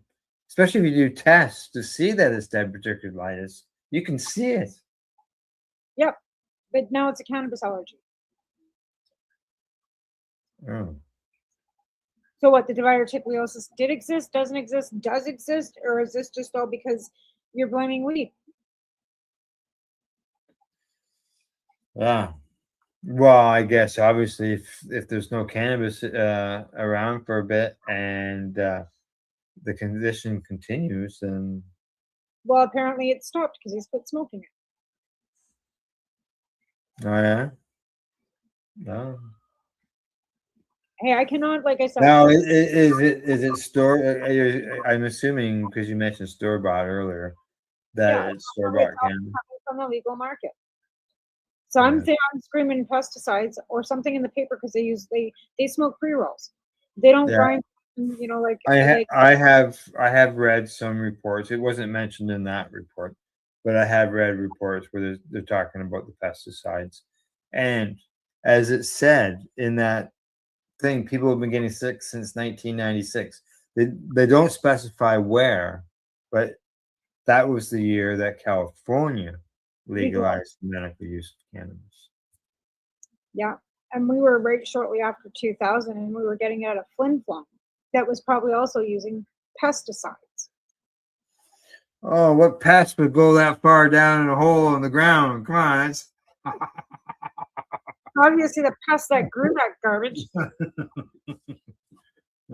I guess spider mice live down there. Like I said, I'm not dissuading or disputing, but I'm questioning it because I'm questioning Yeah. It's just something that's new. It's something that I just feel like is more linked to probably not the plant itself, but something they're spraying on the plant or something that is genetic crossbreeding. Because let's face it, do you have any strain out there anymore that's not a hybrid? That's a pure straight indica? Oh, yeah. No, because they've all been crossbred. And crossbred and this and that and that and this. Again, breaking down the carrot, once you start breaking down that carrot, yeah, start crossbreeding it, making it purple instead of fucking orange, right? Just saying, there's just so many things that can go wrong when you start genetically fucking with shit. So, I don't know. Yeah, they've ruled out pesticides. But yeah, if you're like I said, I did mention that to her. I says, why don't you go and check out, somewhere off the, out of the store market and have him consume that and see if it makes a difference. And if it does, then I'd be screaming to whatever, producer that you've been buying off of, and I'd be getting a lawyer because that would be pesticide poisoning. And I'd be getting a hold of Health Canada with that too, because that's what happened with that origami, right? That they had pesticide poisonings. I thought it was actually somebody had told me it was the gel that they were using for rooting. Maybe. Yeah, I haven't. Yeah, but they had lots of troubles going on there. So I don't know. Just so you know, attention to what they do. I don't pay enough attention to what the licensed producers are doing. Yeah, same here. Now Google AI tells me that pesticides do not cause CHS. There's a difference in the symptoms. They said the most common pesticide blamed for CHS is neem oil. They say that neem oil does cause severe nausea and vomiting. It's different from CHS. You don't be spraying your bud with anything. Like that's you're in flower. You don't be spraying nothing in that room. Like nothing. Like once it's like if you're in veg, you might if there's other ways of doing it. But even if you're in veg, you've got a little bit of a window there. But once those babies are in flower, you don't spray fucking nothing. Nothing. In that, whether it's fucking vinegar and water or whether it's you just don't. No, nothing. Like, would peroxide be an issue? I don't know, because you're still going to be introducing water and peroxide to the bud, and that would cause mold and rot. So I wouldn't. Well, I'm just thinking as somebody's using it to try to deal with powdery mildew. Powdery mildew, you want to use sour milk? I don't use sour milk. What I do is I raise the pH. What I've done in the past is raise the pH of the leaf surface by applying just water with a high pH. Yeah, that'll work. Yeah. And it disturbs the pH on the plant surface. It kills off that helps reduce or kill off the powdery mildew. Is it the indoor or outdoor? The outdoor? Yeah, I've used it outdoor. Yeah, well, the hardest part about that is it's on everything. Oh yeah. Everything. Like it's on my daisies. Like not so bad this year, but the last couple of years, like it was on everything. Like that. Like I haven't. Like I said, I can't even get a fucking seed to sprout. So. Well, I sort of have to say I don't have the problem with seeds. I have the problem with clones. Hasn't been a good spring. Yeah, I got them. You got a few going. That's great. But yeah, I haven't been. I'm a little delayed on. I had one that I haven't sexed yet, and it's it's fairly tall, but it will be sexed shortly. So usually I get it all sexed over the winter. Yeah. But as we mentioned, had problems doing that. So. Well, sometimes that's the thing with gardening, right? And why patience with growing and stuff, like it's a hit and a miss. Sometimes you can get a really good crop, and sometimes you get bugs, you get problems, issues, and then you're fucked. When things are going good, it's really therapeutic. It's really good. You've accomplished something. But I'll tell you, when you have a shitty garden going on, it can get very stressful. So. Especially if you have bugs, like bugs or mildew or anything that's going on with your we had root rot one year. Oh my God. Okay, it is time for us to take a break, pay the bills, and then we return. We'll continue our discussion. I've got some more stuff here. I got lots of things to bring up to throw in the discussion. So. All right. Other than that, you're watching the Pace Radio Show, and we'll see you in 2 minutes and 43 seconds. You're listening to the Pace Radio Network here at paceradio.net. Camelford Lifestyle Shop, open Monday to Friday from 10 till 7 p.m. or by chance. Check out our flags, our t-shirts, plus our hats, and look of that supply of rolling papers, plus much more. We've got bongs and your favorite herbal vaporizers. Look at all the incense we have, as well as for those who collect knives, check out these knives in our collection. And while you're here, stop in to see Shay at the Piercing Room, where you can get poked by Shay. Daily deals. Check them out. Camelford Lifestyle Shop, 17 Bridge Street West, Camelford, Ontario. I'm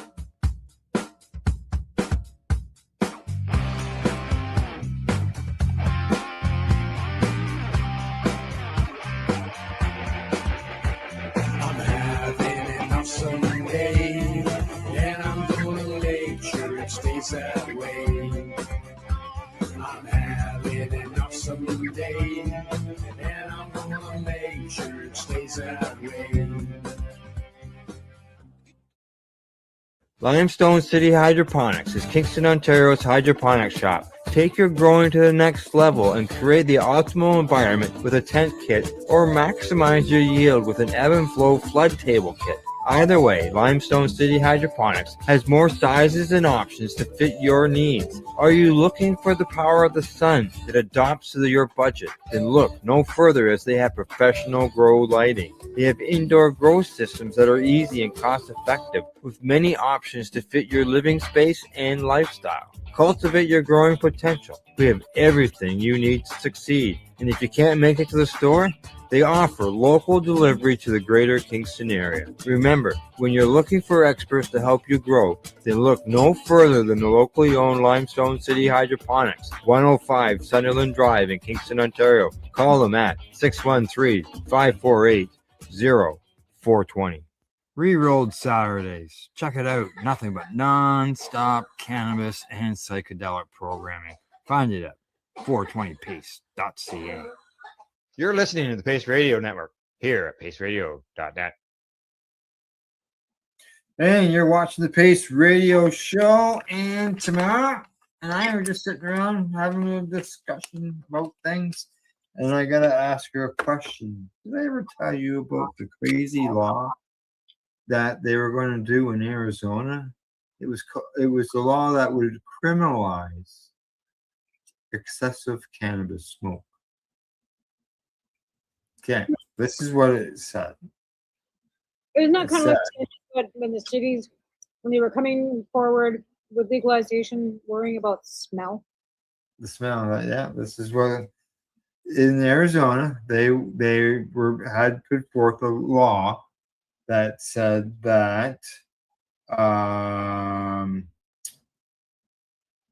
they must be detectable by a reasonable person of ordinary sensibility and on other private property, and they say it has to occur for more than 30 consecutive minutes in a single occasion, or on 3 or more separate days within a 30-day period. So if you're sitting on your back deck and the wind always blows towards your neighbors, and you're out there 3 days in a month smoking cannabis with your company, you could technically be breaking the law. Now, for that, the law, what you ended up getting was could be punishable with a $750 fine, along with the possibility of 4 months in jail.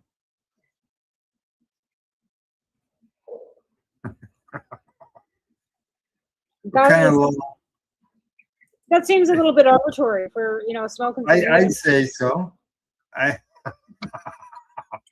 Now I know of a situation where somebody has talked to me about this, where they don't mind the smell of cannabis, but they said that they get it from their neighbors all the time, just constant.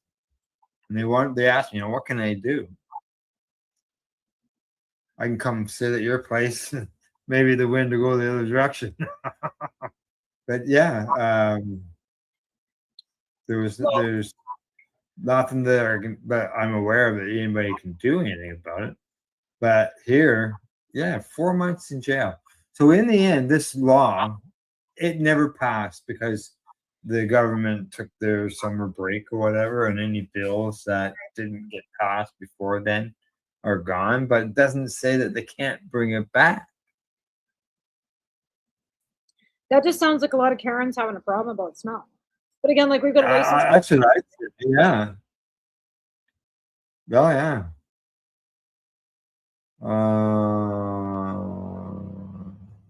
Let's see what else is there. Oh.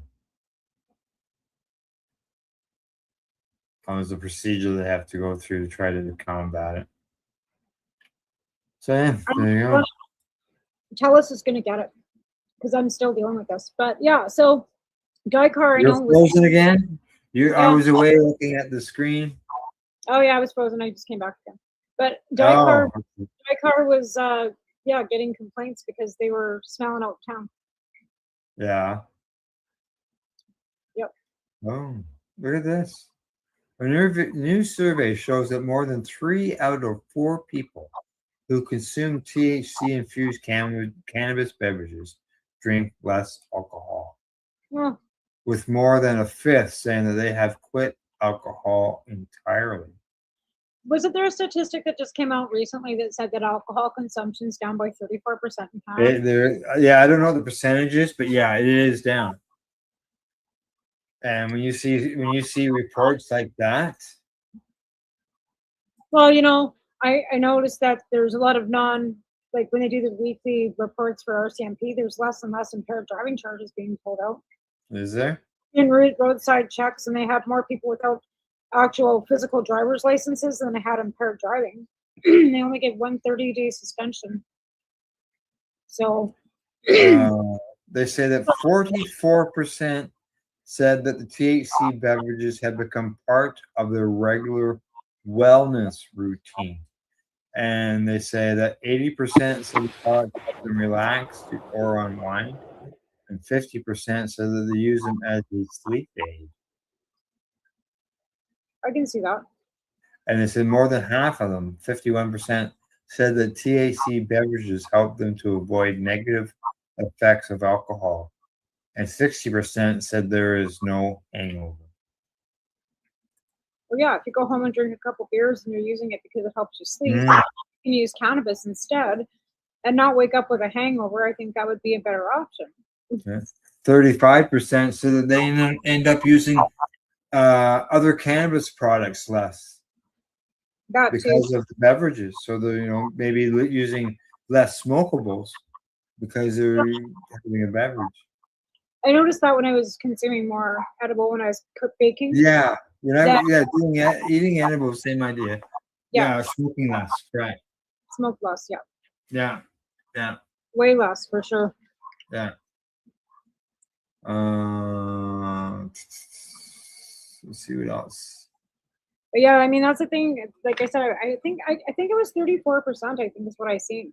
That alcohol consumption had gone down by 34% because of cannabis legalization in Canada, which is a huge percentage, really. Yeah. There you go. That was good. Cannabis, yeah, it can make a difference, big time. Well, we don't drink hardly at all anymore. Like barely ever. Like yeah. I'd rather smoke a joint any day of the week than have a drink.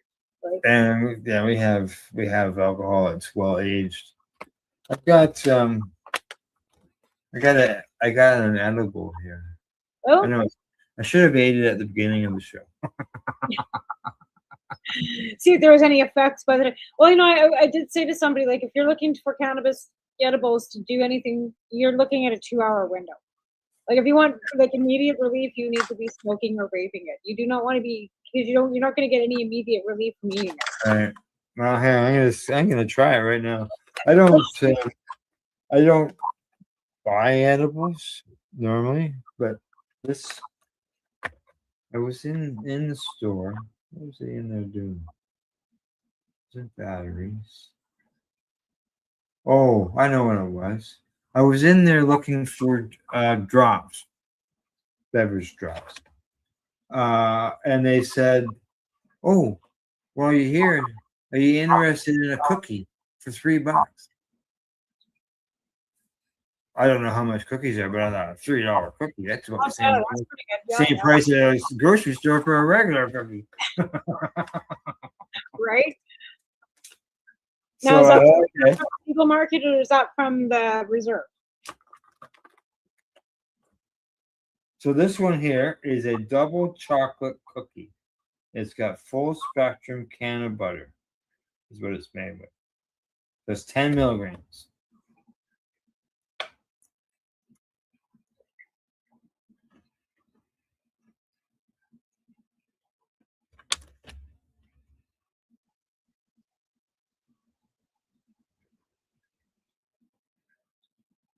And you got that from the legal market? Mm-hmm. We can't get cookies at the legal market here. Oh, we don't get those. We don't get cookies. I don't think there's cookies. You don't get cookies? Well, this is called Big Pete's from Santa Cruz, California. Oh, and that was in a Canadian store? Yeah. Wow. Yeah. Yeah, the one here in town. Wow. It's even got the duty paid from Canada right on it. That's Yeah, the I see the taxation sticker. So yeah, it's basically had its tariff paid. You paid your tariff on your cookie. Mm.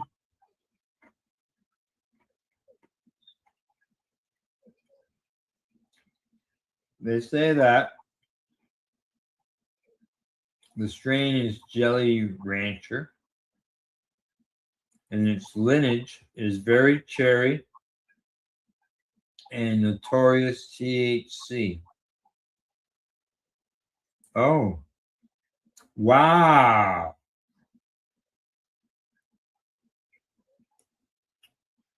Packaged on.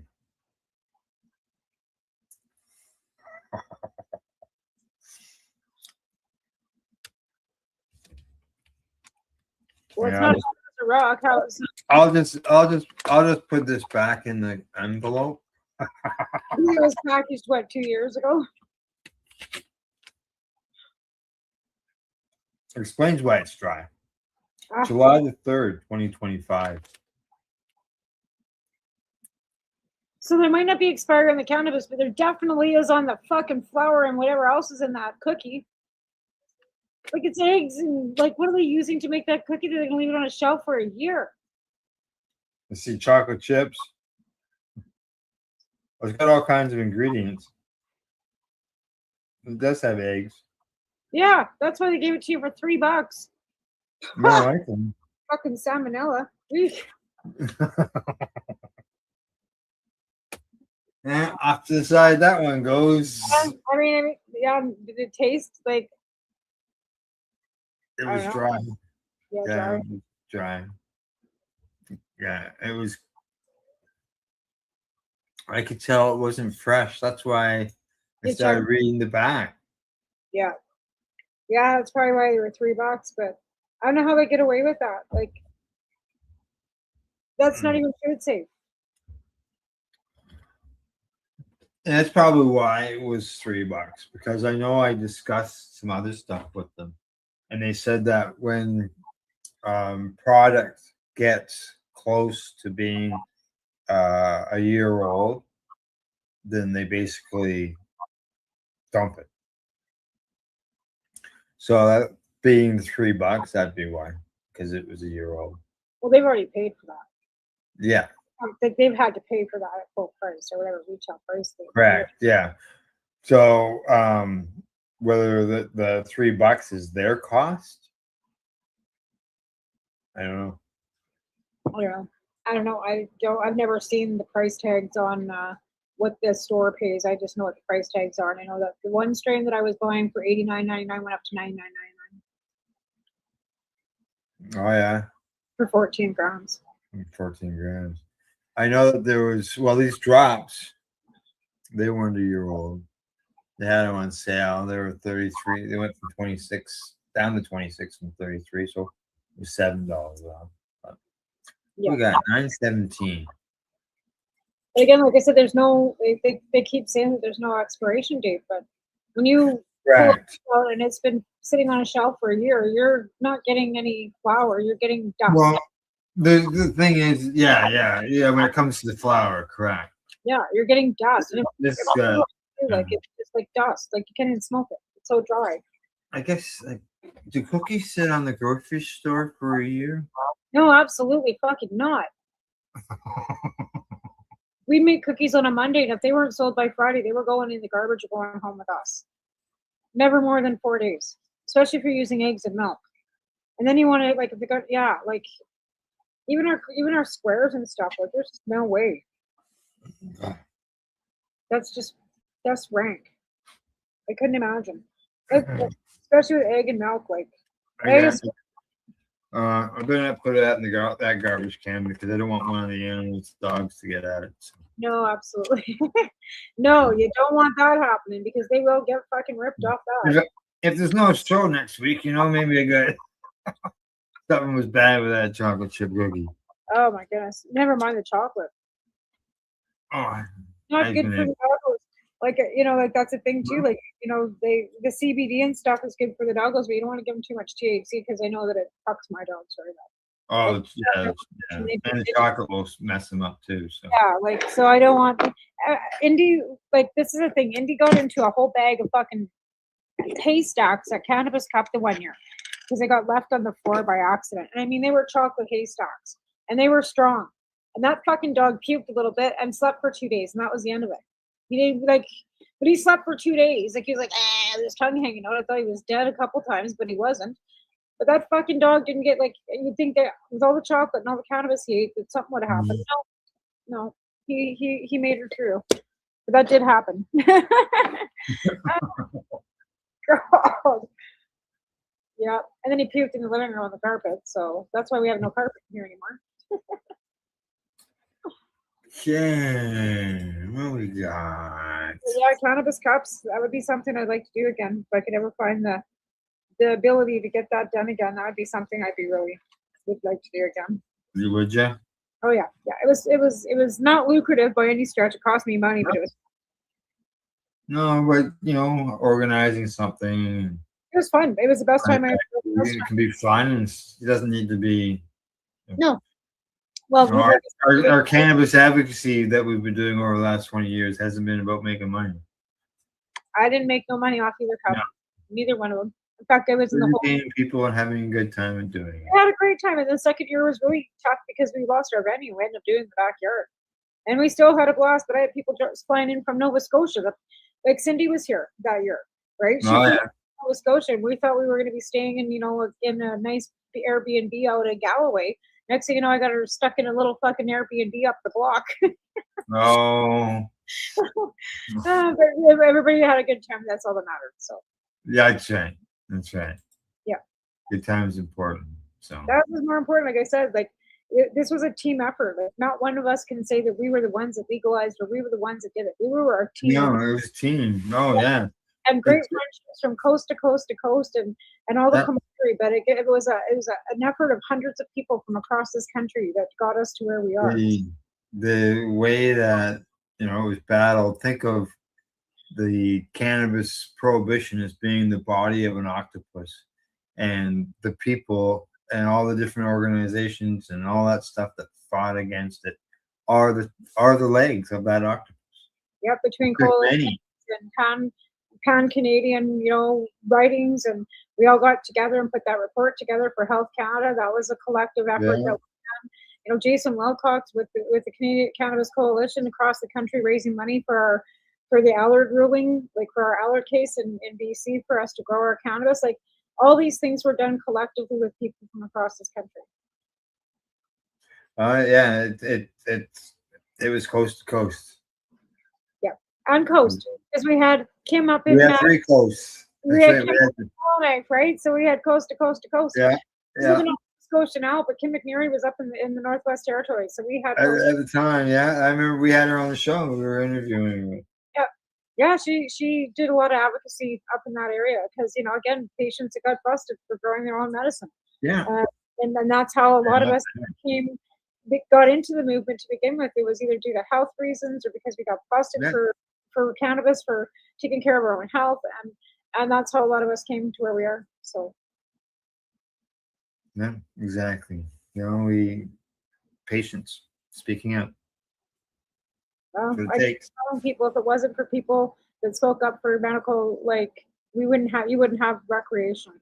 You just wouldn't. Oh yeah.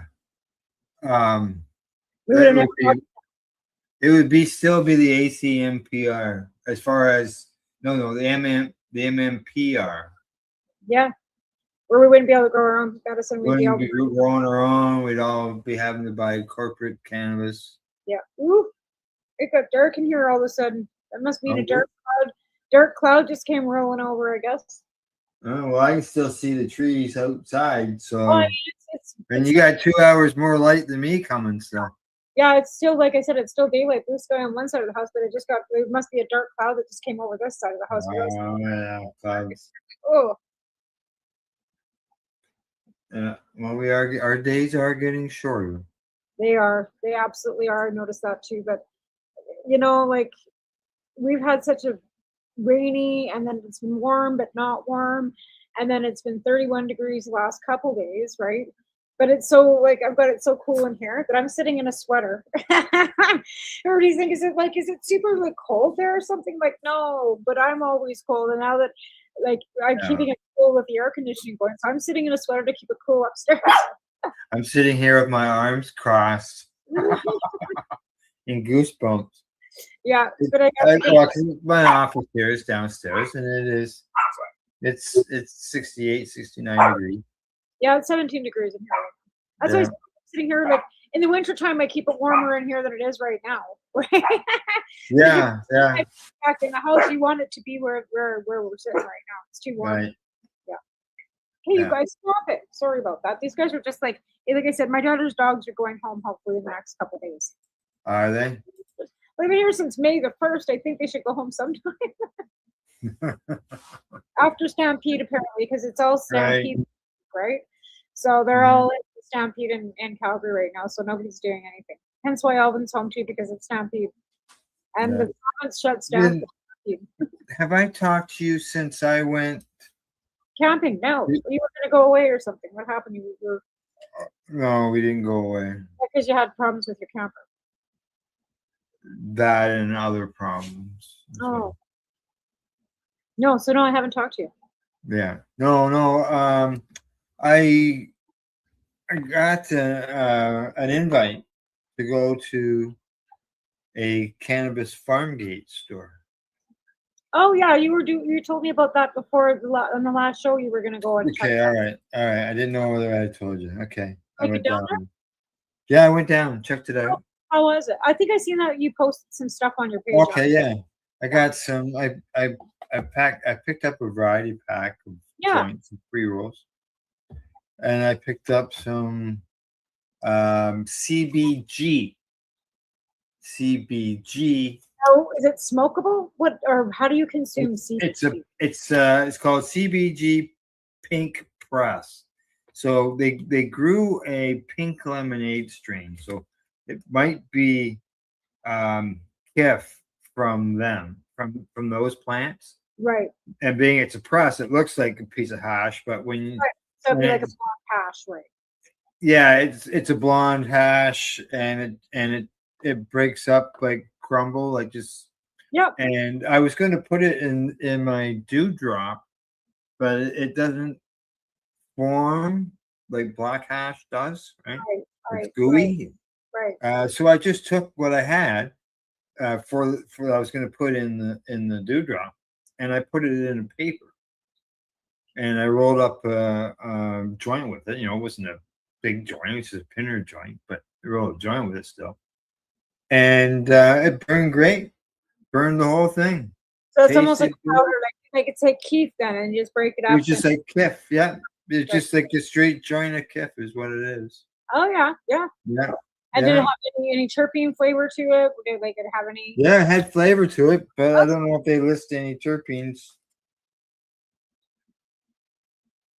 CBG Pink. And this is farm to table, right? So these are legal cannabis growers that are actually got a license. Legal cannabis, correct? Yeah, that's interesting. 2 grams, and the store is in Campbellford, like where I did a lot of my advocacy. Yeah. The store's there, and it's owned by the company that you may have smoked them before. But you ever heard of Pure Hemp Papers? Yeah. That's the company. Wow. Interesting. That's good. Yeah. I saw that they had announced that they were going to have the grand opening in August. So I mentioned about, okay, well, maybe I'll go down and see it. And then one of the employees chimed in and said, "Hey, we're open now. Come on down and see us." So I went down. So is it in town, or is it at their location, or is it? It's out of town. It's out of town because it's a farm. So they didn't have to store at their farm location. It's an outdoor farm, outdoor grow, sun-grown cannabis, and it's even has it in their logo. is the sun rays in behind their words. But the when you pull into the parking lot, you can see the cannabis growing right there. You don't have to go anywhere. You can see it right there at the store. And it was off to the one side. And then they had another garden on the other side of the store that I questioned him about it. And so I said to him, I said, gee, those plants look pretty close together. And he says, yeah, they're 3 feet apart. And I said, well, I try to put mine like 10 feet apart. He says, yes, they do 10, 11 feet for the regular plants. But this is an experiment that they're doing for McGill University out of Montreal. So they're pouring, he told me they're pouring something on the plants. So I don't know what the experiment is. I haven't got a clue. But I hope to be able to get maybe an interview with them, go back down in the grand opening and talk to them then and find out what's going, by then the plants will be bigger, right? I find it really interesting that they're allowed to be visible. Because they're allowed to be seen because, even with 4 plants for illegal grow, for people that are, for recreational, you're not allowed to have your plants visible. It's in British Columbia. We don't have that here in Ontario. Ah, okay. And again, because of the patchwork quilt of the regulatory system that we got, right. I wasn't aware of that.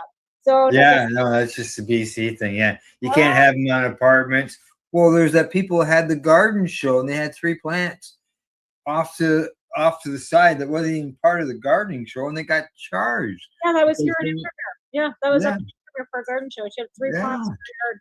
The problem was she had a cop that went through the garden show. Yeah, and once you invite people onto your property in those situations, your property becomes public. If it was just a private event, it wouldn't have mattered because it was a public event. That's what it got it. I don't think anything ever came of that, though. I don't think that there was any charges ever laid or anything. I think they just ripped your plants out of the garden and off they went. Yeah. Well, it's pretty hard to charge you with possession. It's like the legal market, right? Like, what do you charge? Growing illicit growing in your yard? What would that charge be? Yeah, so this cannabis company, it's Abide Cannabis, and it's got an old wooden building as a store. It looks old. And you walk inside, and it's got this big structure in the middle. I thought he said it was an instrument. It takes 8 people to play, but somebody said it wasn't an instrument. It was some type of tool, and it takes 8 people to work it. So I don't know. And then they've got a nice sitting area around a fireplace, and they've got, their serving counter, and they've got cabinets, like glass cabinets, with the history of hemp and history of cannabis in them, displaying books and stuff like that, and then they got their products all on display. Do they have a smoking lounge or no? Smoking lounge. No, that's something I can inquire about. Outdoor patio. I think they should be allowed an outdoor patio, wouldn't I would think that they should be able to serve like soft drinks and and then. They don't have any of that there. See, it's because it's a farm. It's not on. It's on a beaten path. They're on a gravel road. Right, so it's not like people are going to see it come by. They're going to like drive-in traffic is the cottagers that are heading down that little area. Right. Because it's not like when you have a business in town where you have walking traffic. Right. Right. Right. So, it's niche. That's totally niche to have a farm to table business like that. But again, they must be exporting their other product to said probably retail stores to be able to manage because there's no way that would be able to manage itself. It would not be viable itself. They'd have to be exporting. Yeah. Some of their products. They offer tours, so I'm going to get a hold of them for a tour. So, yeah, that'd be interesting. See how that works. And then they're in a spot where the reception sucks. I had like 1 bar on my phone. So that would be a great area to do an interview from live. That right. If I do one, I'll have to probably record it. Yeah, that'd be a good idea. But again, like I said, it's a niche thing, kind of like with Matt with his Airbnb, right? 420 Airbnbs, like it's a niche market, like very niche, and like that's what you're finding. Like even though we've got a legal cannabis market, trying to have a cannabis business that abides by without selling any cannabis or just doing an Airbnb or something along those lines without having cannabis available is a really niche market because you're only looking for people that consume, that have to be able to buy it somewhere else and bring it to your location, right? Same with that farm, like farm to table, especially if they're not on a beaten track. Like Matt won't, he can't sell cannabis, but he can grow his own cannabis and gift it to people. If he had that ability for, Yeah. because I don't think he's licensed as a medical patient anymore. I'm not sure what his stuff goes on. Yeah. All right. Well, I see we're past the bottom of the hour. As usual. As usual. That's it. As usual. But anything else offhand you want to touch on? No, I think everything's, like I said, we're trying to revive kind of the substitution program, but it's been hard going, trying to get people to donate and stuff. It's just, like I said, because the homeless people here have so many resources, it's hard to pin them down too. And they moved the shelter and so other than that, no, just kind of trying to get through life with this telus. Okay. All right. Well, other than that, thanks to our sponsors, limestonecitydroponics.ca and the Campbellford Lifestyle Shop, as well as at ease.ca. Plus, thanks to everybody for tuning into the program. Really appreciate it. And other than that, thank you and good night to everybody. Night. See you later. Bye-bye.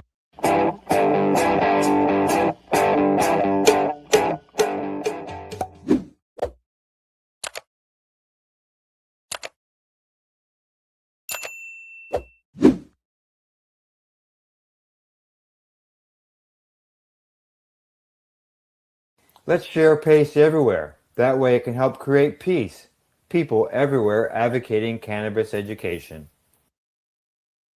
You're listening to the Pace Radio Network here at paceradio.net.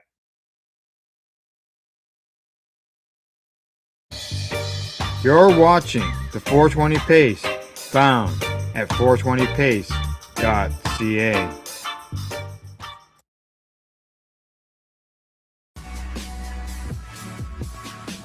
Tune in Fridays at 7 p.m. Eastern Time on 420radio.ca. You're watching the 420 Pace Network, found at 420radio.ca and paceradio.net.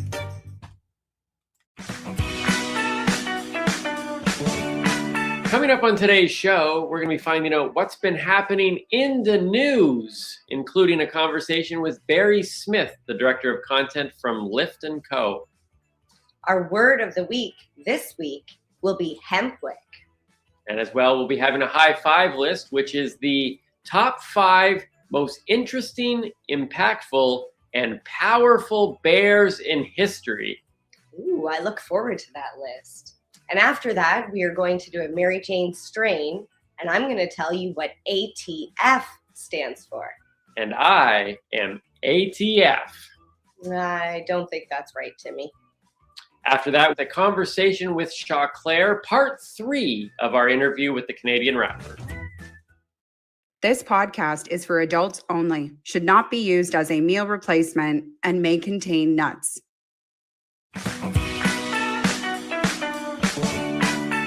Hey everybody, and welcome back to another episode of The Newbie and the Doobie. My name is Timmy. I am the newbie. Mary Jane. I am the doobie.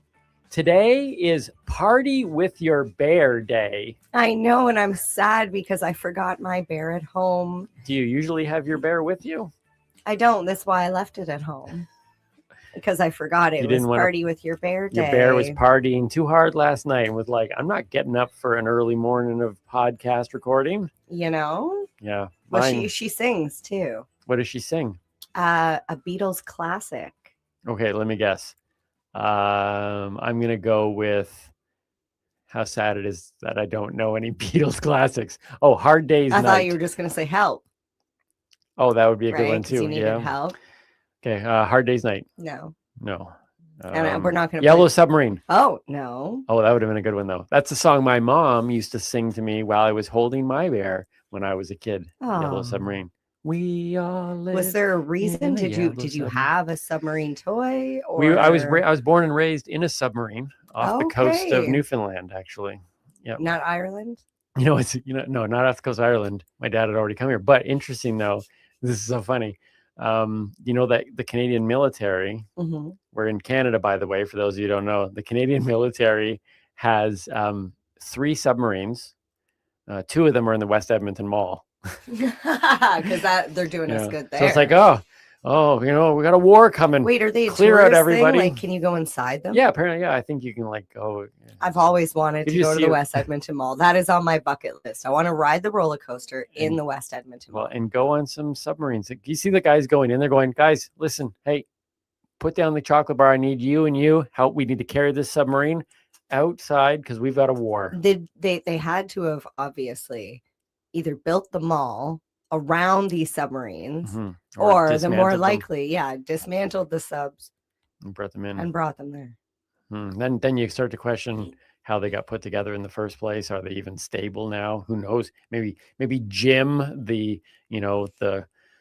custodian of the mall, was like, hey, Jim, can you put that submarine together? He's like, he had to learn some little tricks of how to weld glue and stuff. And so who knows? But anyways, that may or may not be true. That's something we do on this show, is spout off information. Yeah, we don't know if Jim had any true. part in that. The submarine story is true, but we don't know if the custodian. See, now really I'm hungry. Jim. I said sub, and I was like, "Oh wait!" When you're saying did they put it together properly, I'm thinking about like lettuce and tomato. Like, okay, let's talk about the sub thing because I still want to talk about the bear. No, I don't want to. Okay, so there was a sign on the side of the road, right? And it said subs. No, it didn't. What did it say? It said the sub shop. Oh, sub shop. That's right. But it was spelled SHOPPE. Yeah. No. Well, sub was spelled SUB. No, SUB, but it was SHOP, wasn't it? Oh, you're crazy. SUB? Isn't that what people say? Okay, I've heard people say that, I think. Sun under a bit. I didn't finish it. I said no, bitch. You said sun. I did. Okay. So the sign read the sub shop. Yes. Right. And I don't even want to say it. Tell the story. The listeners and watchers really want to hear this story. I know, but it's a good story. Go ahead. It's a horrible story because I thought it was like the prop store. So do you know what a prop store is? A prop store sells props. What kind? Like for movies and stuff. What kind of props? For boats. Oh, like propellers. See, and this is where this is where my confusion was. I just don't understand why it was with subs. Propellers. No, I thought it was parts for submarines. Okay, all right. I didn't know that only 3 of our submarines, 2 of them were in the mall, or else I would have been like, that's a sandwich shop. I was like, clearly that's a sandwich shop. And we had a very long discussion. In all fairness, you were doing a job where you were delivering baked goods to this location. Actually. So you were in that store. You knew what was being sold. But inside. Even if there wasn't a store. No, I stand by what I say, like a prop store. If I see the sign, the sub shop, in my mind and deep within my heart, I know that this place is selling submarine sandwiches. Who sells submarine sandwiches in Canada other than Subway, Mr. Sub, and Quizno Subs? Those are the sub places. Who has a sub shop? You only know the big boys. What about the mom and pop shops? They sell other foods too. They never specialize in just subs. I've never seen. So I was like, okay. Well, I think I didn't want to get into this. This is something that we should mention. Go on to our social media. This is something I think for sure we will mention. If you see the word the sub shop or the words, do you automatically assume that it's submarine sandwiches? I do. Oh yeah, I tried saying that it wasn't like a submarine or something like that. I don't know what I was obviously not thinking. It was a very weird conversation, but for the record, as she often tells me, it's never the weed. No, it was never the weed. It's never the weed. No. So I did want to give my good homage. friend some love and careful with him and some recognition. So this here, hold its head up. It's like a little baby. This here is Bear. Not Barry. Not Barry. This here is Bear. Not Fluffy. This is one of my first stuffed animals. I had bear and I had monkey. who is actually in a pink baby suit right now. I probably should have brought Monkey because Bear literally has never been separated from Monkey. This is the first time Bear has taken a road trip, like ever. Is that why he looks so dead Bear inside? Monkey has a pink baby suit that was Like a mine. onesie? It's a onesie that Okay. I put on Monkey.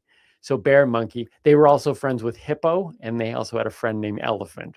Now, Bear's nickname was King because my sister had Queen. They were the king and queen of all of the stuffed animals. Okay. So like we had a whole world, but we weren't very creative. Like you would think like I'm a stand-up comic, I'm I a can tell like writer. it was literally Monkey. Monkey was a monkey and Bear. And a hippo was actually a hippo. See, it would be funny if Hippo was named Monkey. Right? But you didn't even do that. I didn't even like pull off the irony or whatever that could have been. Well, since we're talking about lack of creativity, every single doll or baby or Barbie that I ever got was named Jessica. Okay. All right. If you search, I'm pretty sure the number one girl name the year I was born. It was Jessica. It was Jessica. And that's how, wow. And I don't know if because I wasn't named Jessica and in my class there was a lot of girls named Jessica. Right. That, Jessica was the pretty one. Jessica was the popular one. Jessica was. Well, when you have that many Jessicas, they can all have a title. Exactly. Right? Jessica was everyone. Exactly. Well, fun fact, the number one name of boys when I was born was Bear. No. Interesting. True story. True story. So this is my Bear, legitimately from my childhood. I don't know what used to be on the keychain. He's got a pin of Garfield. Garfield Garfield was the first cartoon character that I ever drew. because one day I wanted to be the pin. I'm a pin. Yeah, don't person. take it off. No, I know. That's why I asked to see.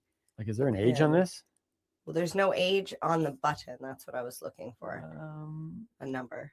Okay, this says There's no actually it number. does. It says copyright 1978. Wow. So Bear has been with you since you were 5. Since I was 5. See, I have stuffed animals still from my childhood, but I have Wrinkles, the dog. Yeah. Do you remember I Wrinkles? remember- You could put your hand in the back. And, Yeah, and I remember like a the Wrinkles, puppet. yep. He was my best friend. I don't have my glowworm anymore, which I I remember absolutely glowworm. I wish I had my glowworm. I remember those commercials. Right. Yeah. And I have an Alf doll Mhm. that I still have, and I have an ET doll. So Nice. I clung to those things that I loved the show Elf. Mhm. I loved the movie ET. And my glowworm got me through many, many nights because I hate sleeping in the dark, or at least I used to. Now I sleep with like this thing A over my mask eyes over and your ears. Yeah. I have this thing. I don't want bugs. Bugs Want in it. bugs Like to climb it over muffles your- the sound. That's what I tell everyone. It muffles the sound. That's what I'm saying, and I'm sticking to it. Nice. But yeah, I have those. But you can't change Alf's name. Well, you can. You can. No, it's No, Alf. well, I guess it's kind of like when you Alien got life those form. Cabbage Patch dolls, right? They came with a name, and that was their name. But I could name Bear because he didn't have a name. So Patch this is dolls. his TV debut. We used to do stage plays with him growing up, but this is his TV podcast, YouTube debut. Ladies and gentlemen, And he's sticking his tongue out. hello to Bear. This is my buddy. I'm so happy about that. It would have been really funny if he would have fell off the shelf. So I'd like to know what month that was, but yeah, I had him when I was 5. So that's. Do we have time to call your mother? Be No. like that show. Hey, Would you Mom. like to call a friend? Find out how old Bear is? I should look into that. I'll send her a message. We don't know his birthday, but we do know some celebrity birthdays. Let's get to those We before we get the do. rest of the show going. What do we got today? We have Maggie Gyllenhaal. Maggie Gyllenhaal. I do know her. She was in Batman. Isn't she Jake's sister? She is Jake's sister. Okay. I know. I used to think they were married, but they're not. Oh no, they look too much alike too. Hmm. Although some married couples, if you're married long enough, you spend enough time together, they say you tend to look like In the some other places, person. you can marry your sister too. So who knows? Okay, moving on. Okay, so how old is Maggie? Maggie is 44. 44. Okay. We also have Missy Pyle Missy from Pyle. Galaxy Quest. Which I have never seen. I think that's the Tim Allen movie. But we did some research, and here is where we have a mutual connection. Okay, yeah, this blew me away because I was like, oh, Missy Pyle has been in multiple things. There's one role I do not know what it is. Speaking of marrying your family members, it's Harold and Kumar. She was in Harold and Kumar? She's in Harold and Kumar, where they meet. Which one? They meet them in a cabin. I can't remember. They meet them in a cabin, and they're like, hide in the basement. It must be number 2 because they're running from I'm sure the it was police. probably called Harold and Kumar Go to a Cabin. Well, they end up in the basement, and they're like, shh, be quiet. And then all of a sudden, there's like this like Cyclops downstairs. Turns out it's their kid. Okay. Yeah. Anyways, she Creepy. plays like the weird cousin. All right. Married, whatever. So like she's been in lots and lots of movies. And I was like, oh my God, yeah, of course. She's in Galaxy Quest. And I love that movie. So that's got to go on the bucket list. Right. But when you told me that she was in Dodgeball, I'm like, no, that was Ben Stiller's wife. That was the Christine girl. And you're like, no. We're She talking. She played Fran. And I'm like, no way. Fran had a unibrow. Yeah, look at the pictures.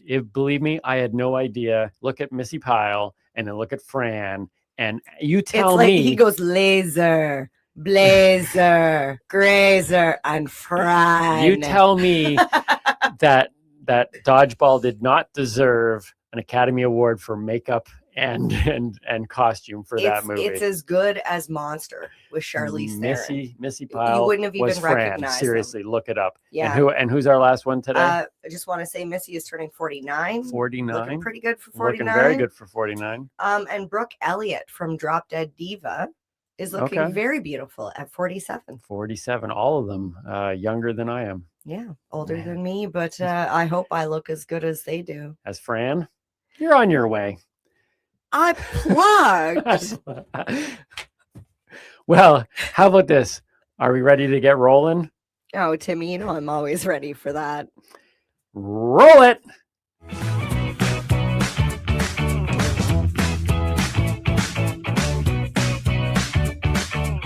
What's been happening in the news? In India, a highly venomous snake was rescued from a fishing net. That snake was so thankful that to show its gratitude, it had its rescuer for dinner.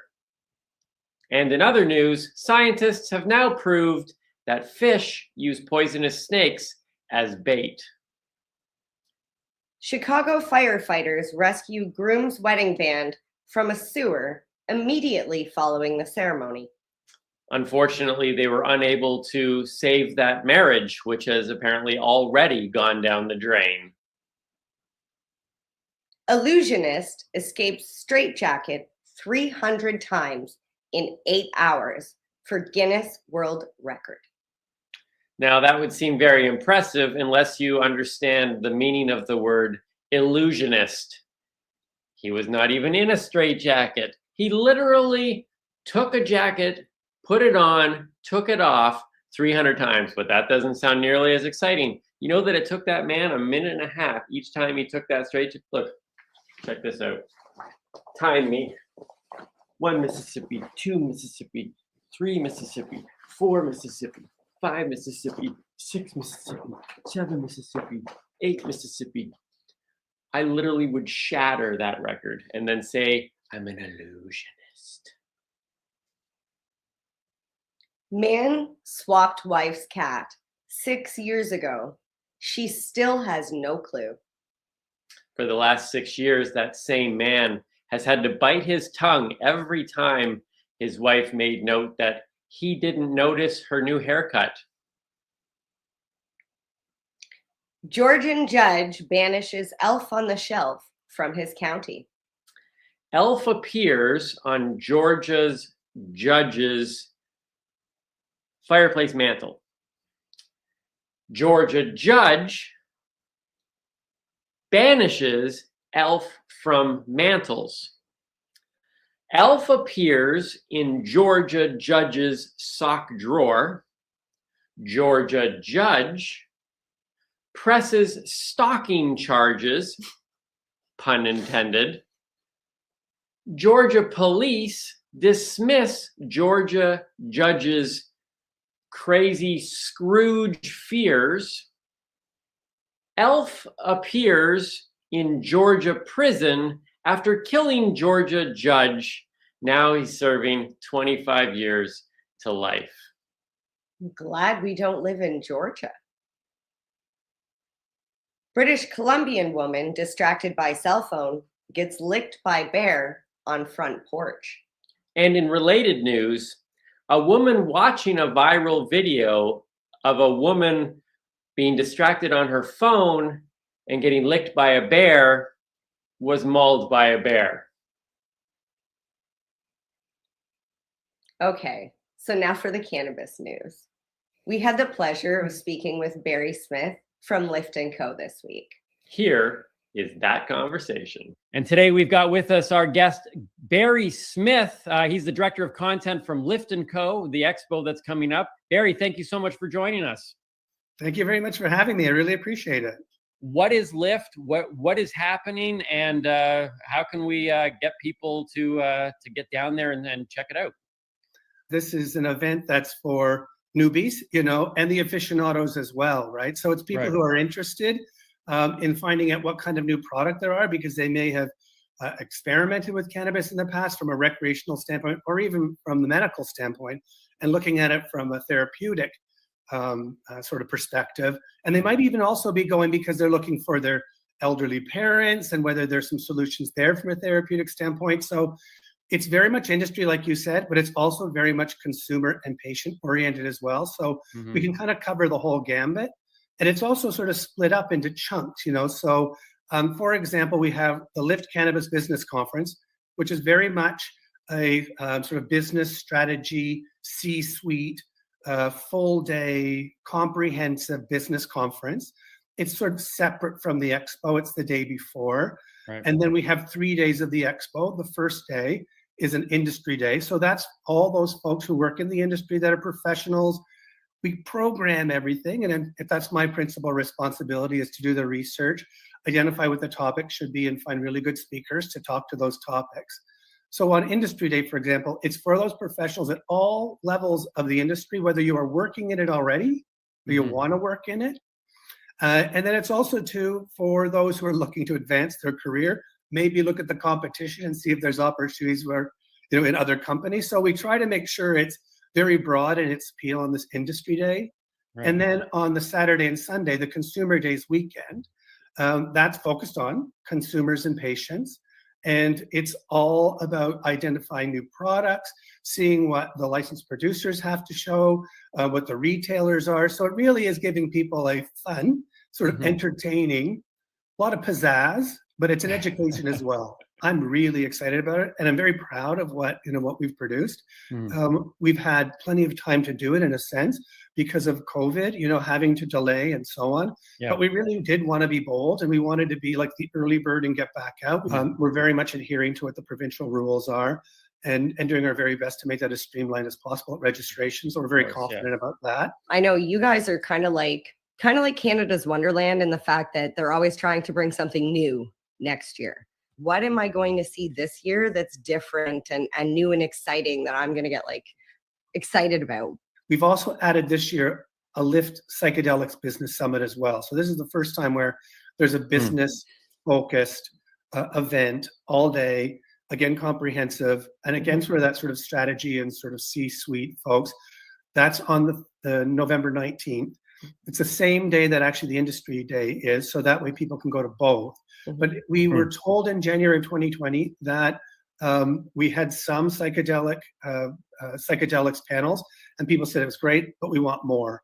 So we've decided that we're going to step in again in that kind of leadership way. It's like, let's do something about business and about investing. We want the scientists there. We want the medical practitioners there. We want the patients there, because psychedelics is about medical therapy. So that's brand new, and tickets are going well and everything. So we're really happy that we've stepped into a spot where we can, teach and learn about psychedelics and where that's going. We've got some of that in the expo as well, right? Psychedelics primer. So we're adding psychedelics into that sort of larger cannabis sort of framework as we've had before. So that's going to give some people some opportunity to kind of learn some other stuff. And it's pretty cool and Mm-hmm. amazing stuff, right? I mean, Yeah. what's possible there. And cannabis, as you know, like the industry as it's grown, has assisted, the movement forward for psychedelic therapies, right? We learned an Mhm. awful lot from cannabis. So that will expedite things, and hopefully that make best practices come more quickly and that sort of thing. So then you mentioned like, we'll have a vape lounge, like here's fun stuff, right? Yeah. We're going to have in the agendas as well, for instance, love and romance and cannabis, fun with cannabis, like where are the great places to stay that are 420 friendly, right? Right. Where are like like cannabis comedy, all sorts of cannabis sort of entertainment stuff. So things like that we've got there as well. I mean, pet treatments. I mean, everybody wants to know about that. Like, what can we do Oh, for yeah. Fido, right? Yeah. So we've added all those things like beauty treatments, topicals. We've added all of that real sort of, I guess, in a sense, sort of human interest stuff, right? Yeah. So it's not all about sort of white coats and ties, that sort of thing. So that's what we've added in there, as well as we've got a really fantastic after party that we're doing with Loophole and other sponsors, and that's going to be the Elma Combo. So it's just opened up in Toronto. Yeah. Again, it's that famous Toronto venue, famous for the Rolling Stones and a great deal many others. Yeah. So we've got that going on Saturday. So we really wanted to make sure this was fun and entertaining, and that's the consumer side of this, right? Yep. Sure, it's buttoned down in business, but then it really just opens up to the consumers, and it's also a focus on what consumers want. So that's important to business, right? I mean, Mhm. come and find out, do your real marketing research with your real market who are here. Our audience is pretty unique, I think, in the cannabis entertainment world. We have a large base of newbies. Either they're just beginning, or they have no interest in cannabis at all, but they have children, parents, family around, their friends that do, and they just want to understand a little bit more. What would you say to both the newbie and the doobie? Why is it a benefit to both of those sides to come together to be that this isn't just a doobie event? What is it? What is it for both sides? Well, we've said this word education. It's an education. I mean, it's a trade show and it's an education. It really is an opportunity. You won't have another opportunity as a consumer, as a newbie, to talk to so many people. Right. Even if it's just about, is it safe? You can ask that question over and over and over again, right up to the doobie. It's like, wow, like, what am I going to experience? Should I try this? Where can I get it? What's your tips for it? They're probably not going to say, and how am I going to be safe? But they want to know that as well. So that's what actually is the opportunity here, is the enormous number of people that are really experienced, that know their stuff, that have more experience than me, that can say, here's the experience for me. Here's what it could be for you. Here's what you have to be mindful of. And go talk to all the other people that are here and get lots of information. So they can find out about the fun and they can find out about the benefits. Newbie or doobie. We want to thank you so much for taking time to spend with us. When is it? Where is it? How to find more information? Okay, so it's the full expo goes from November 18th to November 21st. So Thursday through Sunday. On Thursday, November the 18th, is a Lift Cannabis Business Conference. It's all at the Metro Toronto Convention Center. On November 19th is the Lift Psychedelics Business Summit, and that's also at the MTCC. And then the Industry Day and Consumer Days of the Expo and the trade show floor opens. That's November 19th to the 21st, Friday through Sunday.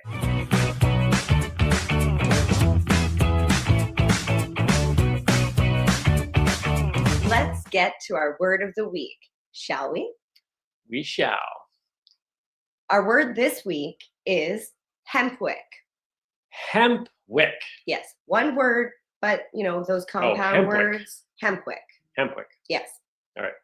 So hempwick is a twine that's made from hemp and coated with a beeswax. So it's like a candle. Yes and no. A candle is beeswax with a wick in the middle. Mm-hmm. This is just the hemp wick, just the wick itself, the twine, and it has a very thin coating of beeswax on it. Okay. All right. You're curious, right? Like, what is this for? Yeah, I've you. If it's in not all candles. In all the things that you've talked to me about just in our personal life. Yes. I have this is one of the few words that I am I don't think you've ever brought up. So I am very interested. So I actually wish I had some here to show you. A lot of people know what hemp cord looks like for jewelry. You'll see people that have this brown, mostly brown corded necklace with like a beads or beads something on it. Hemp wick looks like that, except you'll notice the difference because it has the waxy coating on the outside. And it's sold specifically for lighting your joints, pipes, bongs. And the reason you would use hemp wick over a lighter is because I just happen to have my bong here. Just happen to have my bong. So when you have a unit like a bong and you fill your bowl, most people then take their lighter and light the unit. Beep, beep, beep, beep, beep, beep. That'd be funny. It's like the water starts coming down.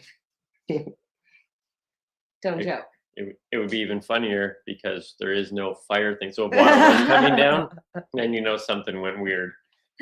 So when you do this, what happens is you're actually pulling in the lighter flame into the flower product, into the smoke. So you're inhaling some of the butane or the lighter fluid from the lighter. So to prevent this, it's actually a healthier method to take the hemp wick, which you can actually wrap around your lighter because it's that waxy. So you can wrap it around. So you always have it on you? You always have like a piece on your lighter, and then you just loosen it a bit, light the tip, and then use the hemp wick to light your unit. So you wouldn't put it in kind of like a bomb, not a bomb, a bong. Oh, like when you would like a candle, like you would. Yeah, like you wouldn't just put it in here and then light the other end that goes. No, because it's not a fast burning. It's a very slow burning. It's not a bomb. It's a bong. No, but you still need a light. Yeah, good call. Right? Harold and Yeah, Kumar. see, I was Number waiting for her to 2. get that. I actually reviewed that movie on our last episode, so go check that out. Harold and Kumar Escape from Guantanamo Bay. I love the cinema reviews. You have to check them out. Check out last week's cinema review. I had a interesting take. Yes. Okay, so I have never seen. Now, mind you, you don't use a bong very often. No, I consume joints primarily. So I've never seen you with a hemp wick. Do you know people that use them? Yeah, I find people that consume bongs or pipes and actually care about their consumption will tend to try and find healthier, cleaner ways to consume their product. Now, there's a reason why. I know people out there are probably like, oh my God, she's holding a silicone rig right now. She smokes out of silicone. And I'm like, yes, I do. Do you know why? Because I'm terrible at cleaning my unit. Oh, yes. And I've been looking for years for a unit that is hollow all the way through. See how you can see through? Most glass units have ice pinch here. It's like 3 indents, which causes, you can toss ice down the top and it catches it. Yeah. Call it ice catcher. Okay. I don't like that because I want to be able to stick a brush, a bottle brush down inside, and I can't clean the bottom of the unit. So with the silicone one that I have, I'm able to take it apart just as you've seen, clean it, put it back together, everything. I could take everything out of here. Everything's removable, everything's cleanable. So if somebody cares about the cleanliness of their bong water, their bowl, if you see somebody with a nasty bowl and nasty water, chances are they're not going to care about the lighter fluid. Right. So someone with a clean bong could possibly be using hemp wicks because it would be a symbol of your general care in general. Yeah. General care in general. It's like a respect thing for your body.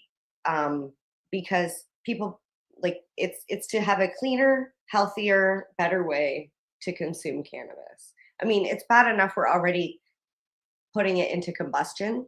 Yes. There are carcinogens that come with combustion. That's a topic I think we're going to have in the future because you and I have talked a lot about that.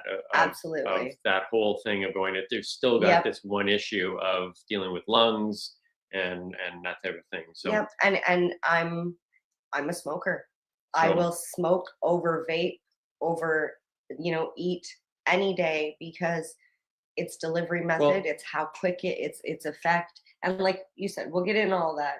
Yeah, the hemp wick then is it's kind of like the same thing of, look, you might not change your eating habit overnight, but you can, change it a little bit, make some small change. And so using a hemp wick is kind of moving one step closer to a healthier way to consume. I mean, it's fairly inexpensive. You can find it at your local head shop or glass store. Go try it out. All See right. if it makes a difference. The hemp wick. It's our word of the week.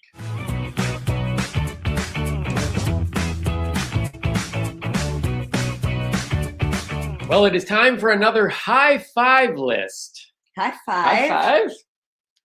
Today's high five list is the top 5 most interesting, impactful, and powerful bears in history. Ooh, Right? I'm excited. We have 2 of our personal bears here. We didn't want to put them on the list lest people say that we were somehow biased, but we'd like to take a moment to introduce them. Mary Jane? My bear Jude is actually special because she sings a Beatles song. Hey, Jude. No, Timmy, not that one. It's actually I Will by the Beatles. They will. This here is my bear. His name is Bear. He also had a best friend named Monkey, who happened to be a monkey. They had a friend named Hippo. He was a hippo, Oh, so creative. right? So they are joining us here today, but we are now going to know the bears that you probably know. Now, there are so many impactful bears in the world. I've actually left a few off this list.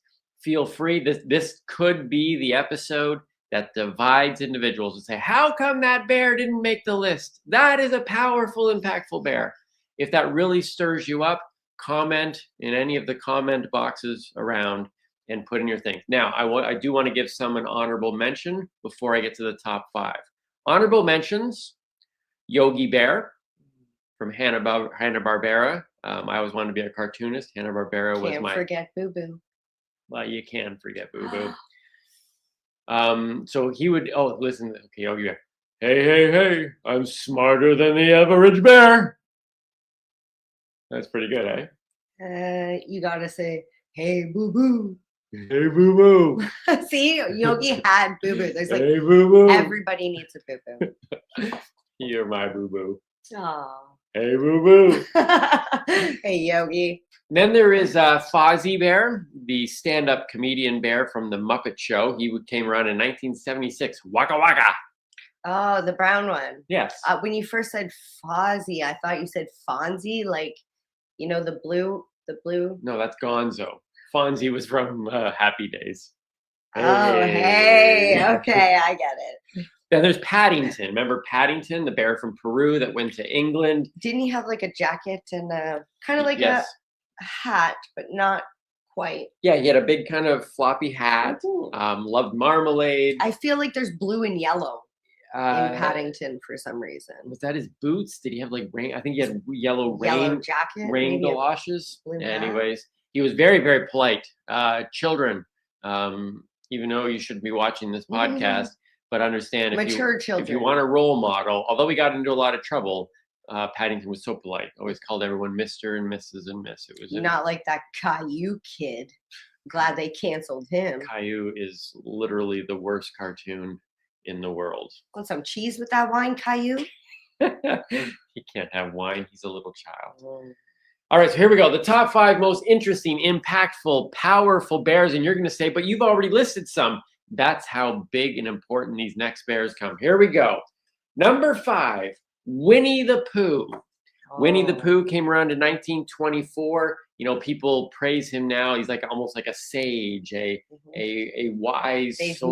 made movies and television shows and books. And they have like what is it called? The Wisdom of Pooh or the Tao of Pooh. It's just fun to say. Well, it's it's always fun to say Pooh. Winnie the Pooh was actually a she in real life. She was called Winnipeg the Bear. Now get this. There is a statue of a Canadian lieutenant Harry Colborne was his name. He was from White River, Ontario. There's a picture of Lieutenant Harry Colborne with Winnipeg the bear in Winnipeg, because that's so. There's the Canadian roots to this legendary bear. So the Canadian lieutenant Harry Colborne purchased the bear from a hunter, saving it. On the way, I can't remember if it was at the beginning of World War II or World War I or near the end of World War I, but he was flying to England. He bought this bear from a hunter for $20, named it Winnie after Winnipeg in Canada. Brought it to the London Zoo, and so I guess kind of rescued it, I guess. But I mean, I can't remember. I mean, times were very different now. I don't know if you could just literally walk somewhere, buy a bear for $20, put it on your plane, and travel across seas. I'm pretty sure that's Yeah, I don't think that's possible. I can't remember the last time I bought a bear for $20. Now I do. It was stuffed. It's like a stuffed bear. It was? Yeah. Where? At the mall. I bought it? No, I bought it. Oh, see, I can't remember the last time I bought a bear. That's where true. we have problems. So at the London Zoo, a young Christopher Robin Milne fell in love with the bear enough that when he went back home, he renamed his teddy bear Winnie after the bear in the zoo. Winnie the Pooh, Pooh being the name of a swan that he had also seen. I would have just called it Bear Swan, but he went with Winnie the Pooh. Now that whole story and interaction caught the imagination of his father, A.A. Milne, who ended up writing Winnie the Pooh about his son, Christopher Robin. Isn't that amazing? And the bear. All starts from Canada. Number 4 on our list of the most important, impactful, and powerful bears in history is Smokey the Bear. 1944, he came out. He was the bear who was known for a phrase that started 3 years later in 1947 by saying, "Only you can stop forest fires." I remember something vaguely about fire protection. Right? Yeah. Now, I was very young. that phrase in 2001, I believe, was changed from forest fires to wildfires because they realized that not all fires happen just in the forest. Could be in the wild. Now, mind you, maybe only you can stop fires might just be a good thing in general because because your house could burn down, and that's not in the wild. Anyways, he was intentionally spelt Smokey with an E, because they didn't want to actually have the adjective for fire in his name, so they named him Smokey with an E. In 1950, so 6 years after this cartoon bear with Only You was put together, a 3-month American black bear rescued from a New Mexico wildfire had his paws burned, his back legs burned. He was rescued from that and put into the Washington National Zoo. Oh. His original name was Hotfoot Teddy because he had had his paws burned, but they changed it to Smokey Bear. He was technically now the living icon, the living representation of the cartoon Smokey the Bear. Now, he became so popular in the zoo that in 1964, he got his own zip code because he was getting so much mail. People were sending mail. Like to the bear. Santa. Right? Exactly. Okay. You could probably just write Smokey Oh, Bear H-O-H-O-H. and send it off. Now, he was a living icon there for 26 years. He retired from icon status in 1975, died in 1976, and had almost like a state funeral. But Smokey the Bear was not just a cartoon bear, but was a real bear. Okay, so these 5 and 4 have been about real bears. Correct. Okay, I like Number it. 3, I do not believe is about a real bear, but what puts it on this list is because it was as close to a real bear at the time as you could find. Well, I guess not really, because bears don't really talk. At least, I don't know. Maybe they do. I haven't spent too much time around Depends them. on where you Anyways, buy the bear. number 3 on this list is Teddy Ruxpin. You know Teddy Ruxpin? Oh my God, that was like borderline creepy. 1985. Teddy Ruxpin was the first animated talking toy, not animated in cartoon, an animatronic talking toy. Kind of like this. Just like how this one sings. See? Kind of Yeah. just like that. The mouth moves. But it talked. Now, as a result of that new technology, it had like cassettes and stuff that you would put in his butt. Yeah, you bought special tapes Mhm. that told stories so he could read to you. I think or there are something. stores actually now that you can buy tapes to put in your butt. Anyways, he was the best-selling toy in 85 and 86 because it was so amazing that they had this animal that could talk. Ended up getting a show, as was the case back in the 80s. Almost every popular toy ended up getting a TV show. It was just basically long commercials. It was The Adventures of Teddy Ruxpin, and it was him flying around in his hot air balloon. For the record, I actually told a young girl years ago, while I was just a immature young boy, that Teddy Ruxpin had died in a hot air balloon crash. I'm not proud of it. I'm just telling you that that's a personal connection to Teddy Ruxpin. Anyways, he had that TV show from 86 to 87. Now, he was only available from 1985 to 2019. So if you find a Teddy Ruxpin now, it's very rare. Pick one up because he's no longer in circulation. However, Nintendo has Teddy Ruxpin to thank. Some people believe that Teddy Ruxpin, the technology of Teddy Ruxpin, actually helped the movement of Nintendo from Japan into the American market. Because at the time, listen to this, this is so amazing.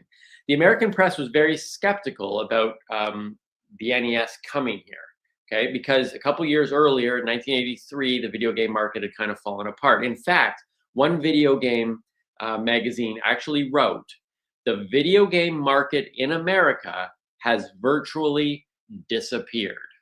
Think about it now with the way video games just like are in that our world now. person's career because he didn't know what he was talking about. Like think X Games now, or not X Games, the video game the esports. The esports It's is bigger than regulars like on the field sports nowadays. Those stadiums are filled with people. Throughout the years, Teddy Ruxpin had different incantations or incarnations or whatever they are, reincarnation. And in 2006, actually popped back into the forefront of technology as being the animated interactive plush toy of the year. So for a 20-year span, Teddy Ruxpin a couple times was kind of like on the forefront of stuffed animal technology, but actually was part of his boom in the 80s. People actually say helped Nintendo make its transition. And so that's a pretty cool thing. Number 2 on our list of the most interesting, impactful, and powerful bears in history, I would say, are the Berenstain Bears. Why do you say it like that? Because most people think it's the Berenstein or the Berenstein because a lot of people believe wholeheartedly that it is Stein at the end, but it is not. Berenstain is Berestain, the Berenstain I don't believe Bears. you. True story. I I looked it don't up. believe. Now, here's the thing. I actually wrote on my card Berenstein with an E in it. And apparently that's what everyone thinks. Now that's called the Mandela effect. The Berenstain Bears came in 1962. The Big Honey Hunt was their first book.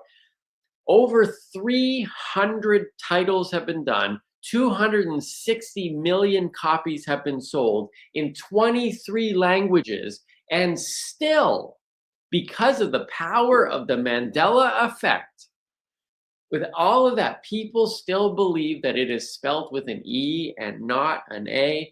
Mary Jane has actually gone off to see if she has one of those books. But let me tell you this.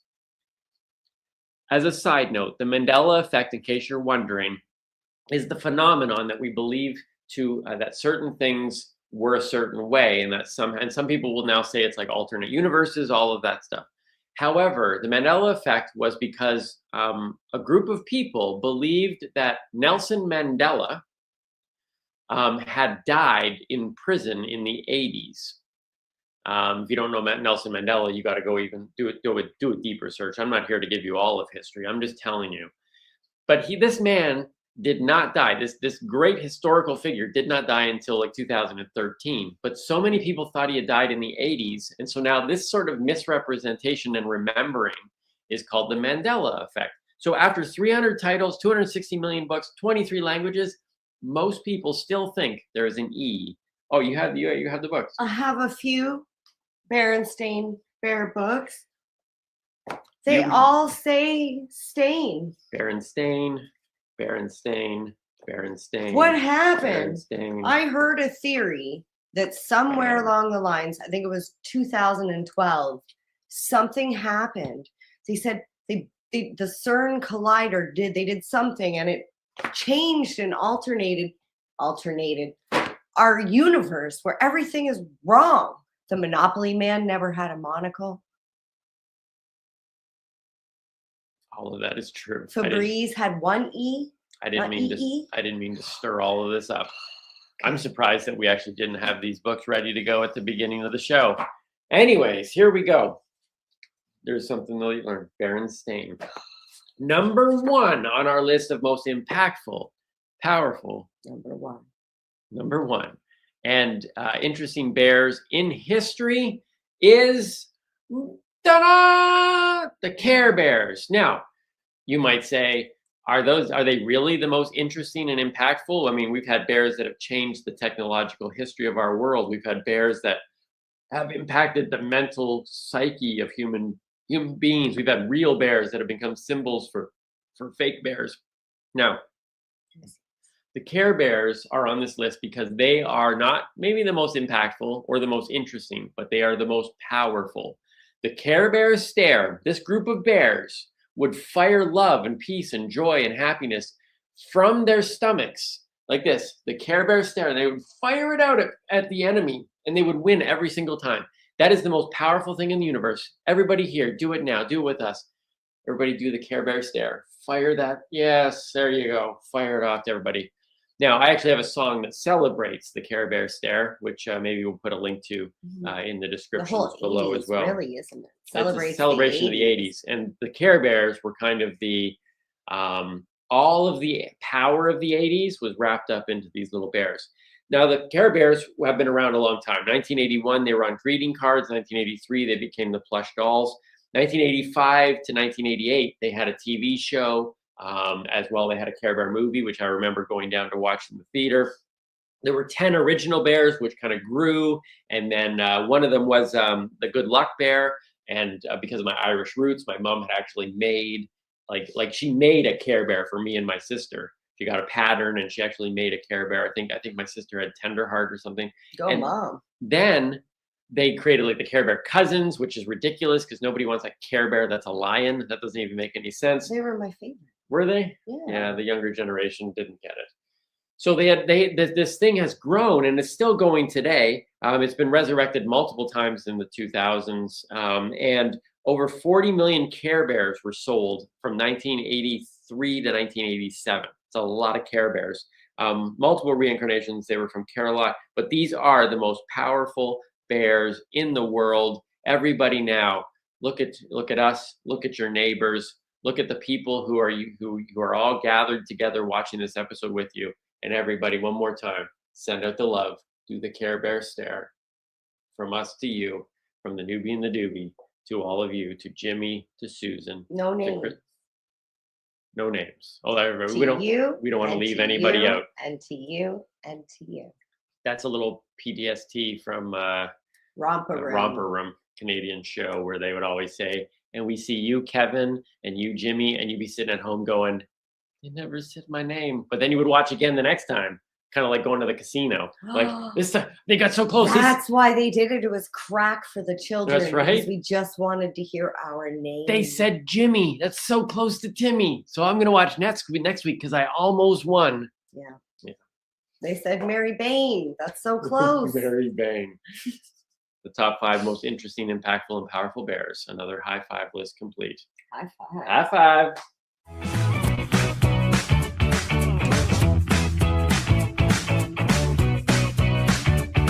Welcome back to another segment of Mary Jane's Strain. What's the strain we got today, Mary Jane? Well, Timmy, The strain we have this week is ATF. I am always ATF. No, Timmy. I think that's DTF. I'm not too sure about that one, but Although ATF stands for, I'm not sure if I can say the actual word. I'm going to say it anyways, Yep. okay? And if we have to, we'll edit it out. Right. Alaskan thunder. Oh, hold on. Don't be saying thunder on YouTube. Alaskan. Beep. I didn't see that one coming.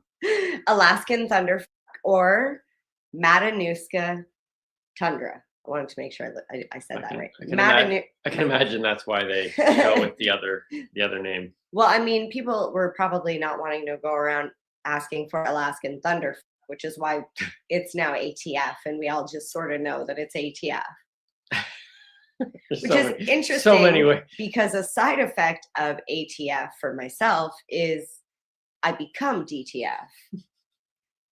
That was one of the things that everybody always used to say it was like, get this strain because it'll help you. It just makes me think of like you're going into some sort of like I'm trying to think of say the North Pole, well, even up in Alaska, like in a brothel. I'd like to get the Alaskan thunder. Well, okay, that's gonna cost you though. Oh, that's funny. And they put you in a room that's freezing cold with like sounds of rain and shit, and they're like, "There's your Alaskan thunder." There's gonna be so many beeping in this episode. Okay, so ATF is a sativa dominant strain named Matanuska tundra after the region that it comes from in Alaska, the Matanuska Valley. Okay. Sorry, I'm just so proud of myself. Said that I practice all week for that. The THC levels can reach up to 25%, so they can get really high. Okay. And you will get really high. Yep. But not at first. Oh, there's a delay. Yes. So this strain is known as a creeper strain. There is so much about this strain that's incredibly interesting. Could I have the creeper strain? So creeper weed is really interesting because if you've never had a strain like this, you don't know what I'm talking about. And you'll probably be knocked on your ass when you experience it because what happens is you consume it and nothing happens. Oh, at least not right away. Which would be dangerous because the first time I consumed, nothing happened. But then, like, it could have been one of those things where it's like I just go like whatever, and then like 6 hours later, I'm like, did I have the creeper? Well, it's exactly that. Say, for example, you have something to do later on in the day, right? And you consume, I should be good in 4 hours, and nothing happens for 3 hours. You got to really plan this one out. And all of a sudden, bam. You get hit by a wall? I don't know. I don't know if I like the fact that you have to do that much work and scheduling to go, like I've seen you just go, I'm going for a smoke. There's no thought process. It's like, I'm going for a smoke and you grab something and you smoke. Like this one, it's kind of like, okay, let's see. Am I free from this time? Oh, I got this appointment in here. See, here's the I got to find time for this ATF. This is the way I have always consumed cannabis for myself is if I'm trying a new strain, I always try it after I've done everything I need to do for the day, when I'm ready to relax. Yeah. And that way I know that if it's too much or I get hit with a ton of bricks, the worst thing that's going to happen to me is I'm going to end up in bed with an open bag of chips. Well, the worst thing that's going to happen to you if you get hit by a ton of bricks is you're dead. It just feels like a ton of bricks. But that's the heavy THC combined with the terpenes, which are linalool, pinene, myrcene, and limonene. So it's got like a wide range of, because like linalool is more like sleepy and limonene is more uplifting. So this is why it's like, it's not that it's a creeper and it hits you all at once because the sativa, this is the thing with hybrids when it's a sativa dominant or an indica dominant. Sometimes what happens is when you first consume the cannabis, joint, bong, pipe, next thing you know, you get the sativa effect. You're super excited, uplifted, energetic. but then the indica side of the strain starts taking effect. Mm-hmm. And now you're starting to get slow and tired, and it feels like that wall has hit. Okay. So and everybody is different. Some people feel the indica side first, other people feel sativa, and some people just kind of have this nice mellow all the way through.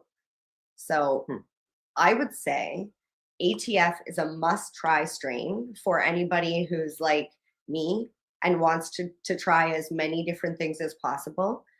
Make sure you do it responsibly, safely, and record your findings. Did you like it? Was it too strong? You know, maybe you might be like, oh, I'm never trying that one again. Like Bruce Banner, number 3 for you. This ain't for the newbie. We're talking high-powered stuff here. Mm-hmm.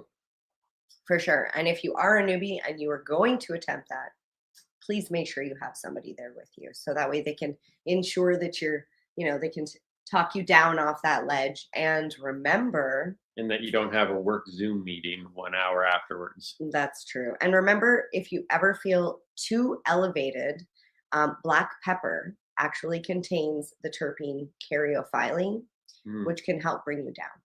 Nice. All right. Everyone out there, the ATF. Enjoy.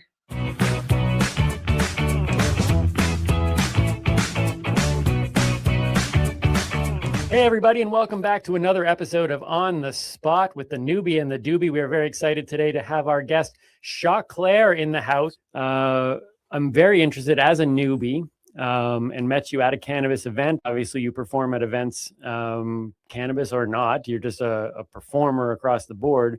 But I am always interested as a newbie of people's cannabis journey. Our listeners on this show, we're very happy to discover are newbies and doobies, that there are people who watch this show because they know someone who smokes cannabis, so they don't consume themselves, but my voice kind of opens up a door for them to come in because I'm kind of speaking from their side.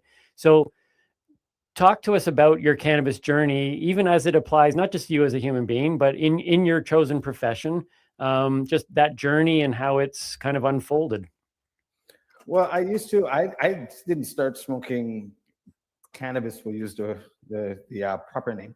I didn't start smoking cannabis till later in life. Like I was like probably like 22, 25 or something like that. And like most people, like I had friends that would go, all they had to do was get around the fence of the school property so they could smoke their cigarettes and their weed, come back in, skipping classes and whatever. And it does it, whichever, it's all good. But I didn't get into it until a while. Like until my second. So on the Ice Cold album with Let's Ride, I wasn't smoking at all. It's the Memoirs of Blake Savage, which was the album after that, where I started smoking. And I only started was because I was touring with Rozelle and the Beastie Boys DJ, Mixmaster Mike, over in Europe. And we were going to Amsterdam. Okay. And I was like, well, when in Amsterdam? Like, yeah, because it wasn't legal everywhere. Like, like it was very whatever. And it's like, I'm here. And I'm like, when's the next time I'm good? Like, these are opportunities just because you're an artist in whatever field of profession that you're doing. You get a chance to go to Amsterdam. You're like, I want to do what they do. And then went in Rome, right? Right. So I went to, we went to a cafe, me and a bunch of other people that were already smoking. And we went there, we walked there. They gave us a big menu of all this stuff, like what you can see online. And everything. I went and we rolled. I remember Face Off was on the TV. They had TV right there. And Face Off became one of my favorite movies ever. And I was sitting there watching it and I was like, and then it wasn't until like 3 months later.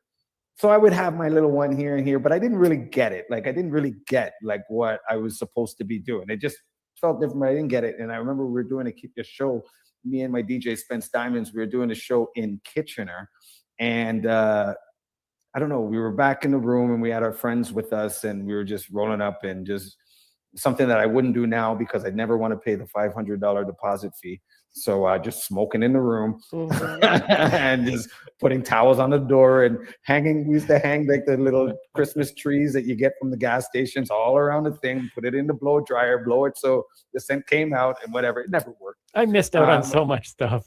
Oh, you really did. Yeah, we would do that. And then I just started laughing. And then he's asking me, why are you laughing? And then I just kind of saw the situation that it wasn't in, and this was just my own moment. And then I remember just telling him, I get it. Like, I get it now. Like, you know, like, it's like you could go, and for me, it's like, I like to just be in a good space. Like, you know, like, I'm not trying to, like, when people come up, I think Cat Williams had a comedy special about it or something. He put in a comedy, he's like, you know, people come up and be like, yo, I got this new weed and it's called Murder, Death, Bludgeon You. And I'm like, I don't want that. Like, give me cloud 9 right there. And then just let me sit there. Because then when I'm there, like, I'm functionable. I'm there. I'm just easy. I just go through the day. You know, I just go through the day, and I just saw the fist bump, so I know there's something going. Like, you used the word functionable, and we've talked about that. He's never heard that word until I said I was a 100% functionable stoner.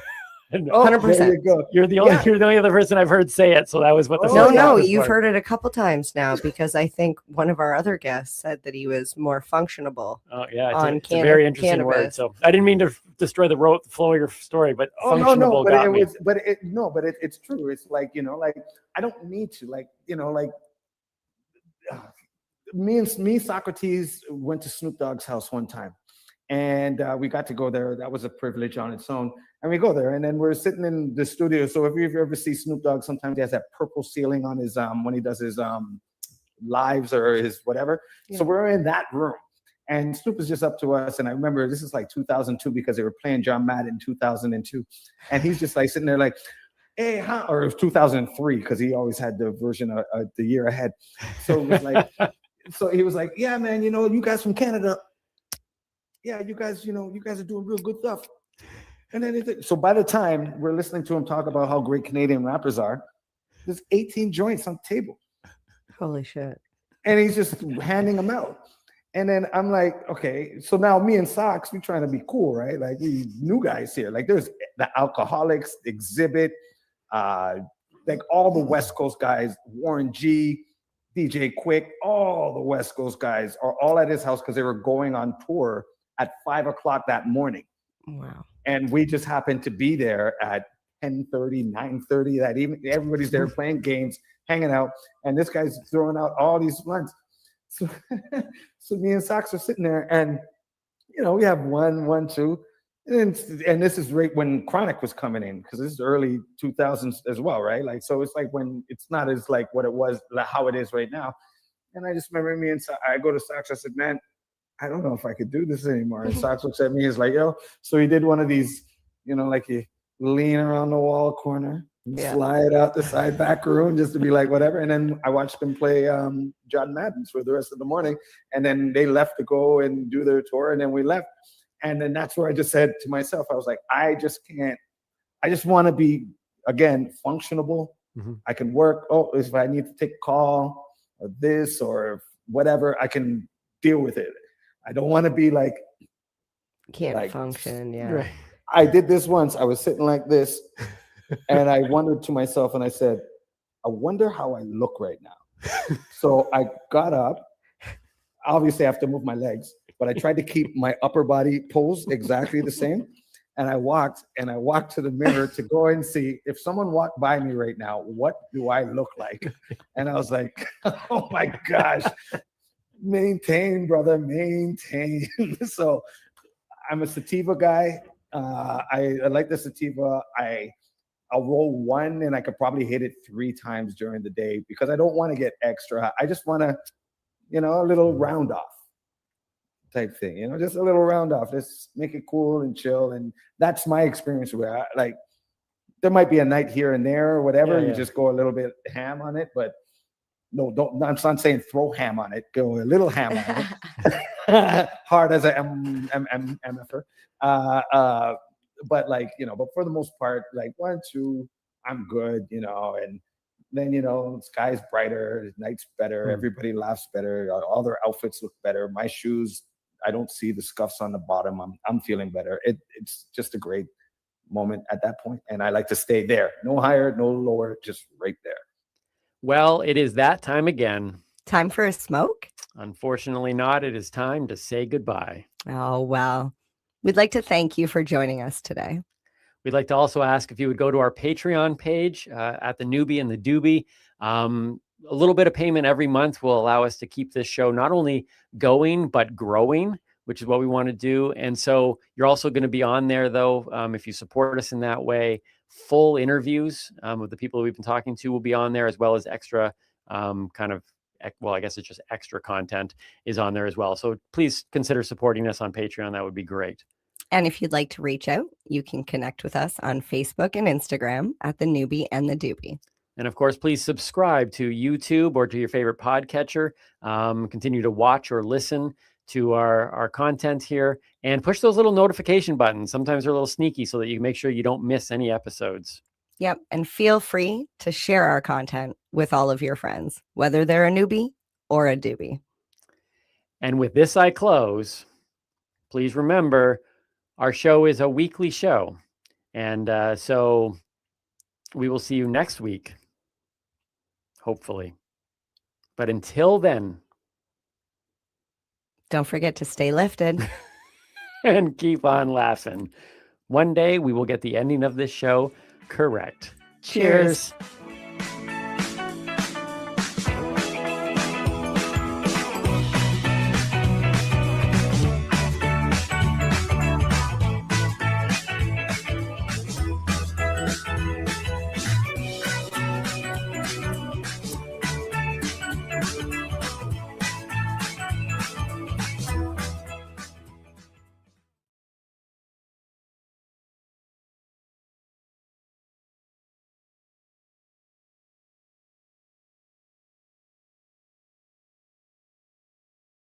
Are you looking for non-stop, continuous cannabis and psychedelic programming? If you are, then turn your browsers to 420radio.ca or paceradio.net, where you will find the 420 Pace re-rolled Saturday. Everything gets started at 8 a.m. Eastern Saturday morning. Hi, I'm Timmy. And I'm Mary Jane. He's the newbie. She's the doobie. And this is the show where we toke cannabis. Talk. From both sides. Is that even possible?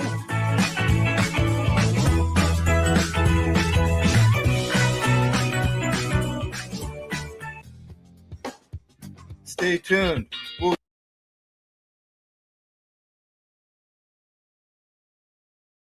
On to the next story. It's coming to us from Green State. And we're talking about the DEA. The DEA's cannabis hearings ask one question. The feds have apparently already answered it. One of the most closely watched events in U.S. cannabis policy has concluded, at least for now. But many observers say the hearing produced more uncertainty than clarity.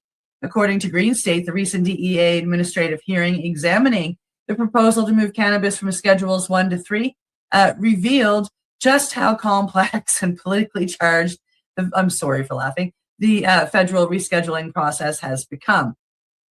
No kidding. While the hearing was expected to provide insight into the government's reasoning and timeline, much of the discussion instead focused on procedural disputes, legal arguments, and disagreements over who should be allowed to participate. Questions surrounding witness selection, transparency, and access to the proceedings continue to overshadow much of the testimony. The article notes both supporters and opponents of rescheduling remain deeply divided.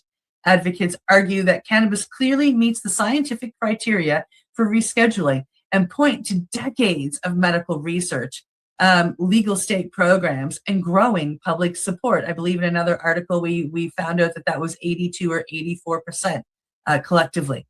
Opponents continue to raise concerns about public health, abuse potential, and the adequacy of existing scientific evidence. So just so you all know, abuse potential. If you abuse cannabis, you're going to sleep for 10 hours. And you're going to be really thirsty, drink a lot of water.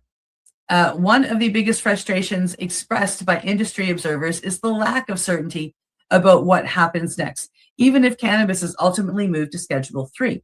The change would not legalize cannabis federally or resolve conflicts between state and federal law. For patients, researchers, and businesses alike, the hearing underscored one reality. The conversation around federal cannabis reform is advancing, but the path remains anything but straightforward or quick.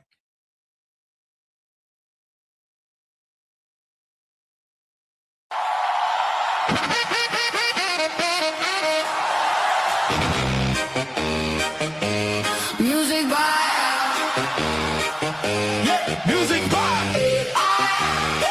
We got a story in the cut. A different genre, same pulse, same hand, same fire. We can make a tune out of a tired wire. Every sound got a face, every beat got a name. When the songs gets loud, we can play that green flame. Music by.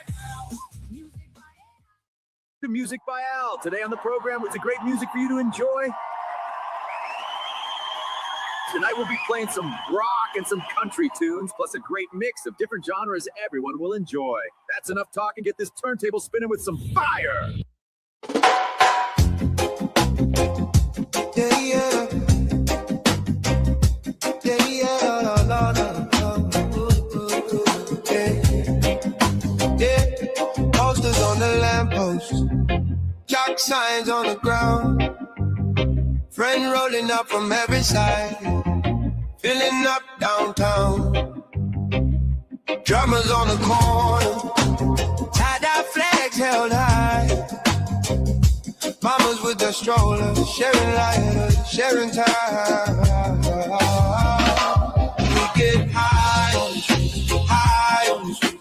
Steps in rhythm, hearts on beat. From the vendors to the bands, we raise our leafy hands. We get high on the streets, high on the streets. Hey, at the marijuana march, we all agree we're not hiding anymore.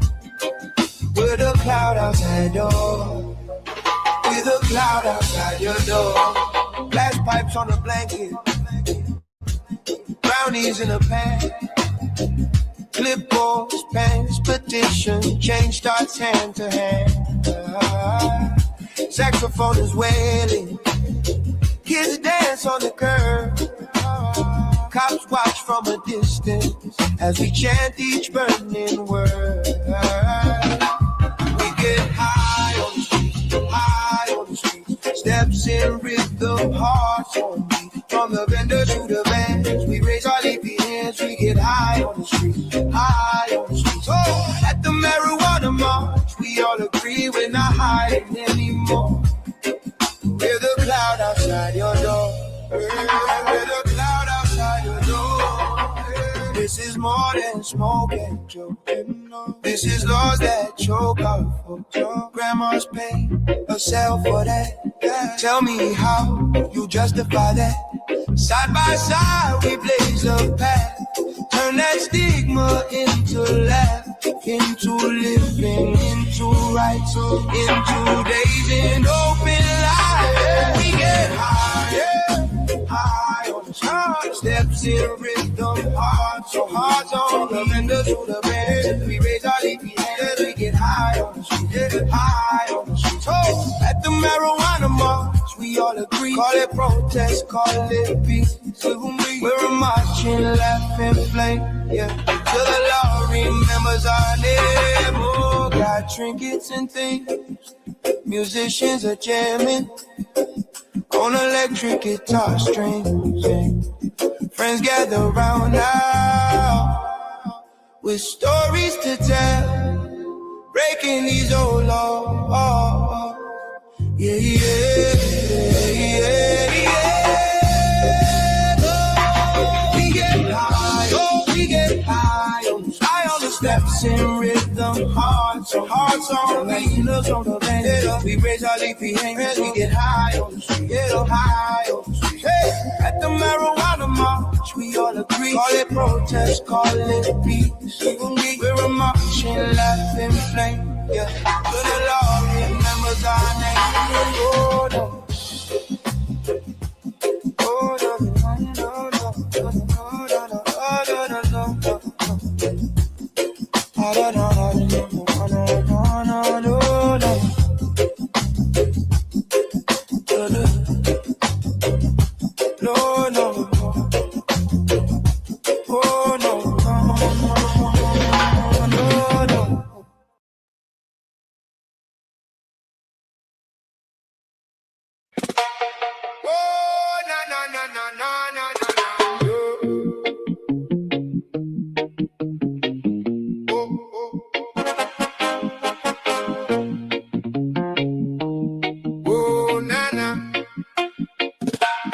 Morning rough, don't talk loud. I rush slow through the crowd. Green bread in a paper crown. Got the weight, but I sit down. Hard week, heavy hands. Pockets full of shifting plans. You say pain don't leave clean, but I know what the roots mean. Let it spin, let it swing. One small spark and the whole room sings. Easy now, take your time. Feel that calm come over mine. Cannabis heals, cannabis heals, heals, heals, heals. Cannabis heals, cannabis heals. It cools, it shields. One deep pull, I'm back in my skin. Cannabis heals, let it roll in.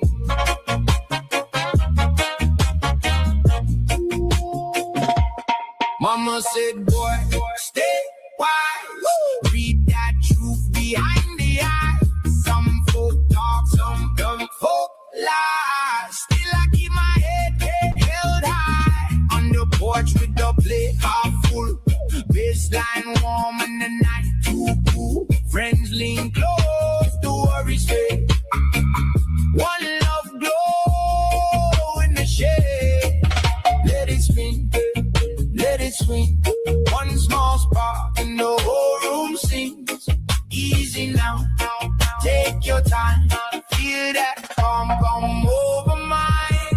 Cannabis heals, cannabis heals, heals, heals, heals, heals. Cannabis heals, cannabis heals. Yeah, it cools, it chills. One deep pull, I'm back in my skin. Cannabis heals, let it roll in. No rush, no fight, just a slow moon ride tonight. When the world gets wild in me, I find peace in the in between. Cannabis heals, cannabis heals, heals, heals, heals. Cannabis heals, cannabis heals. It cools, it chills. One deep pull, I'm back in my skin. Cannabis heals, let it roll in. Cannabis heals, cannabis heals, heals, heals, heals, heals.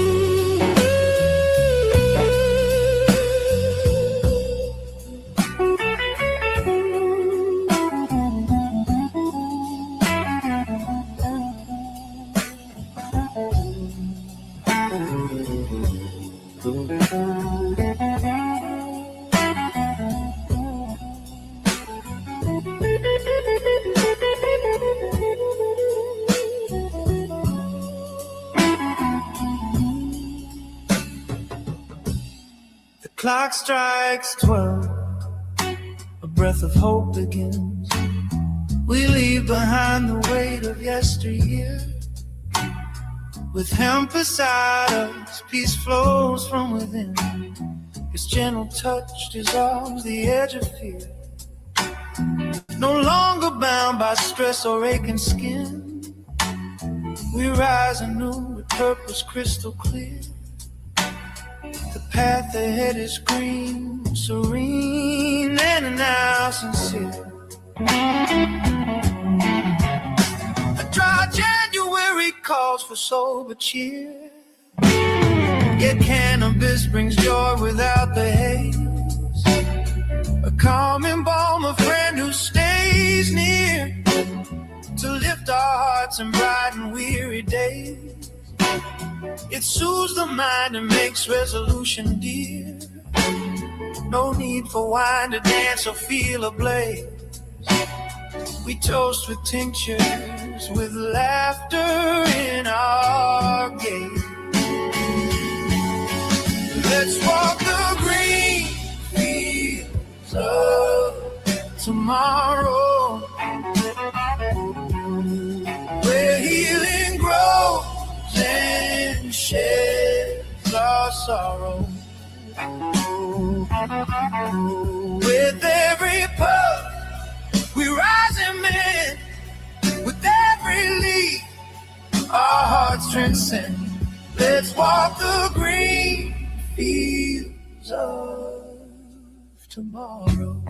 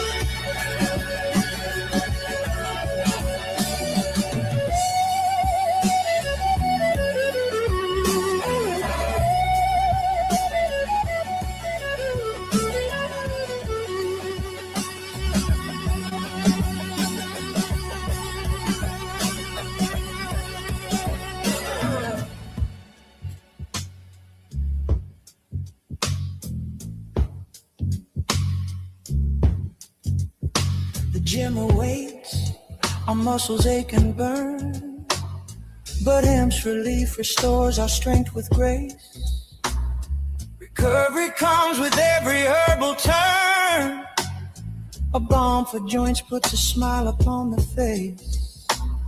We learn to rest, to breathe, to slowly earn the gains we seek, not just the frantic pace. We find our rhythm in a kinder space. Sleep finds us now, not chased but gently won, with CBD and dreams that softly bloom. The racing thoughts dissolve, the day is done, and cannabis smoke begins to fill the room. We rise refreshed beneath the morning sun, with sharper minds and joy that finds its plume. The plant has turned the dark to light and remove the gloom. Let's walk the green fields of tomorrow, where healing grows and sheds our sorrow. With every puff we rise and mend. With every leaf our hearts transcend. Let's walk the green fields of tomorrow.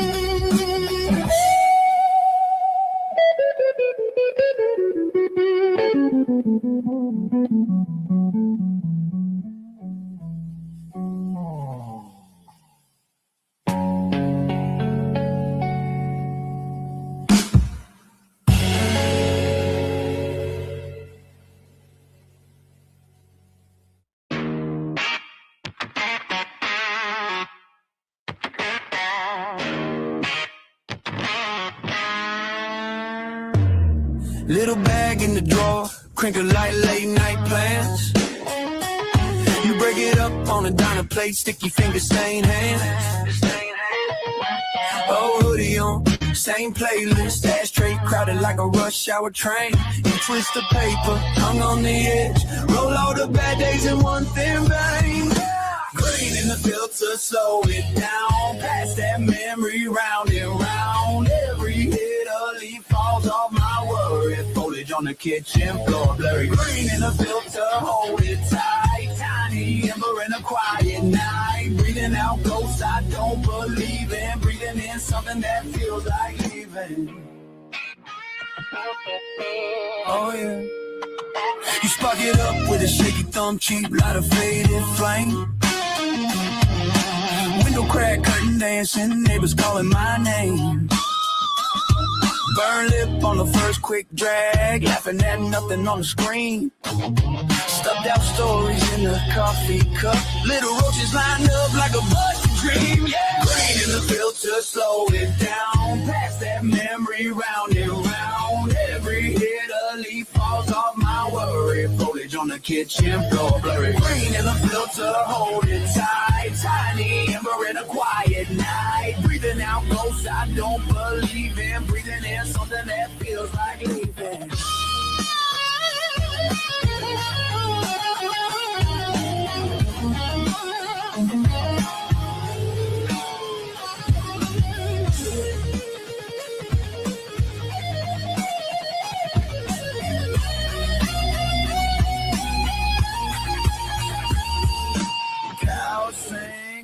Sink slower, ceiling fan tracing lazy halo.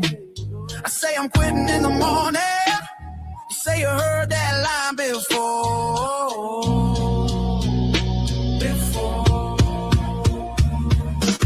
Green in the filter, slow it down, pass that memory round and round. Every hit a leaf falls off my worry, foliage on the kitchen floor, blurry. Green in the filter, hold it tight, tiny ember in a quiet night. Breathing out ghosts I don't believe in, breathing in something that feels like leaving.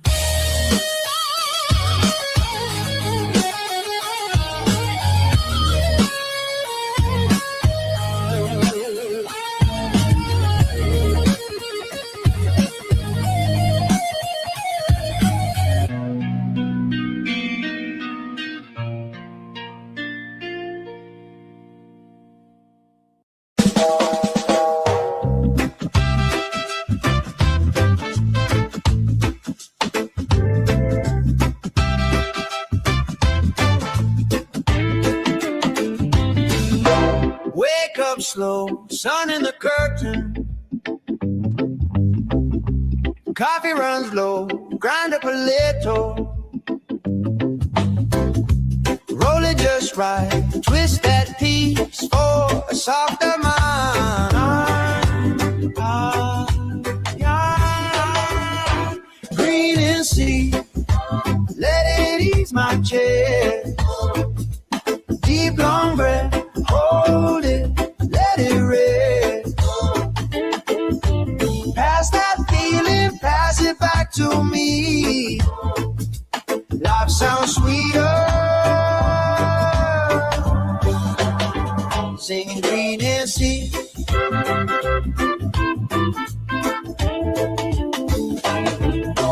Ashtray ring like yesterday's plan. All that rush just slips from my hand.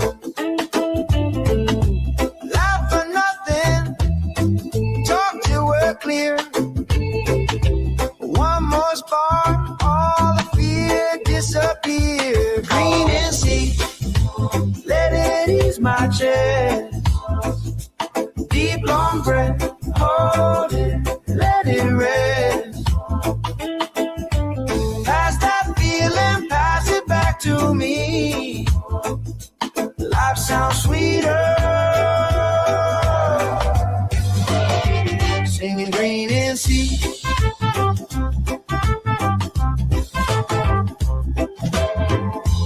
Call it medicine, call it escape.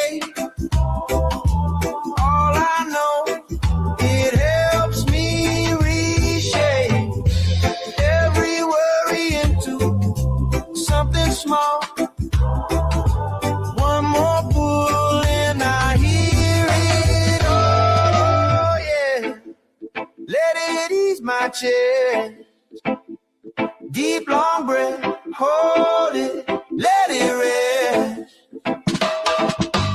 Pass that feeling, pass it back to me. Life sounds sweeter. Singing green and sea.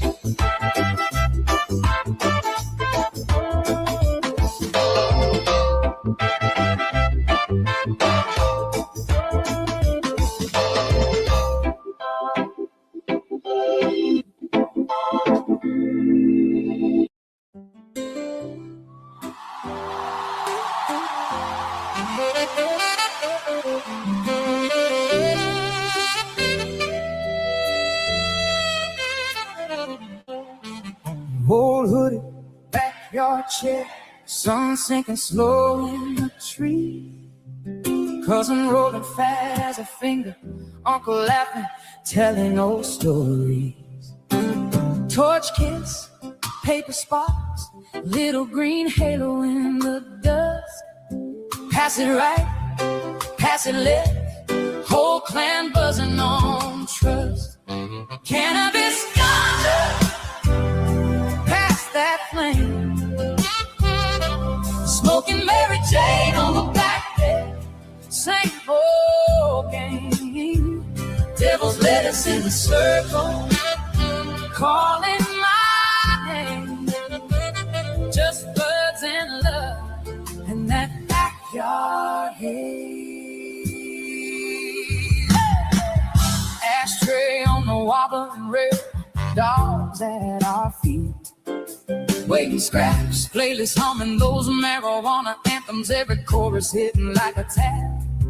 Sticky fingers, sticky jaws, neighbor waving through the steam. We're all muggles till the magic hits, then the world slows down to a dream. Oh, cannabis ganja, pass that flame, smoking Mary Jane on the back deck. Same old game. Devil's lettuce in the circle, calling my name. Just buds and love and that backyard haze.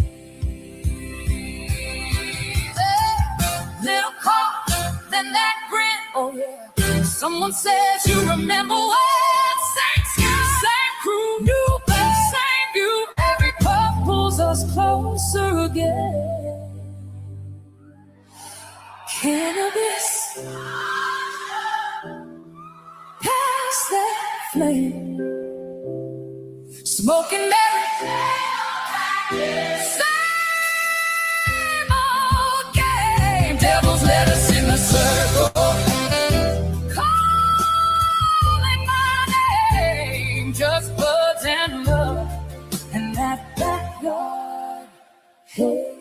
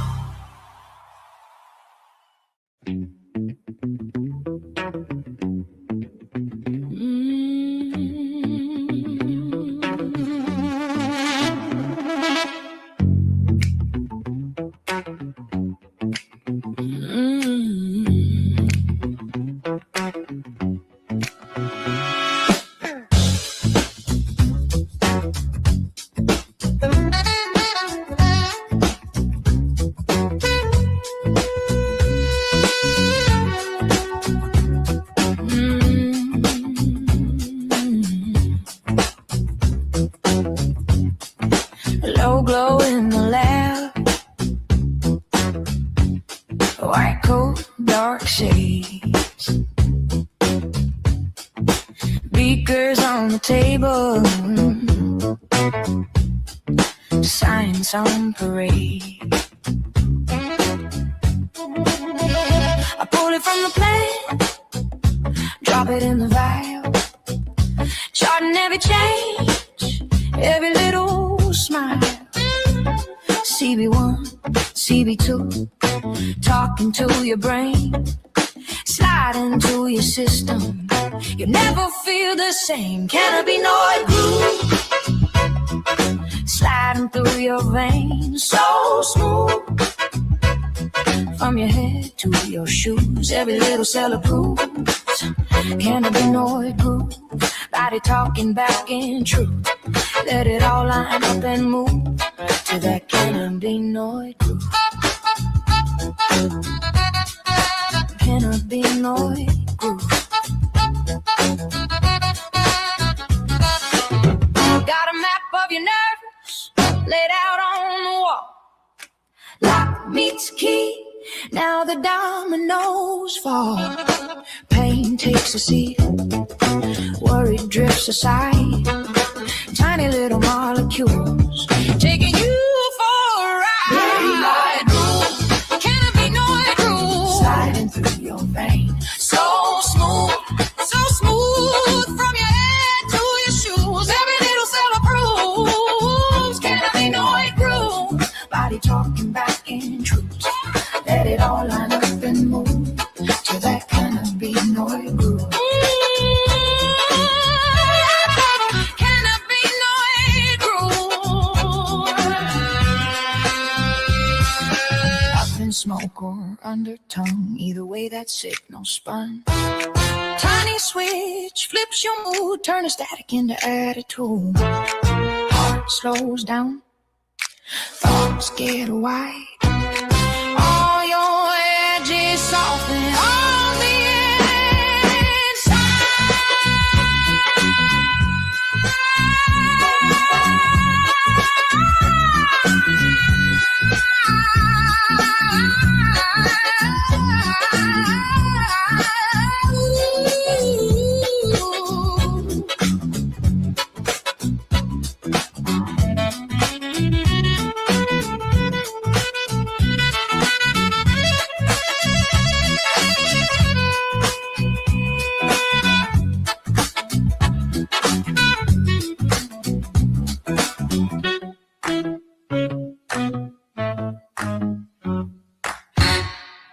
Wow, those were some smoking hot tunes.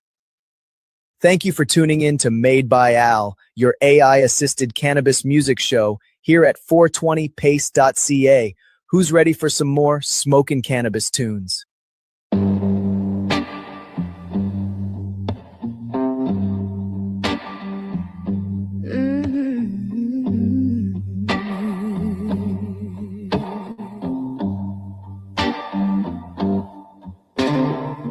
Crumbled bag on the coffee table, green dust on my thumbs.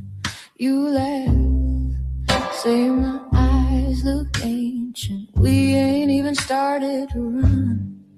Past the grinder, past the time. Ashtray full of last week's plans. You light up, I watch the flame dancing in your shaky hands.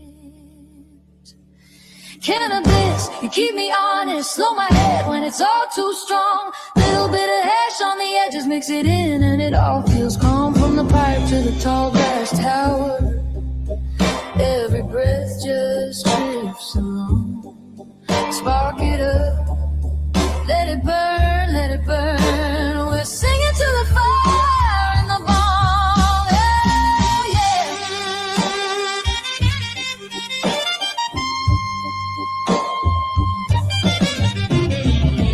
Couch got dance with our names in it. Same groove, same old show.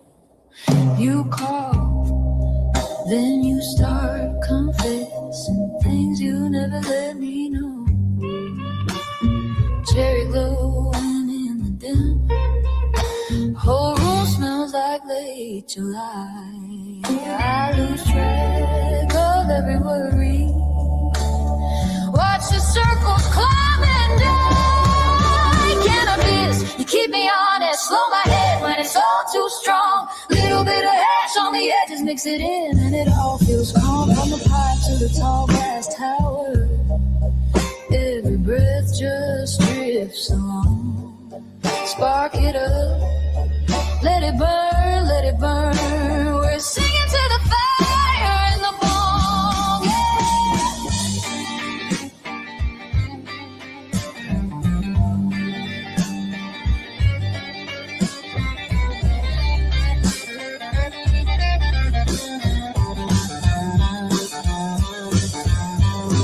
We've been running from the blaze all week.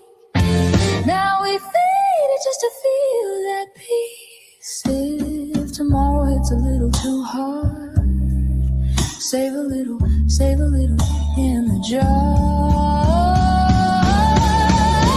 Cannabis, you keep me honest, slow my head when it's all too strong. Little bit of hash on the edges, mix it in, and it all feels calm. From the pipe to the tall glass tower, every breath just drifts along. Spark it up, let it burn, let it burn. We're singing to the fire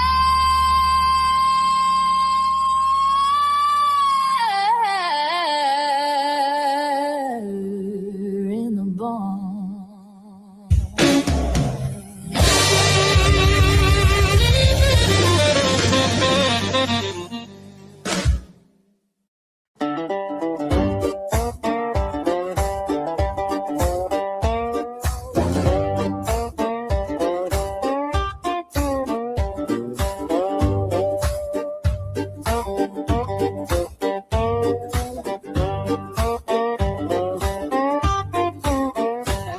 Got a rusted out truck and a borrowed piece of land.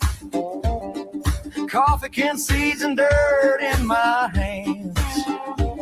Sun creeps up on a red clay road. I'm whistling soft, watching green things grow. I'm just getting high on my own hill, paying these dues, chasing that thrill. From a mason jar dream to a backwoods bill, I'm just getting high on my own hill, oh my own hill. Sheriff drives by with his mirrored shades on, tips his hat, says you're working hard, son. He smells that breeze, but he don't say a word. Guess the Lord loves farmers growing what they earn. I'm just getting high on my own hill, paying these dues, chasing that thrill. From a mason jar dream to a backwoods bill, I'm just getting high on my own hill, in my own hill.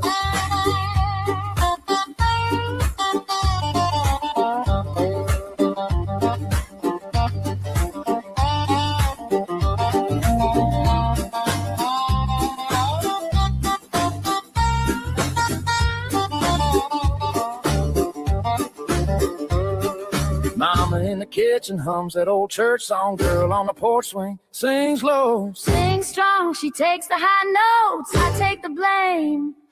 We both laugh easy living off this little flame. I'm just getting high on my own hill, paying these dues, chasing that thrill. From a mason jar dream to a backwoods bill, I'm just getting high on my own hill, just getting high on my own hill. Getting high, getting high, getting high.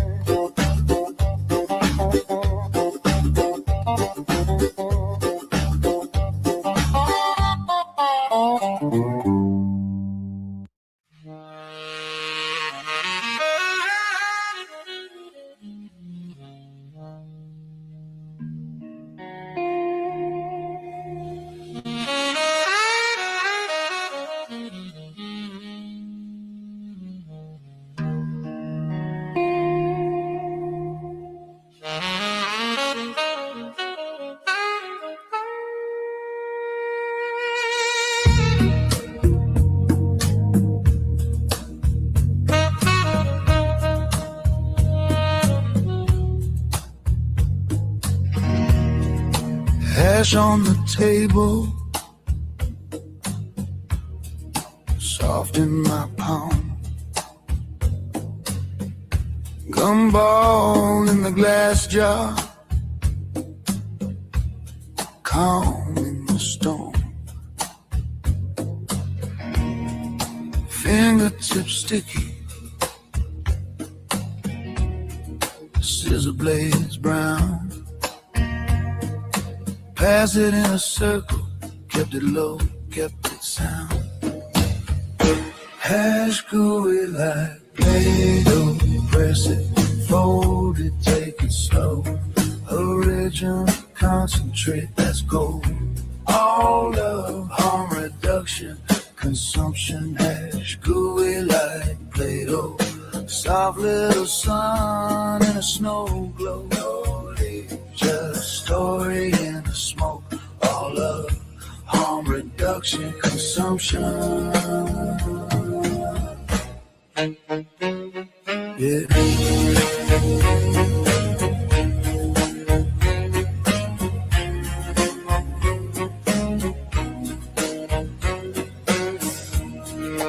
Hash ball rolling,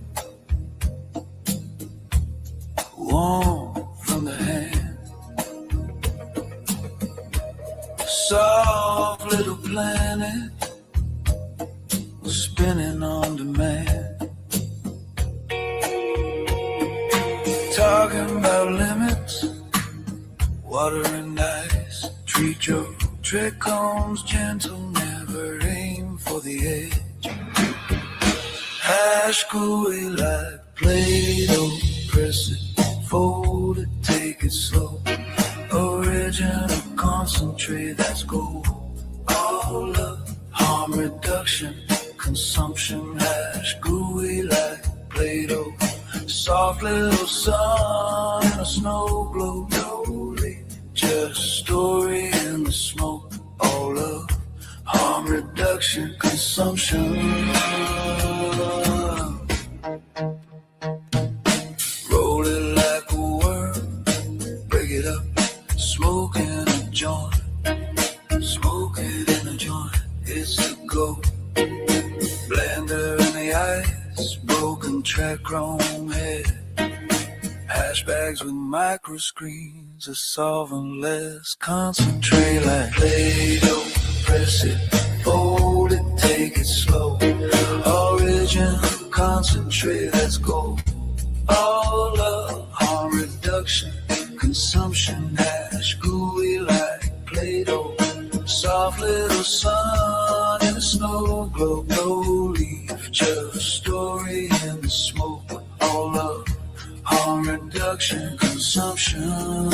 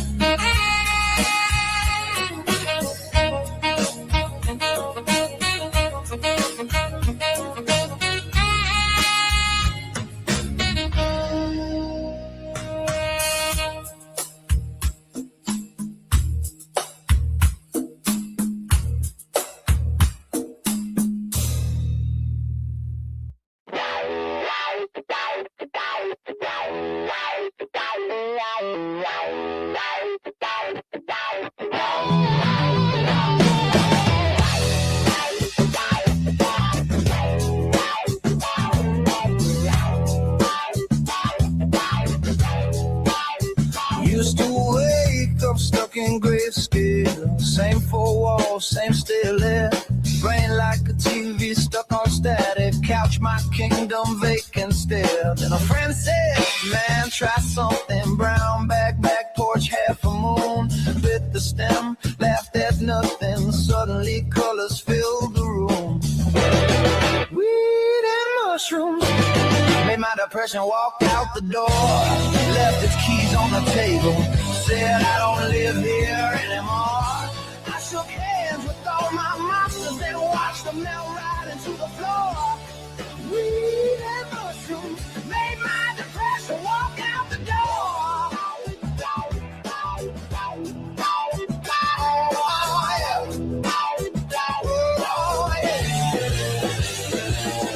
Heartbeat drumming in my ribcage, floorboards breathing with my feet.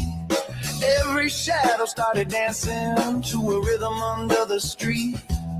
Saw my scars turn into rivers flowing out beyond the blame.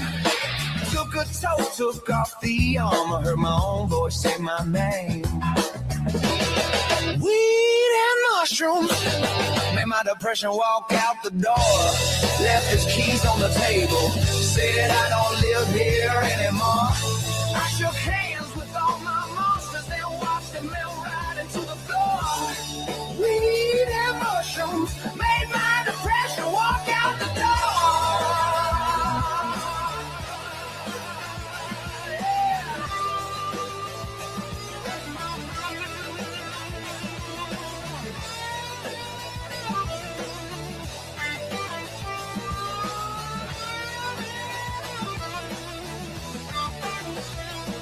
Yeah, I talk with the ceiling. Said I've been down here too long. Then the lamp turned to a lighthouse, flashing out a 4-note song. I was barefoot in the backyard, every heartbeat on the one. Laughed so hard I broke the handcuffs, felt my body weight like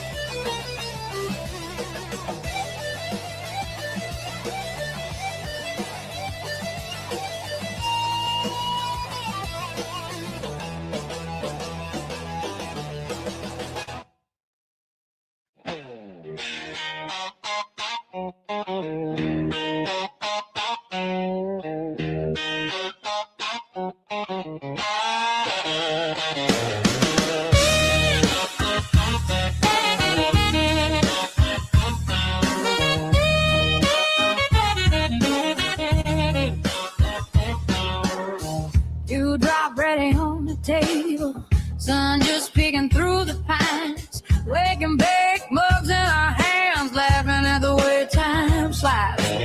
My old lake fog on the shoreline, your hoodie smells like last night's smoke. We pass around that little green halo, let the whole day sit there broke.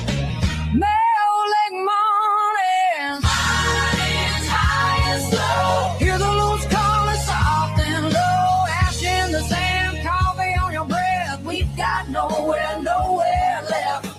My old lake mornings, hearts on fire, cannabis circling around the fire. If this is all we ever made, I'm okay right here on Mayo Lake. Yeah. Apple bar lit in the distance, somebody's telling the same old tale. We're feeding turtles off the rock face, bare feet hanging, we're loving this place. Pot clanks over the open flame, corn and beans smoke in our clothes, grease on our fingers, grin in your eyes, everything simple just glows. Mayo Lake mornings, high and slow, hear the loons calling soft and low, ash in the sand, coffee on your breath. We got nowhere left. My old lake evenings, flames climb higher, cannabis circling around the fire. If this is all we ever make, I'm okay living in my old lake. My old lake. Hey, my old lake.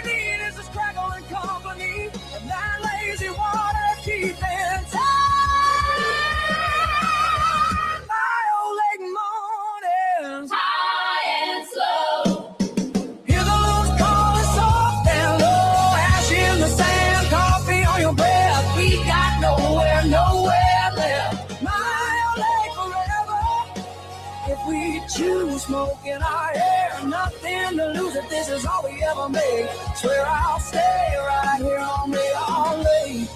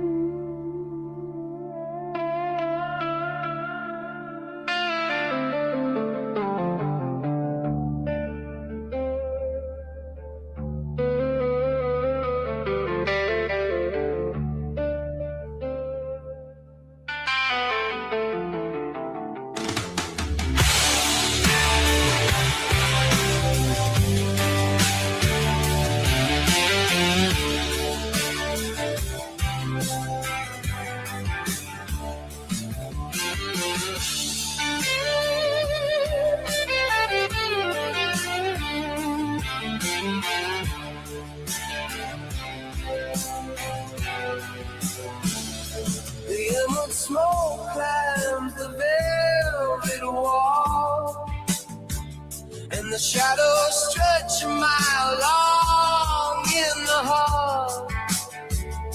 A glass eye stares from the mantelpiece, while the silver paper brings a sweet release. We're leaning back on the edge of the sky with a happy love and a vacant eye. Oh, the clock is melting on the wall tonight, and the floor is humming in the pale moonlight. The forest is breathing underneath the rug, in the quiet pull of the gravity tug. We're drifting out where the colors bleed beyond the soil, beyond the sea.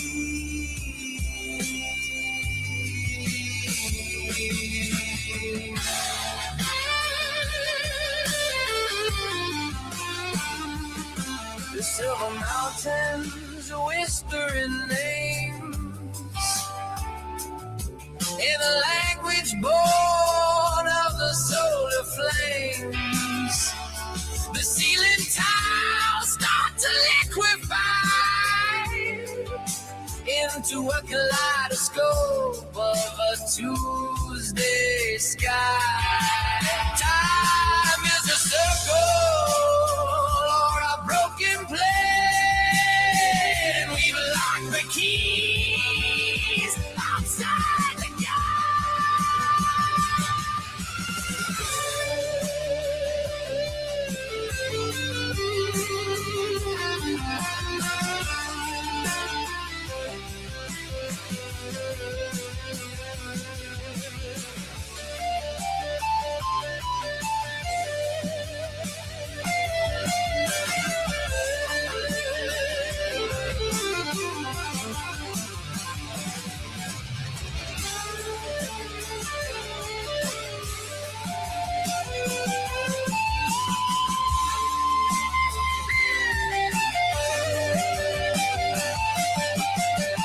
digging deep where the river runs, tasting the heat of 1,000 suns. One step for the spirit, one leap for the soul.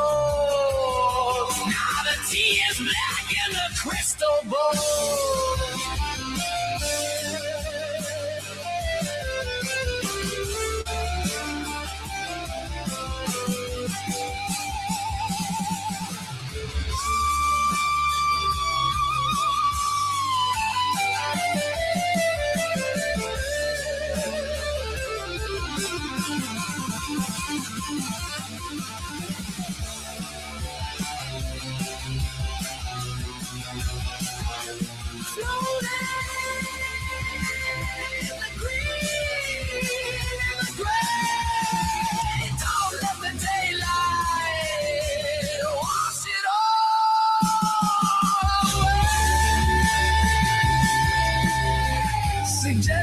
used for specific cause or instrumentation can be provided to give this more of a dark side or a metal era feel upon request.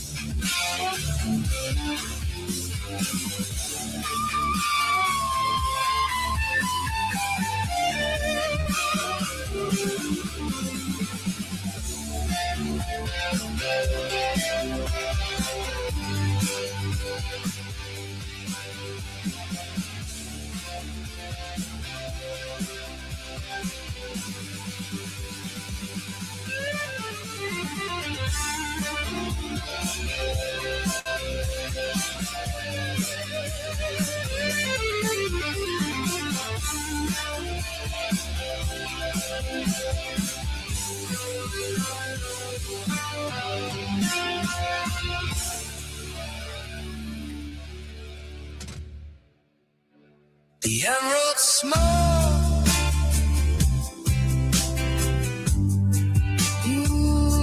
The emerald smoke.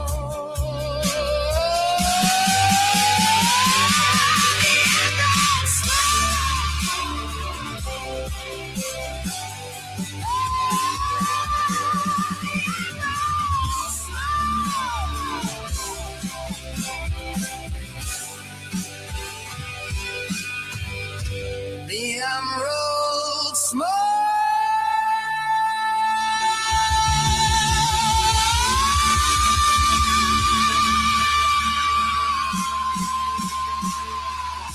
The emerald smoke claims the velvet wall.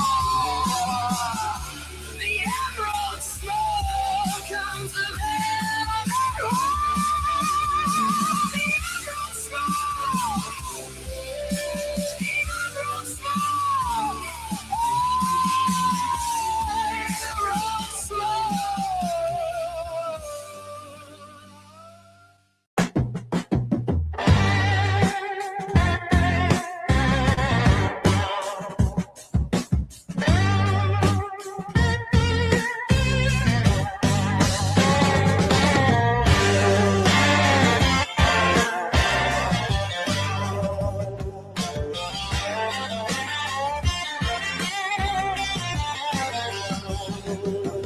Found you in the cafe corner, bent and blue, still dripping rain. Name of some old bank in silver, phone number fading like a stain. Leftover umbrella. Who did you wait for? Stood by the door like a loyal little girl. Leftover umbrella, lost in a crowd. I'll carry you home in my shopping cart. Leaning by my cluttered doorway, next to boots I never wear. You smell faintly like wet pavement, and someone who used to care. Leftover umbrella, who did you wait for? door like a loyal little dog. Leftover umbrella, lost in a crowd. I'll carry you home in my shopping cart.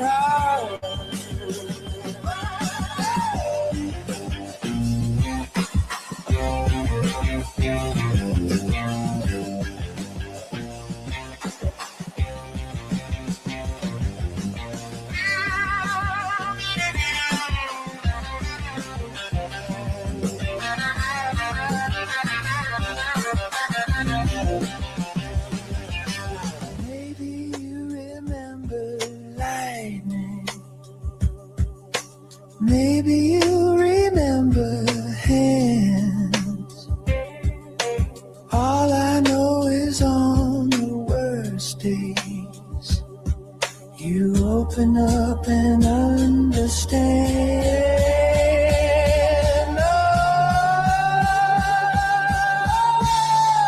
Oh, leftover umbrella, who did you wait for? Stood by the door like a loyal little dog.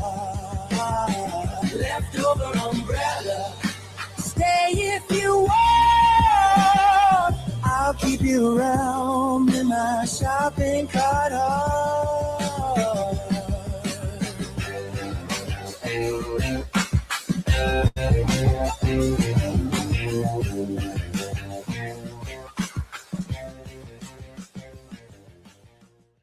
Sadly, we have come to the end of this Made by Al release. Thank you for tuning in to Made by Al and 420pace.ca. Remember, always respect your cannabis.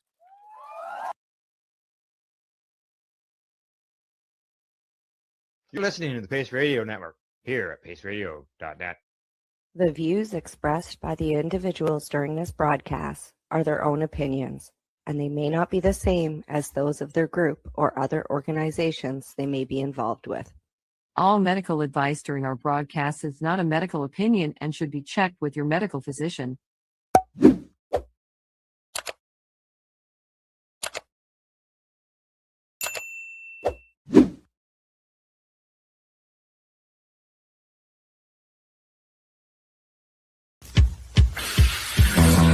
Oh yeah, baby, that's lovely.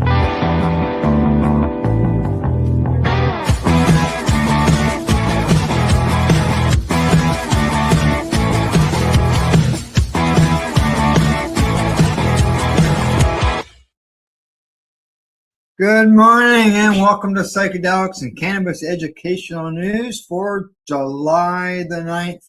We're at 420pace.ca and paceradio.net. And good morning, Rev. Cindy, how you doing today? Good morning, Al. I'm doing well. How about yourself? I'm not doing too bad. Not too bad at all. Went out this morning for a walk, listened to the birds, got my feet wet in the wet, dewy grass, and here to bring some news to everybody. Hi, Garfield. Garfield has joined me for today's show. Oh, hello, Garfield. Out of my reach, though. I can't reach him, but he's down here. So He's down there. But yeah. I've got a couple around here too. Yes, we both have cats. There's no doubt about that. All right, so what do we got today in news? We got some updated stuff, some new stuff. We're going to be doing a little bit of traveling, maybe heading to Europe, down to the States, by the looks of it, maybe. Yep. Yeah. So yeah, we'll get that covered over the next hour. Who knows? It could be less. So never know with us. That's right. Exactly. You never do know. So you gotta get up on the couch. Get up there, buddy. So all right. What do you think? Time to get started? Time to get started, Al. Okay, here we go. First story of the day. This is coming to us from StratCan, and the headline there says Victoria Council renews support for VCBC amongst ongoing provincial enforcement. City Council in Victoria, BC is again calling on the provincial government to end enforcement of provincial cannabis rules against the Victoria Cannabis Buyers Club, in a letter sent to BC Attorney General Nikki Sherman and Minister of Public Safety and the Solicitor General Nina Krieger, Victoria Mayor Marianne Alto asked about the reasons for enforcement actions against the VCBC in April and again in May. She wrote, I write on behalf of the Victoria City Council to inquire about the rationale for recent enforcement against the Victoria Cannabis Buyers Club and to reinforce our historical support for VCBC, reads at the beginning of the letter. Now, this is not the first time that the City Council has expressed their support for the dispensary. Back in 2020, the Council had unanimously supported a call from the VCBC to seek an exemption from the province from enforcement, which the BC government rejected. Now they go on to say that raids on the VCBC store and the subsequent eviction notice from its landlord under the threat of civil forfeiture of their building makes no sense in the current environment of cannabis legality, regulation, and popular recreational use, stated Alto at another point in the letter. Now, the Victoria Cannabis Buyers Club has been operating in Victoria since the 1990s at several locations within the city. The club has been facing ongoing enforcement by the BC Community Safety Unit following legalization in 2018, beginning with an educational visit in 2019 that later escalated to enforcement actions and product seizures. The VCBC is asking for a pause on provincial enforcement until a judicial review is complete. It says here that it is this judicial review that we believe will redeem the VCBC and force Health Canada to license storefront medical access that provide high-dose edibles, Ted Smith wrote in a letter. In addition to requesting that enforcement be paused, VCBC has asked that Victoria Council to lease the space it can use in the meantime. Now, the mayor wrote in the letter, the latest efforts by the province to attack and defeat the Victoria Cannabis Buyers Club threatens the existence of a long-standing community service that has a history of supporting the healthcare needs of patients who have neither the financial nor systematic capacity to find that care elsewhere.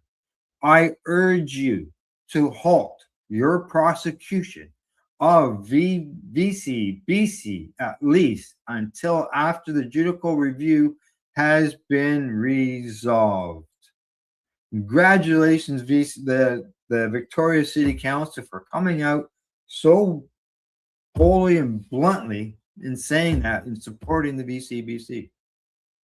Yeah, and not just in supporting the VCBC, I mean, they are definitely the catalyst, but in support of medical cannabis storefronts. Yeah. Medical cannabis storefronts, where you can go in and talk to somebody who has worked in the industry for a while, who has been, properly educated and can help you, in your decisions on where you want to go and what you need. Because we are all different. So you need the right person that's going to understand that just because they smoke pink kush or they use oil derived from pink kush doesn't mean it's going to be the right terpenes for you. And you need somebody that understands that and understands the respiratory system. Oh, you have COPD. We need to aim you towards edibles and tinctures and capsules. You need people that have this knowledge and have this understanding and can explain why you should try this form or try this strain. And something else that that was in the article is they're not just attacking the VCBC. They're not just raiding and seizing. They're not just fining $3.2 million, and we're not even sure what's going to be the latest raid. Exactly, it can keep escalating.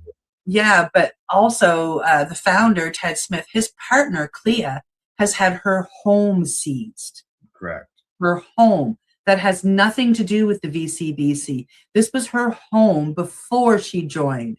Exactly. And should have nothing to, I mean, Yeah, like it's just so they everybody mentioned knows. they mentioned their name, but yeah. Yeah, just so everybody knows, the landlord is in complete support of what Ted and Oh, his yeah. crew Yeah. are doing, and it breaks the landlord's heart to have to evict them. But it's either, do this or lose the property, and then they're evicted anyway. And so Ted and his crew, the rest of the people that run the VCBC, are understanding of that and empathetic of that. So I just don't want anybody to come down on the landlord because they are against the eviction themselves, and they are complete support of what this company is doing. Well, as the article states, province, can you not ante up a space for them?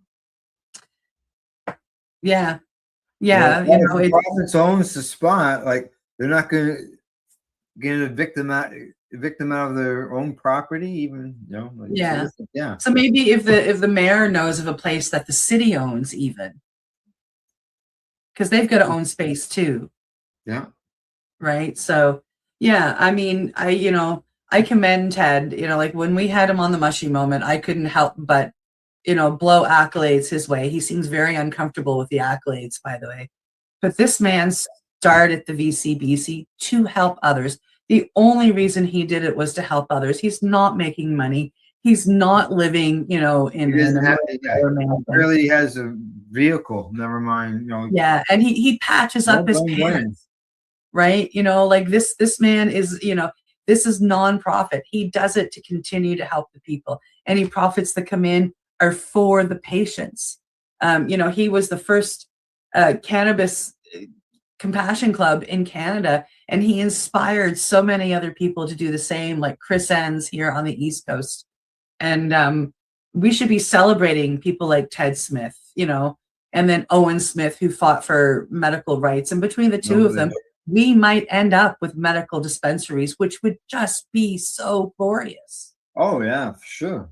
There's no doubt that there is a need for them. Yeah. There's, shouldn't be just sending them into a place that doesn't know anything, because obviously medical use is happening, and you're forcing people to go to a place that doesn't know anything about the medical end. Never mind not knowing, but not even allowed to discuss it. I was going to say, like, there are some people, I know some bud tenders here in Nova Scotia, like I know them, and they worked in the medical dispensary field when they were all, the gray area medical dispensaries. They are people that gave me advice to start eating my cannabis, which got me sober, so, and they're not allowed to say a word. No, not a word. No, I know. Not a word. So they have the knowledge, they're not allowed to share it. And it would be beautiful to have those outlets again and have, have that space, because like all of these things, we talked about how documentaries are important, but having somebody that is knowledgeable in cannabis saved my life. Yeah. You can go into a pharmacy, pick up any kind of aspirins that you want, and you can go buy, you give the money to the person at the till and you leave, right? You don't talk to any doctors or anything, but yet you can OD on aspirin. Yeah. Yeah. Right? Yep. So crazy. Yeah. So yeah, it's good on you, Ted Smith and crew, Clea, and everybody else that works there. You guys are paving the way for the medical cannabis industry, and which is going to pave the way for other medical earth medicines such as psilocybin and iboga and the whole bit. And So it should signal to the patients across the country that this fight's not over yet. Just because we got legal cannabis, it doesn't mean that it's over. Still not recognized as a medicine here in Canada. Exactly. Yeah. So, yeah. We should move on, because the two of us could like take up the whole hour talking about this story. Exactly, that too. If you can't tell, this is a little bit of a passion that's close, near and dear to our hearts here. So, yeah. All right, we shall move on. What's next? On to the next story. It's coming to us from Green State. And we're talking about the DEA. The DEA's cannabis hearings ask one question. The feds have apparently already answered it. One of the most closely watched events in U.S. cannabis policy has concluded, at least for now.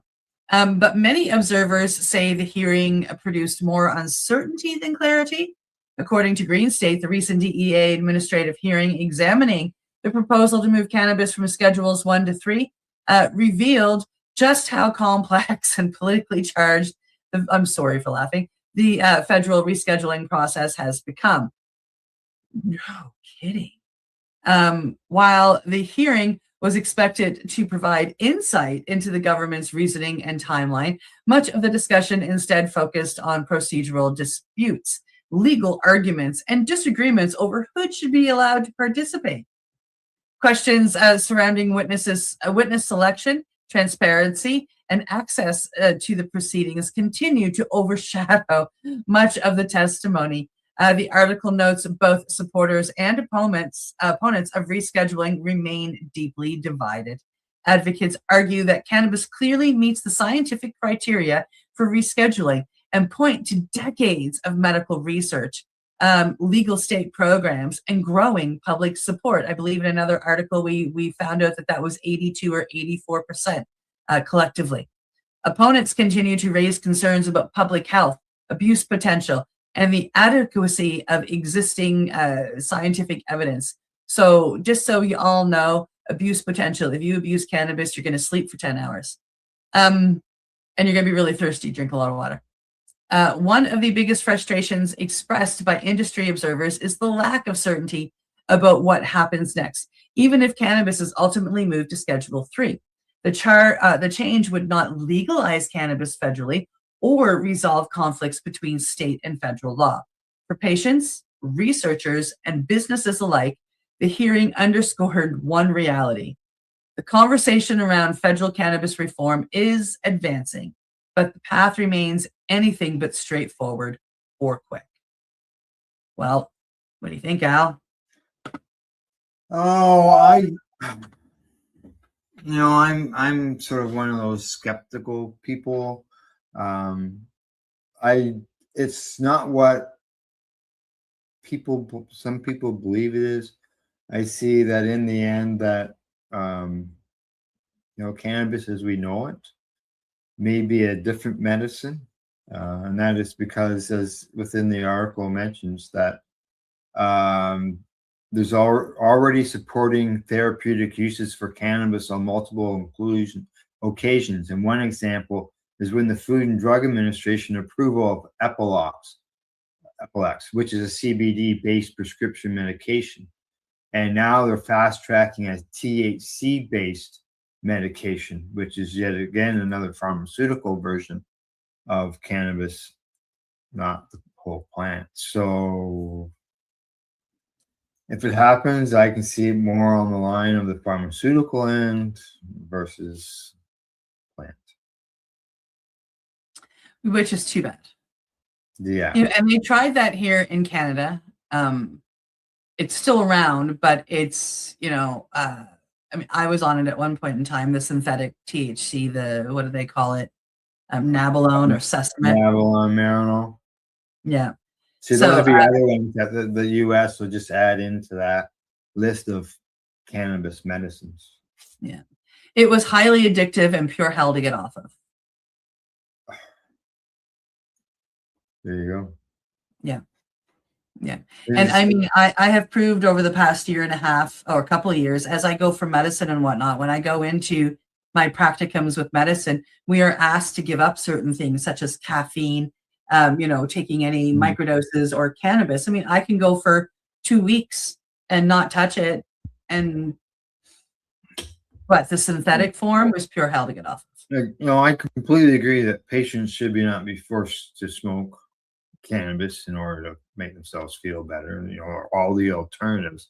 But there's people who don't know how to deal with that stuff. They don't know how to make it. They don't know anything about it. And for them, medicine has always been about a pill that you take, right?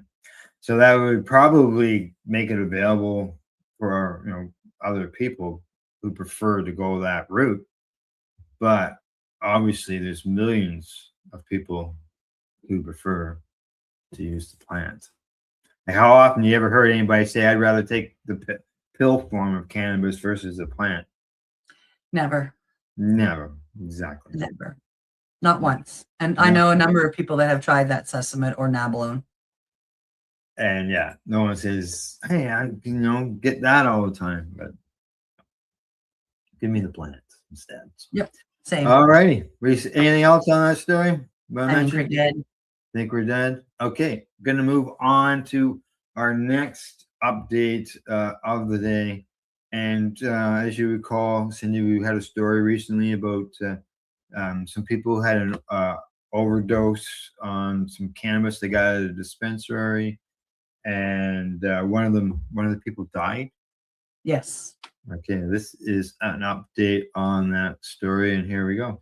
This is from Sioux Today, and the headline says dispensary that sold cannabis used in 2 poisonings could reopen this month.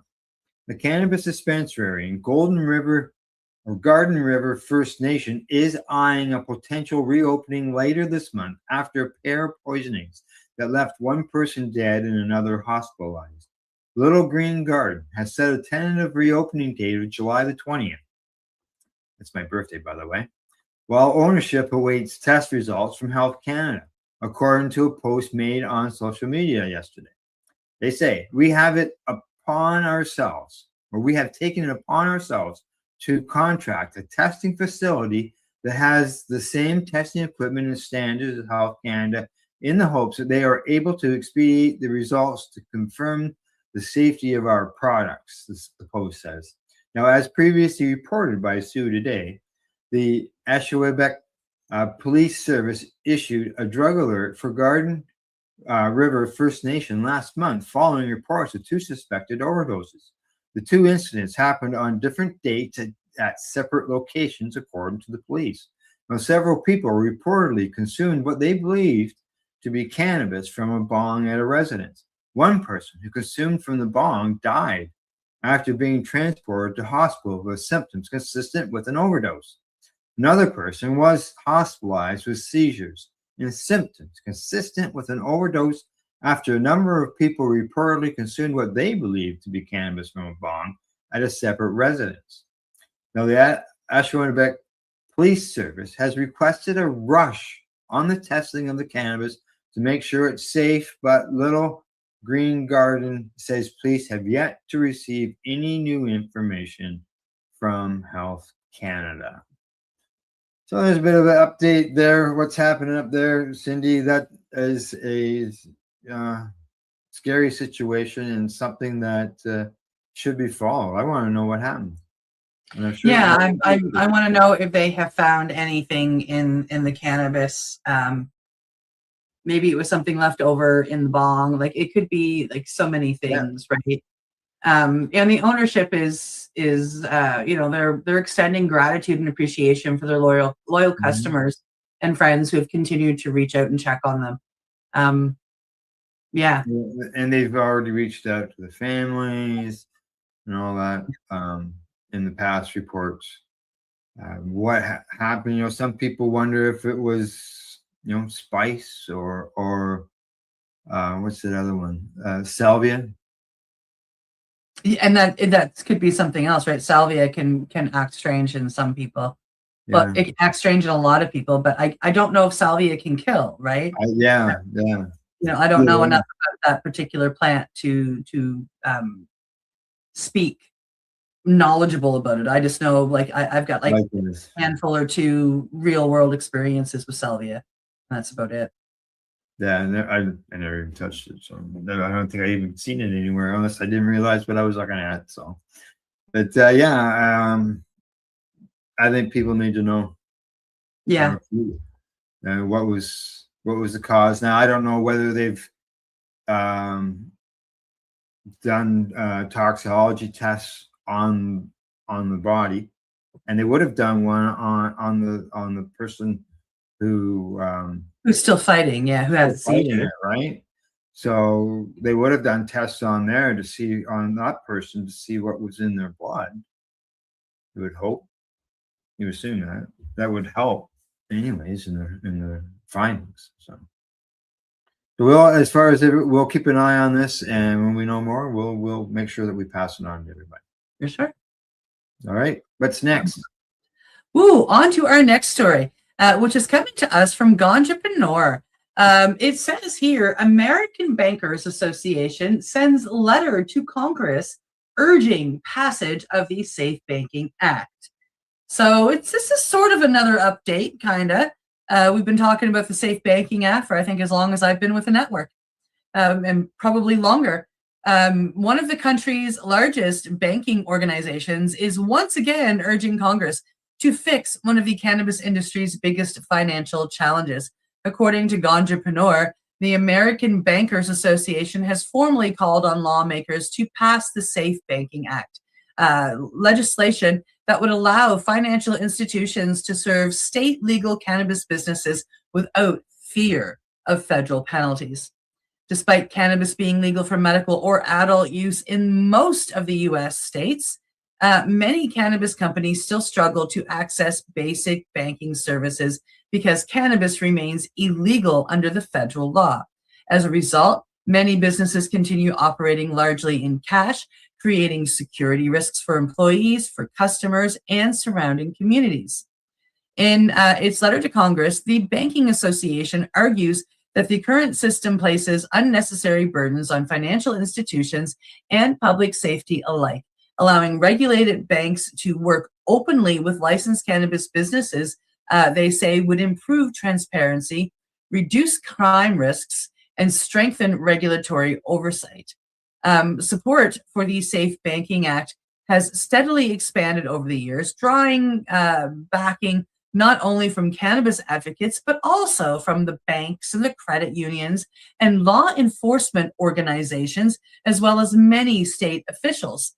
While the legislation has repeatedly passed in the U.S. House of Representatives, it has stalled in the Senate just so many times.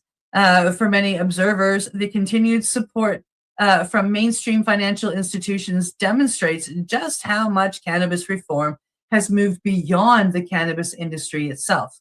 And today, even Americans' banking sector is calling for the change. And this has been one we've talked about, like I said, Al, for a long time. Long time. It was 7 times that it's gone through.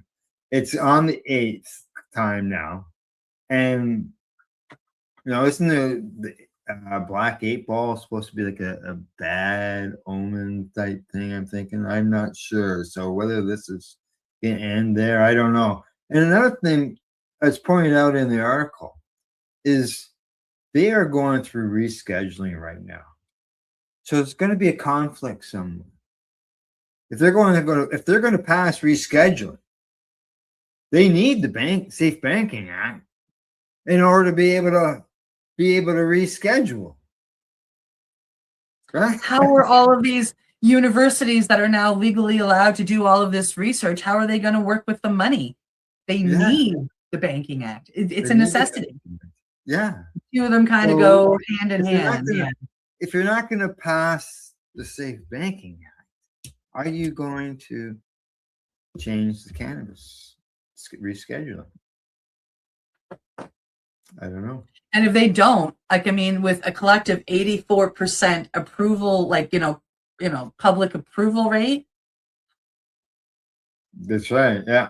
And the opposers may be loud, but the people for it are bigger. When we come back from our break, we're going to talk about what the people think when it comes to the cannabis rescheduling, whether it's going to happen this year or not. So we'll come back with that story right after the break. And other than that, you're watching Psychedelics, the Cannabis Educational News. We'll see you in less than 3 minutes. We are people advocating cannabis education here at paceradio.net. Limestone City Hydroponics is Kingston, Ontario's hydroponics shop. Take your growing to the next level and create the optimal environment with a tent kit, or maximize your yield with an ebb and flow flood table kit. Either way, Limestone City Hydroponics has more sizes and options to fit your needs. Are you looking for the power of the sun that adapts to your budget? Then look no further, as they have professional grow lighting. They have indoor grow systems that are easy and cost effective, with many options to fit your living space and lifestyle. Cultivate your growing potential. We have everything you need to succeed. And if you can't make it to the store, they offer local delivery to the greater Kingston area. Remember, when you're looking for experts to help you grow, then look no further than the locally owned Limestone City Hydroponics, 105 Sunderland Drive in Kingston, Ontario. Call them at 613-548-0420. Rerolled Saturdays. Check it out. Nothing but non-stop cannabis and psychedelic programming. Find it at 420pace.ca. Enjoy the buzz of legalization with Campbellford Lifestyle Shop. From lights to plant nutrients, books, consumption accessories, and more, we've got all your basics to grow or consume cannabis. Visit our info center or take a look at our piercing services and body jewelry, now available in-store through Campbellford Lifestyle Shop, 17 Bridge Street West, Campbellford. Are you looking to get your medical cannabis grow license? Limestone City Hydroponics can help patients through the process of obtaining their license to grow medical cannabis. What's that? You don't have a doctor. If you meet the medical criteria, Limestone City Hydroponics has a nurse practitioner who can assess and provide medical cannabis prescriptions. What are you waiting for? Contact Limestone City Hydroponics at limestonecityhydroponics.ca or call them at 613-548-0420. PACE Radio is the People Advocating Cannabis Education Radio Network.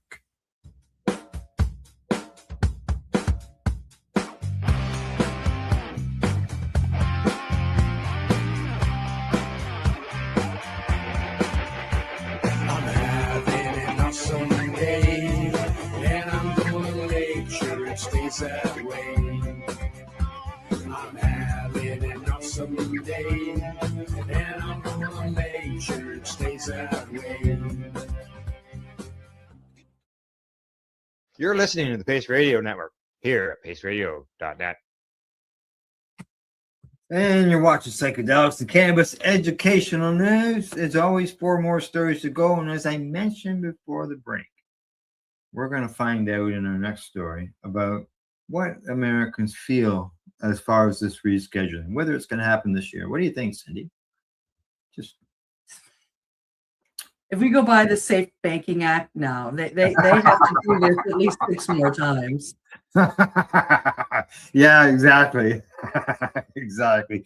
Okay, well, here we go. This is coming to us from Marijuana Moment. And the headline there says, most marijuana consumers don't believe Trump administration will complete rescheduling this year, according to what a poll shows. Now, as a hearing on Trump administration's federal cannabis rescheduling proposal proceeds this month, a new poll shows that most cannabis consumers aren't optimistic that reform will be fully implemented by the end of the year. Now, Acting Attorney General Todd Blanche in April issued an order that immediately reclassified state licensed medical cannabis, as well as cannabis products approved by the Food and Drug Administration, from Schedule 1 to Schedule 3. Now, under a separate order, the Acting Attorney General signed.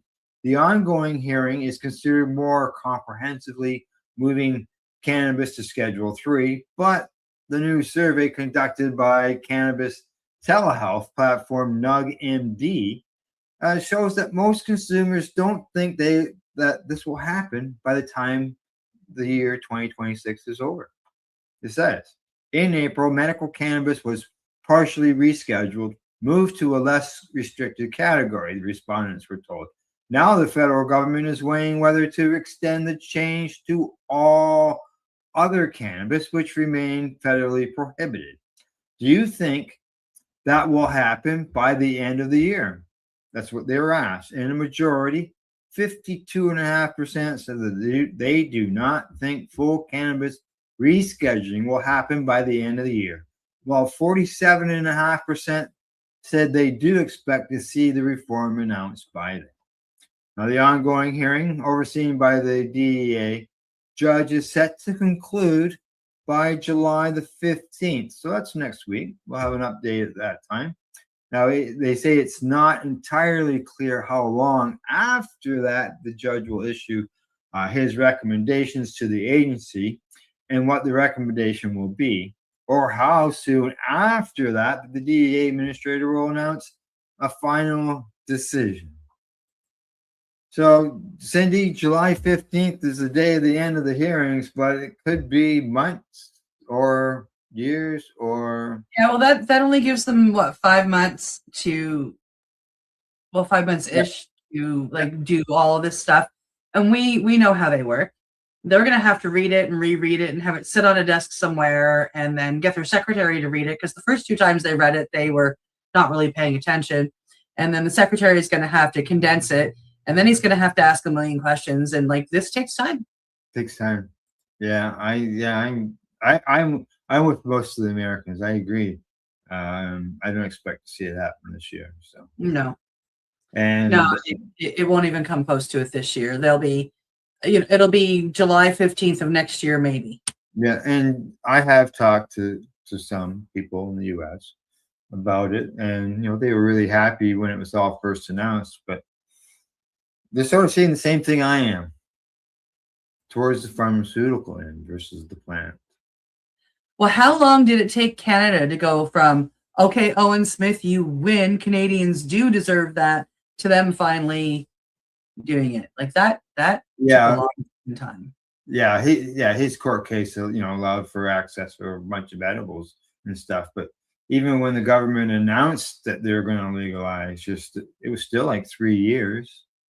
By the time that the process, all the regulations and the controls and so on and so forth, they're all implemented. Yep. In some of the stories that we've reported on, even on Monday, like Guam, 7 years from when it was approved to by the time it got implemented. Yeah. As far as having someone being able to grow it. Pretty crazy. Takes a long time. It does take a long time. So. All righty. That's it for that one. Time to move on. Time to move on. That means it's my turn. You got it. We are now heading to the business of cannabis. And over here we say the European Union medical cannabis faces its most consequential regulatory overhaul. Pardon me. Europe's medical cannabis industry may soon undergo its most significant regulatory transformation to date. According to Business of Cannabis, European regulators are considering sweeping changes that could reshape how medical cannabis products are manufactured, approved, distributed, and prescribed through the European Union. The proposed overhaul aims to create greater consistency between member countries, many of which currently operate under different rules governing medical cannabis access and pharmaceutical standards. Industry leaders say the lack of harmonization has created unnecessary complexity for patients, physicians, producers, and exporters.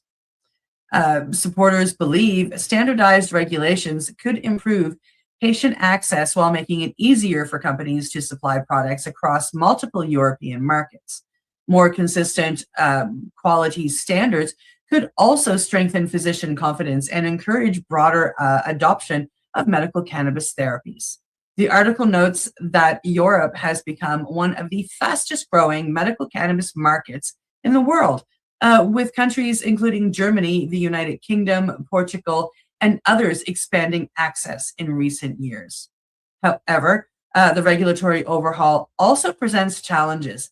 Companies may need to adapt manufacturing processes, update compliance systems, and meet new documentation requirements before continuing to serve European markets. For Canada's licensed producers, many of whom export medical cannabis internationally, the outcome of these regulatory discussions could have significant implications for future business opportunities. The changes may ultimately shape the next chapter of Europe's rapidly evolving medical cannabis landscape. What do you think is going to go on, Al? It's going to be probably a continuation of changes and because over in the EU, there's lots of places that still don't have it legal. So I can see it's going to be an ongoing thing. Yeah. Do you think they're going to strongly suggest to the countries that don't have medical cannabis that it's time? That would be great if they did that. There's no doubt about that. Because the more access the patients get around the world, the better things would be. So yeah, and it started with, I believe it started with Uruguay, basically, as the EU end of things. And there are more countries talking about it and acting on things. Well, look at Ireland. They're talking about basically decriminalizing of all drugs. Like, wow, where'd that come from? Ireland. Yeah, I know, right? Ireland. Yeah. So, people have been speaking up and things are changing. As you mentioned earlier, unfortunately, these things move as slow as a turtle. A turtle walks backwards going forward. As we would say in Newfoundland, it's going slower than molasses going uphill on a cold day by. Correct. Exactly. It's like trying to go downhill at the magnetic hill. For those who don't know, it's a spot. It's in Nova Scotia, right? In New Brunswick, magnetic yeah. hill, New Brunswick, yeah, where you park on a hill, so you feel like you're facing this way, but you're actually facing this way. But just the way that it's all set up, if you put your car in neutral, you will go up the hill. Go up the hill, exactly. Neutral. All right. Well, from there, what do you say? Move on? Move on. Your turn. All right. Well, cheer, you just get that opened up more. And our next story. I don't think that anybody's even thought about this end of things. Yeah, right? I had to look over and remind myself of your story. I thought, oh, what? But this is so true. Here in Canada, we have our federal, and there are situations like in Quebec where they have opted out of allowing people to grow their recreational cannabis. They opted out of most edibles. They opted out of vape parts, which they're slowly letting in. Yeah. Yeah. And you can only go so high with your THC content in Quebec. And the age is different in Quebec, right? So they're talking about this rescheduling. But in our next story, we have somebody who's going to say no to it. And here we go. This is in the from the Cannabis Business Times. Headlines say it's Wyoming rejects Trump administration Schedule 3 cannabis listing, keeps it Schedule 1. After considering what little input he had from the public, Wyoming Attorney General Keith Kotz announced on July the 7th that he will forego aligning the state's cannabis policies with recent federal reclassification. Now, Kotz, who also serves as Wyoming's Commissioner of Drugs and Substance Control, in his capacity as the Attorney General, held a public meeting on June the 18th to allow interested parties the opportunity to be heard on his prior objection to reclassifying certain cannabis products as a Schedule 3 substance in the same manner as federal law. Now, under Wyoming law, if the federal government designates, reschedules, or deletes a substance under the U.S. Controlled Substances Act, then the state commissioner shall control that substance, and in the same manner under the Wyoming Controlled Substances Act within 30 days, unless the commissioner objects to such a policy alignment. Now, after Kotz objected on May the 27th, he was required by law to allow interested parties to be heard. Yet, only 9 individuals expressed interest. Only 9. You count them all on both hands. Those 9 individuals included 4 email commenters who supported leaving cannabis as Schedule 1. 4 email commenters who supported placing cannabis as Schedule 3, and 1 person who attended the hearing in person to provide testimony requesting that the commissioner leaves cannabis listed in Schedule 1.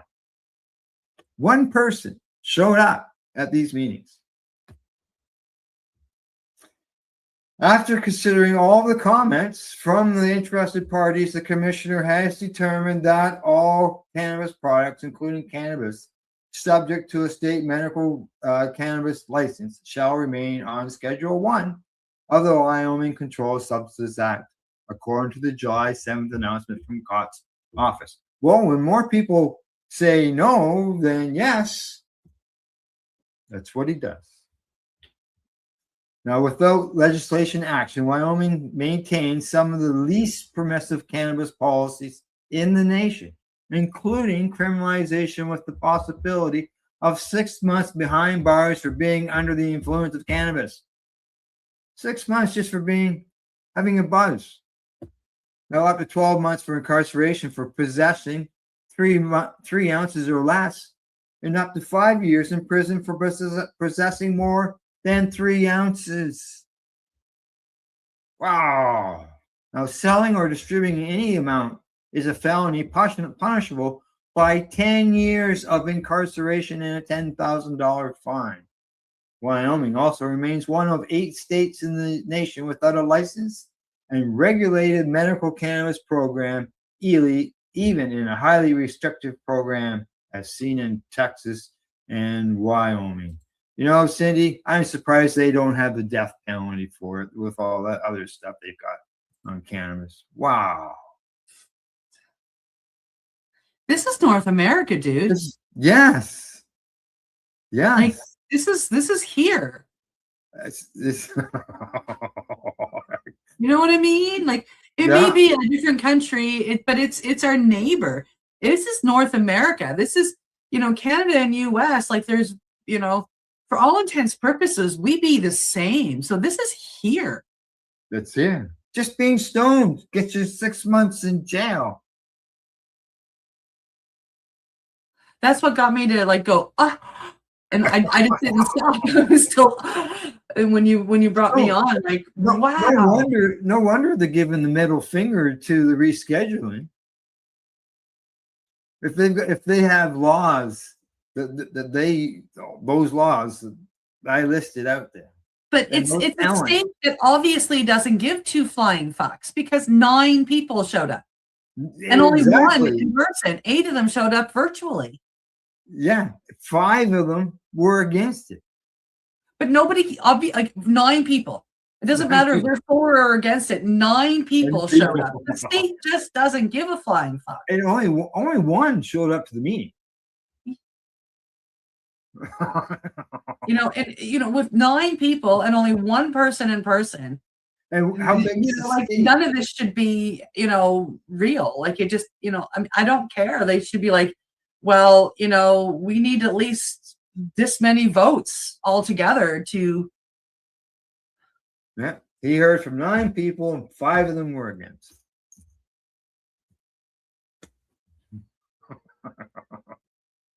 Come on, Wyoming. Boy, oh boy, you gotta get caught up in the times. That is brutal. I mean, this is North America. I mean, even if we include Mexico in all of this, that's the harshest out of all of it. In Mexico, all you need to do is pull a few 100 or 1,000 pesos out of your pocket and give it to the cop, and you're off. Are we sure we're talking about a state in the U.S. and not some other country? Like this just doesn't seem real. Yeah, who knows? Now we know. For just owning 3 ounces, you can get up to 12 months in jail. Yeah, just think you got a quarter pound with you. 5 years. Like, what the hell? Oh, that's just, they didn't touch on growing cannabis if you got caught. Oh, God. I wonder what they would do for that. Like, man, maybe that's where the death penalty comes in. Maybe. All joking aside, like, That's just, in North America, that is in North America. Correct. Yeah, that is not right. I don't know, will they be, well, as the law says, once federal government drops it, they pick it up. Well, that, that would have to be fought in court. Would the U.S. government take them to court to force them to change? I don't know. To do the rescheduling? Or would they just allow them to do it? If somebody gets caught, could they fight it? Let's say they federally reschedule it. Can they fight it based on that? I don't know. Yeah. Yeah, it's crazy. It's craziness. It is. All right. Well, let's go from crazy to, I don't know. This is really crazy. Yeah, this should be an interesting one. It caught my eye. I was you were on the ball picking stories yesterday way faster than me. I was in the middle of changing furniture around and setting up my ceremony room. But when I did scroll through it first, I saw this one. I'm like, oh, don't take this one. Just don't take this one. Right. So yeah, I'm excited. This next one is coming to us from cannabis.net. And it says, if cannabis is so dangerous, why does science keep saying the opposite? And it reminds me of, I followed a study, like this is way back before I was ever involved in any part of the industry, of scientists. They were going after cannabis to prove that it caused cancer. And what they found was, in support of Rick Simpson here in Nova Scotia, that it actually helped to fight cancer. So that's what came to my mind when I read this, was the science kept proving the scientists wrong, which is just really cool. And now they're out there to find all the good stuff. So here we go. A new opinion piece is asking readers to reconsider decades of messaging surrounding cannabis and to compare those claims with what current scientific research is increasingly showing.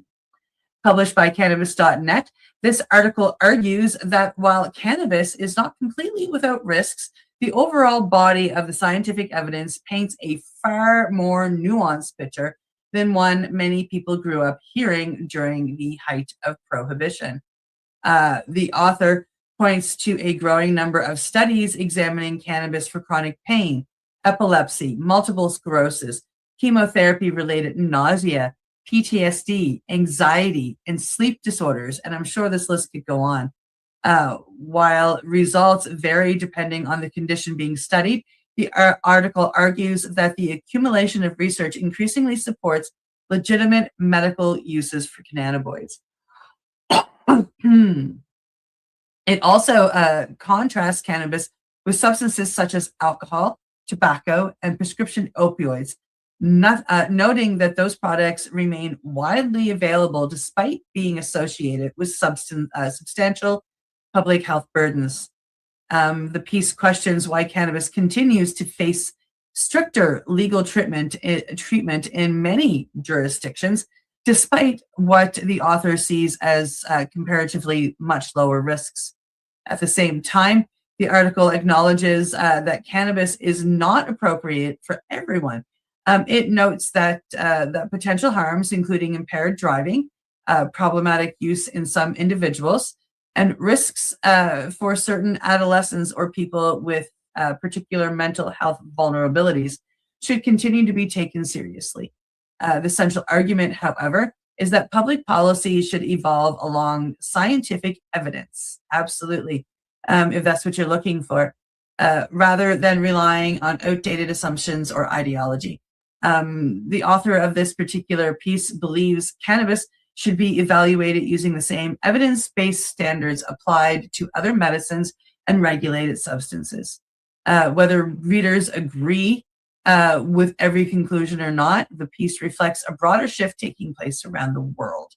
The debate is gradually moving away from whether cannabis has medical value and heading toward asking how best to regulate, study, and safely integrate this beautiful plant that an increasing number of researchers now believes deserve a legitimate place in modern medicine. What do you think, Al? I think the bottom line, the truth is hidden, is in the shadows, and that's completely right.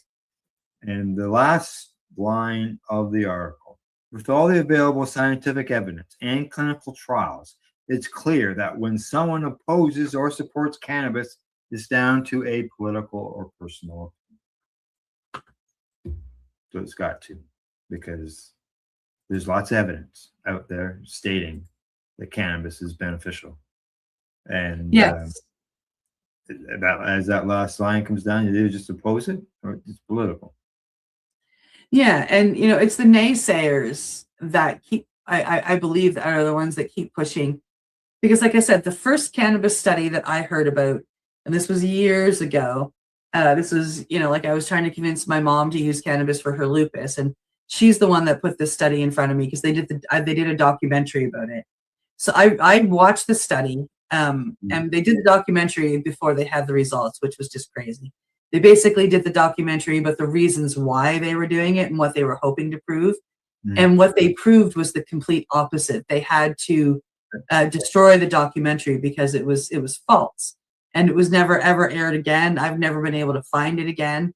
And so yeah, like what they came up with was like it was actually helping the people, the majority of the people in the study. But like this, this article says, it's right. It's not for everybody. Like, I mean, absolutely, right. It's not for everybody. There are people that, like you do have to be careful. Like, like don't get high and drive. If you've just smoked a joint, relax for a few minutes before you go. It's as simple as that. It's not a cure-all. It's not a cure-all. Yeah, even seasoned people like me can do that, and there are some people that can have psychological addictions like that, and therefore they're going to have that kind of addiction to what cannabis can do. So these are things that are part of it, and we have to watch for. Absolutely, I agree. Yeah, I had to take allergy needles for years because of allergies to environment and plants, certain plants, trees, and pollens and stuff like that. So people could be allergic to it. Yeah, it produces pollen, so absolutely. Yeah. So. Have you ever gone? You grow, so like cannabis. Like, when you're cutting cannabis down and you're trimming it, it reacts. It reacts, and the scent, the terpenes that are coming out of it. Yeah, like they can almost make my eyes water or burn. Like it can get so strong. Oh, strong.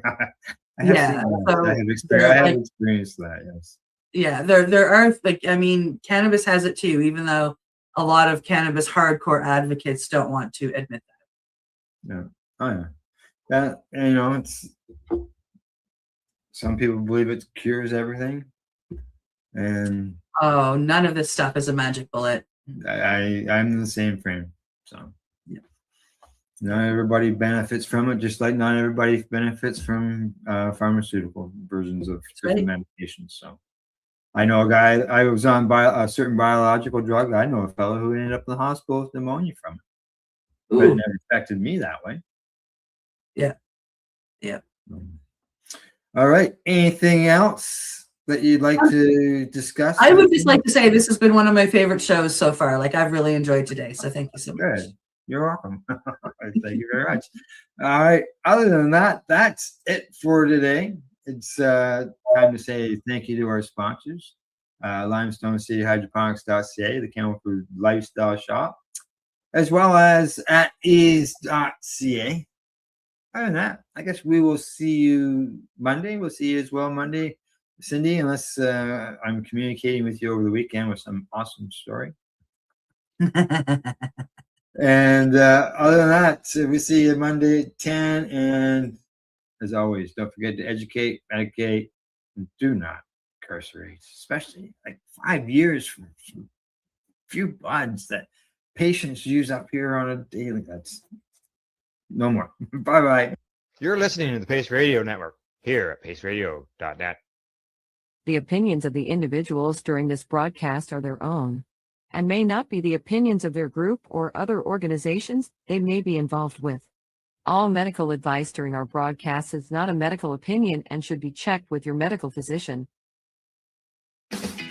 Enjoy the buzz of legalization with Campbellford Lifestyle Shop. From lights to plant nutrients, books, consumption accessories, and more, we've got all your basics to grow or consume cannabis. Visit our info center or take a look at our piercing services and body jewelry, now available in-store through Campbellford Lifestyle Shop, 17 Bridge Street West, Campbellford. Limestone City Hydroponics is Kingston, Ontario's hydroponics shop. Take your growing to the next level and create the optimal environment with a tent kit, or maximize your yield with an ebb and flow flood table kit. Either way, Limestone City Hydroponics has more sizes and options to fit your needs. Are you looking for the power of the sun that adapts to your budget? Then look no further, as they have professional grow lighting. They have indoor grow systems that are easy and cost effective, with many options to fit your living space and lifestyle. Cultivate your growing potential. We have everything you need to succeed. And if you can't make it to the store, they offer local delivery to the greater Kingston area. Remember, when you're looking for experts to help you grow, then look no further than the locally owned Limestone City Hydroponics, 105 Sunderland Drive in Kingston, Ontario. Call them at 613-548-0420. We are people advocating cannabis education here at paceradio.net. You're watching the 420 Pace, found at 420pace.ca.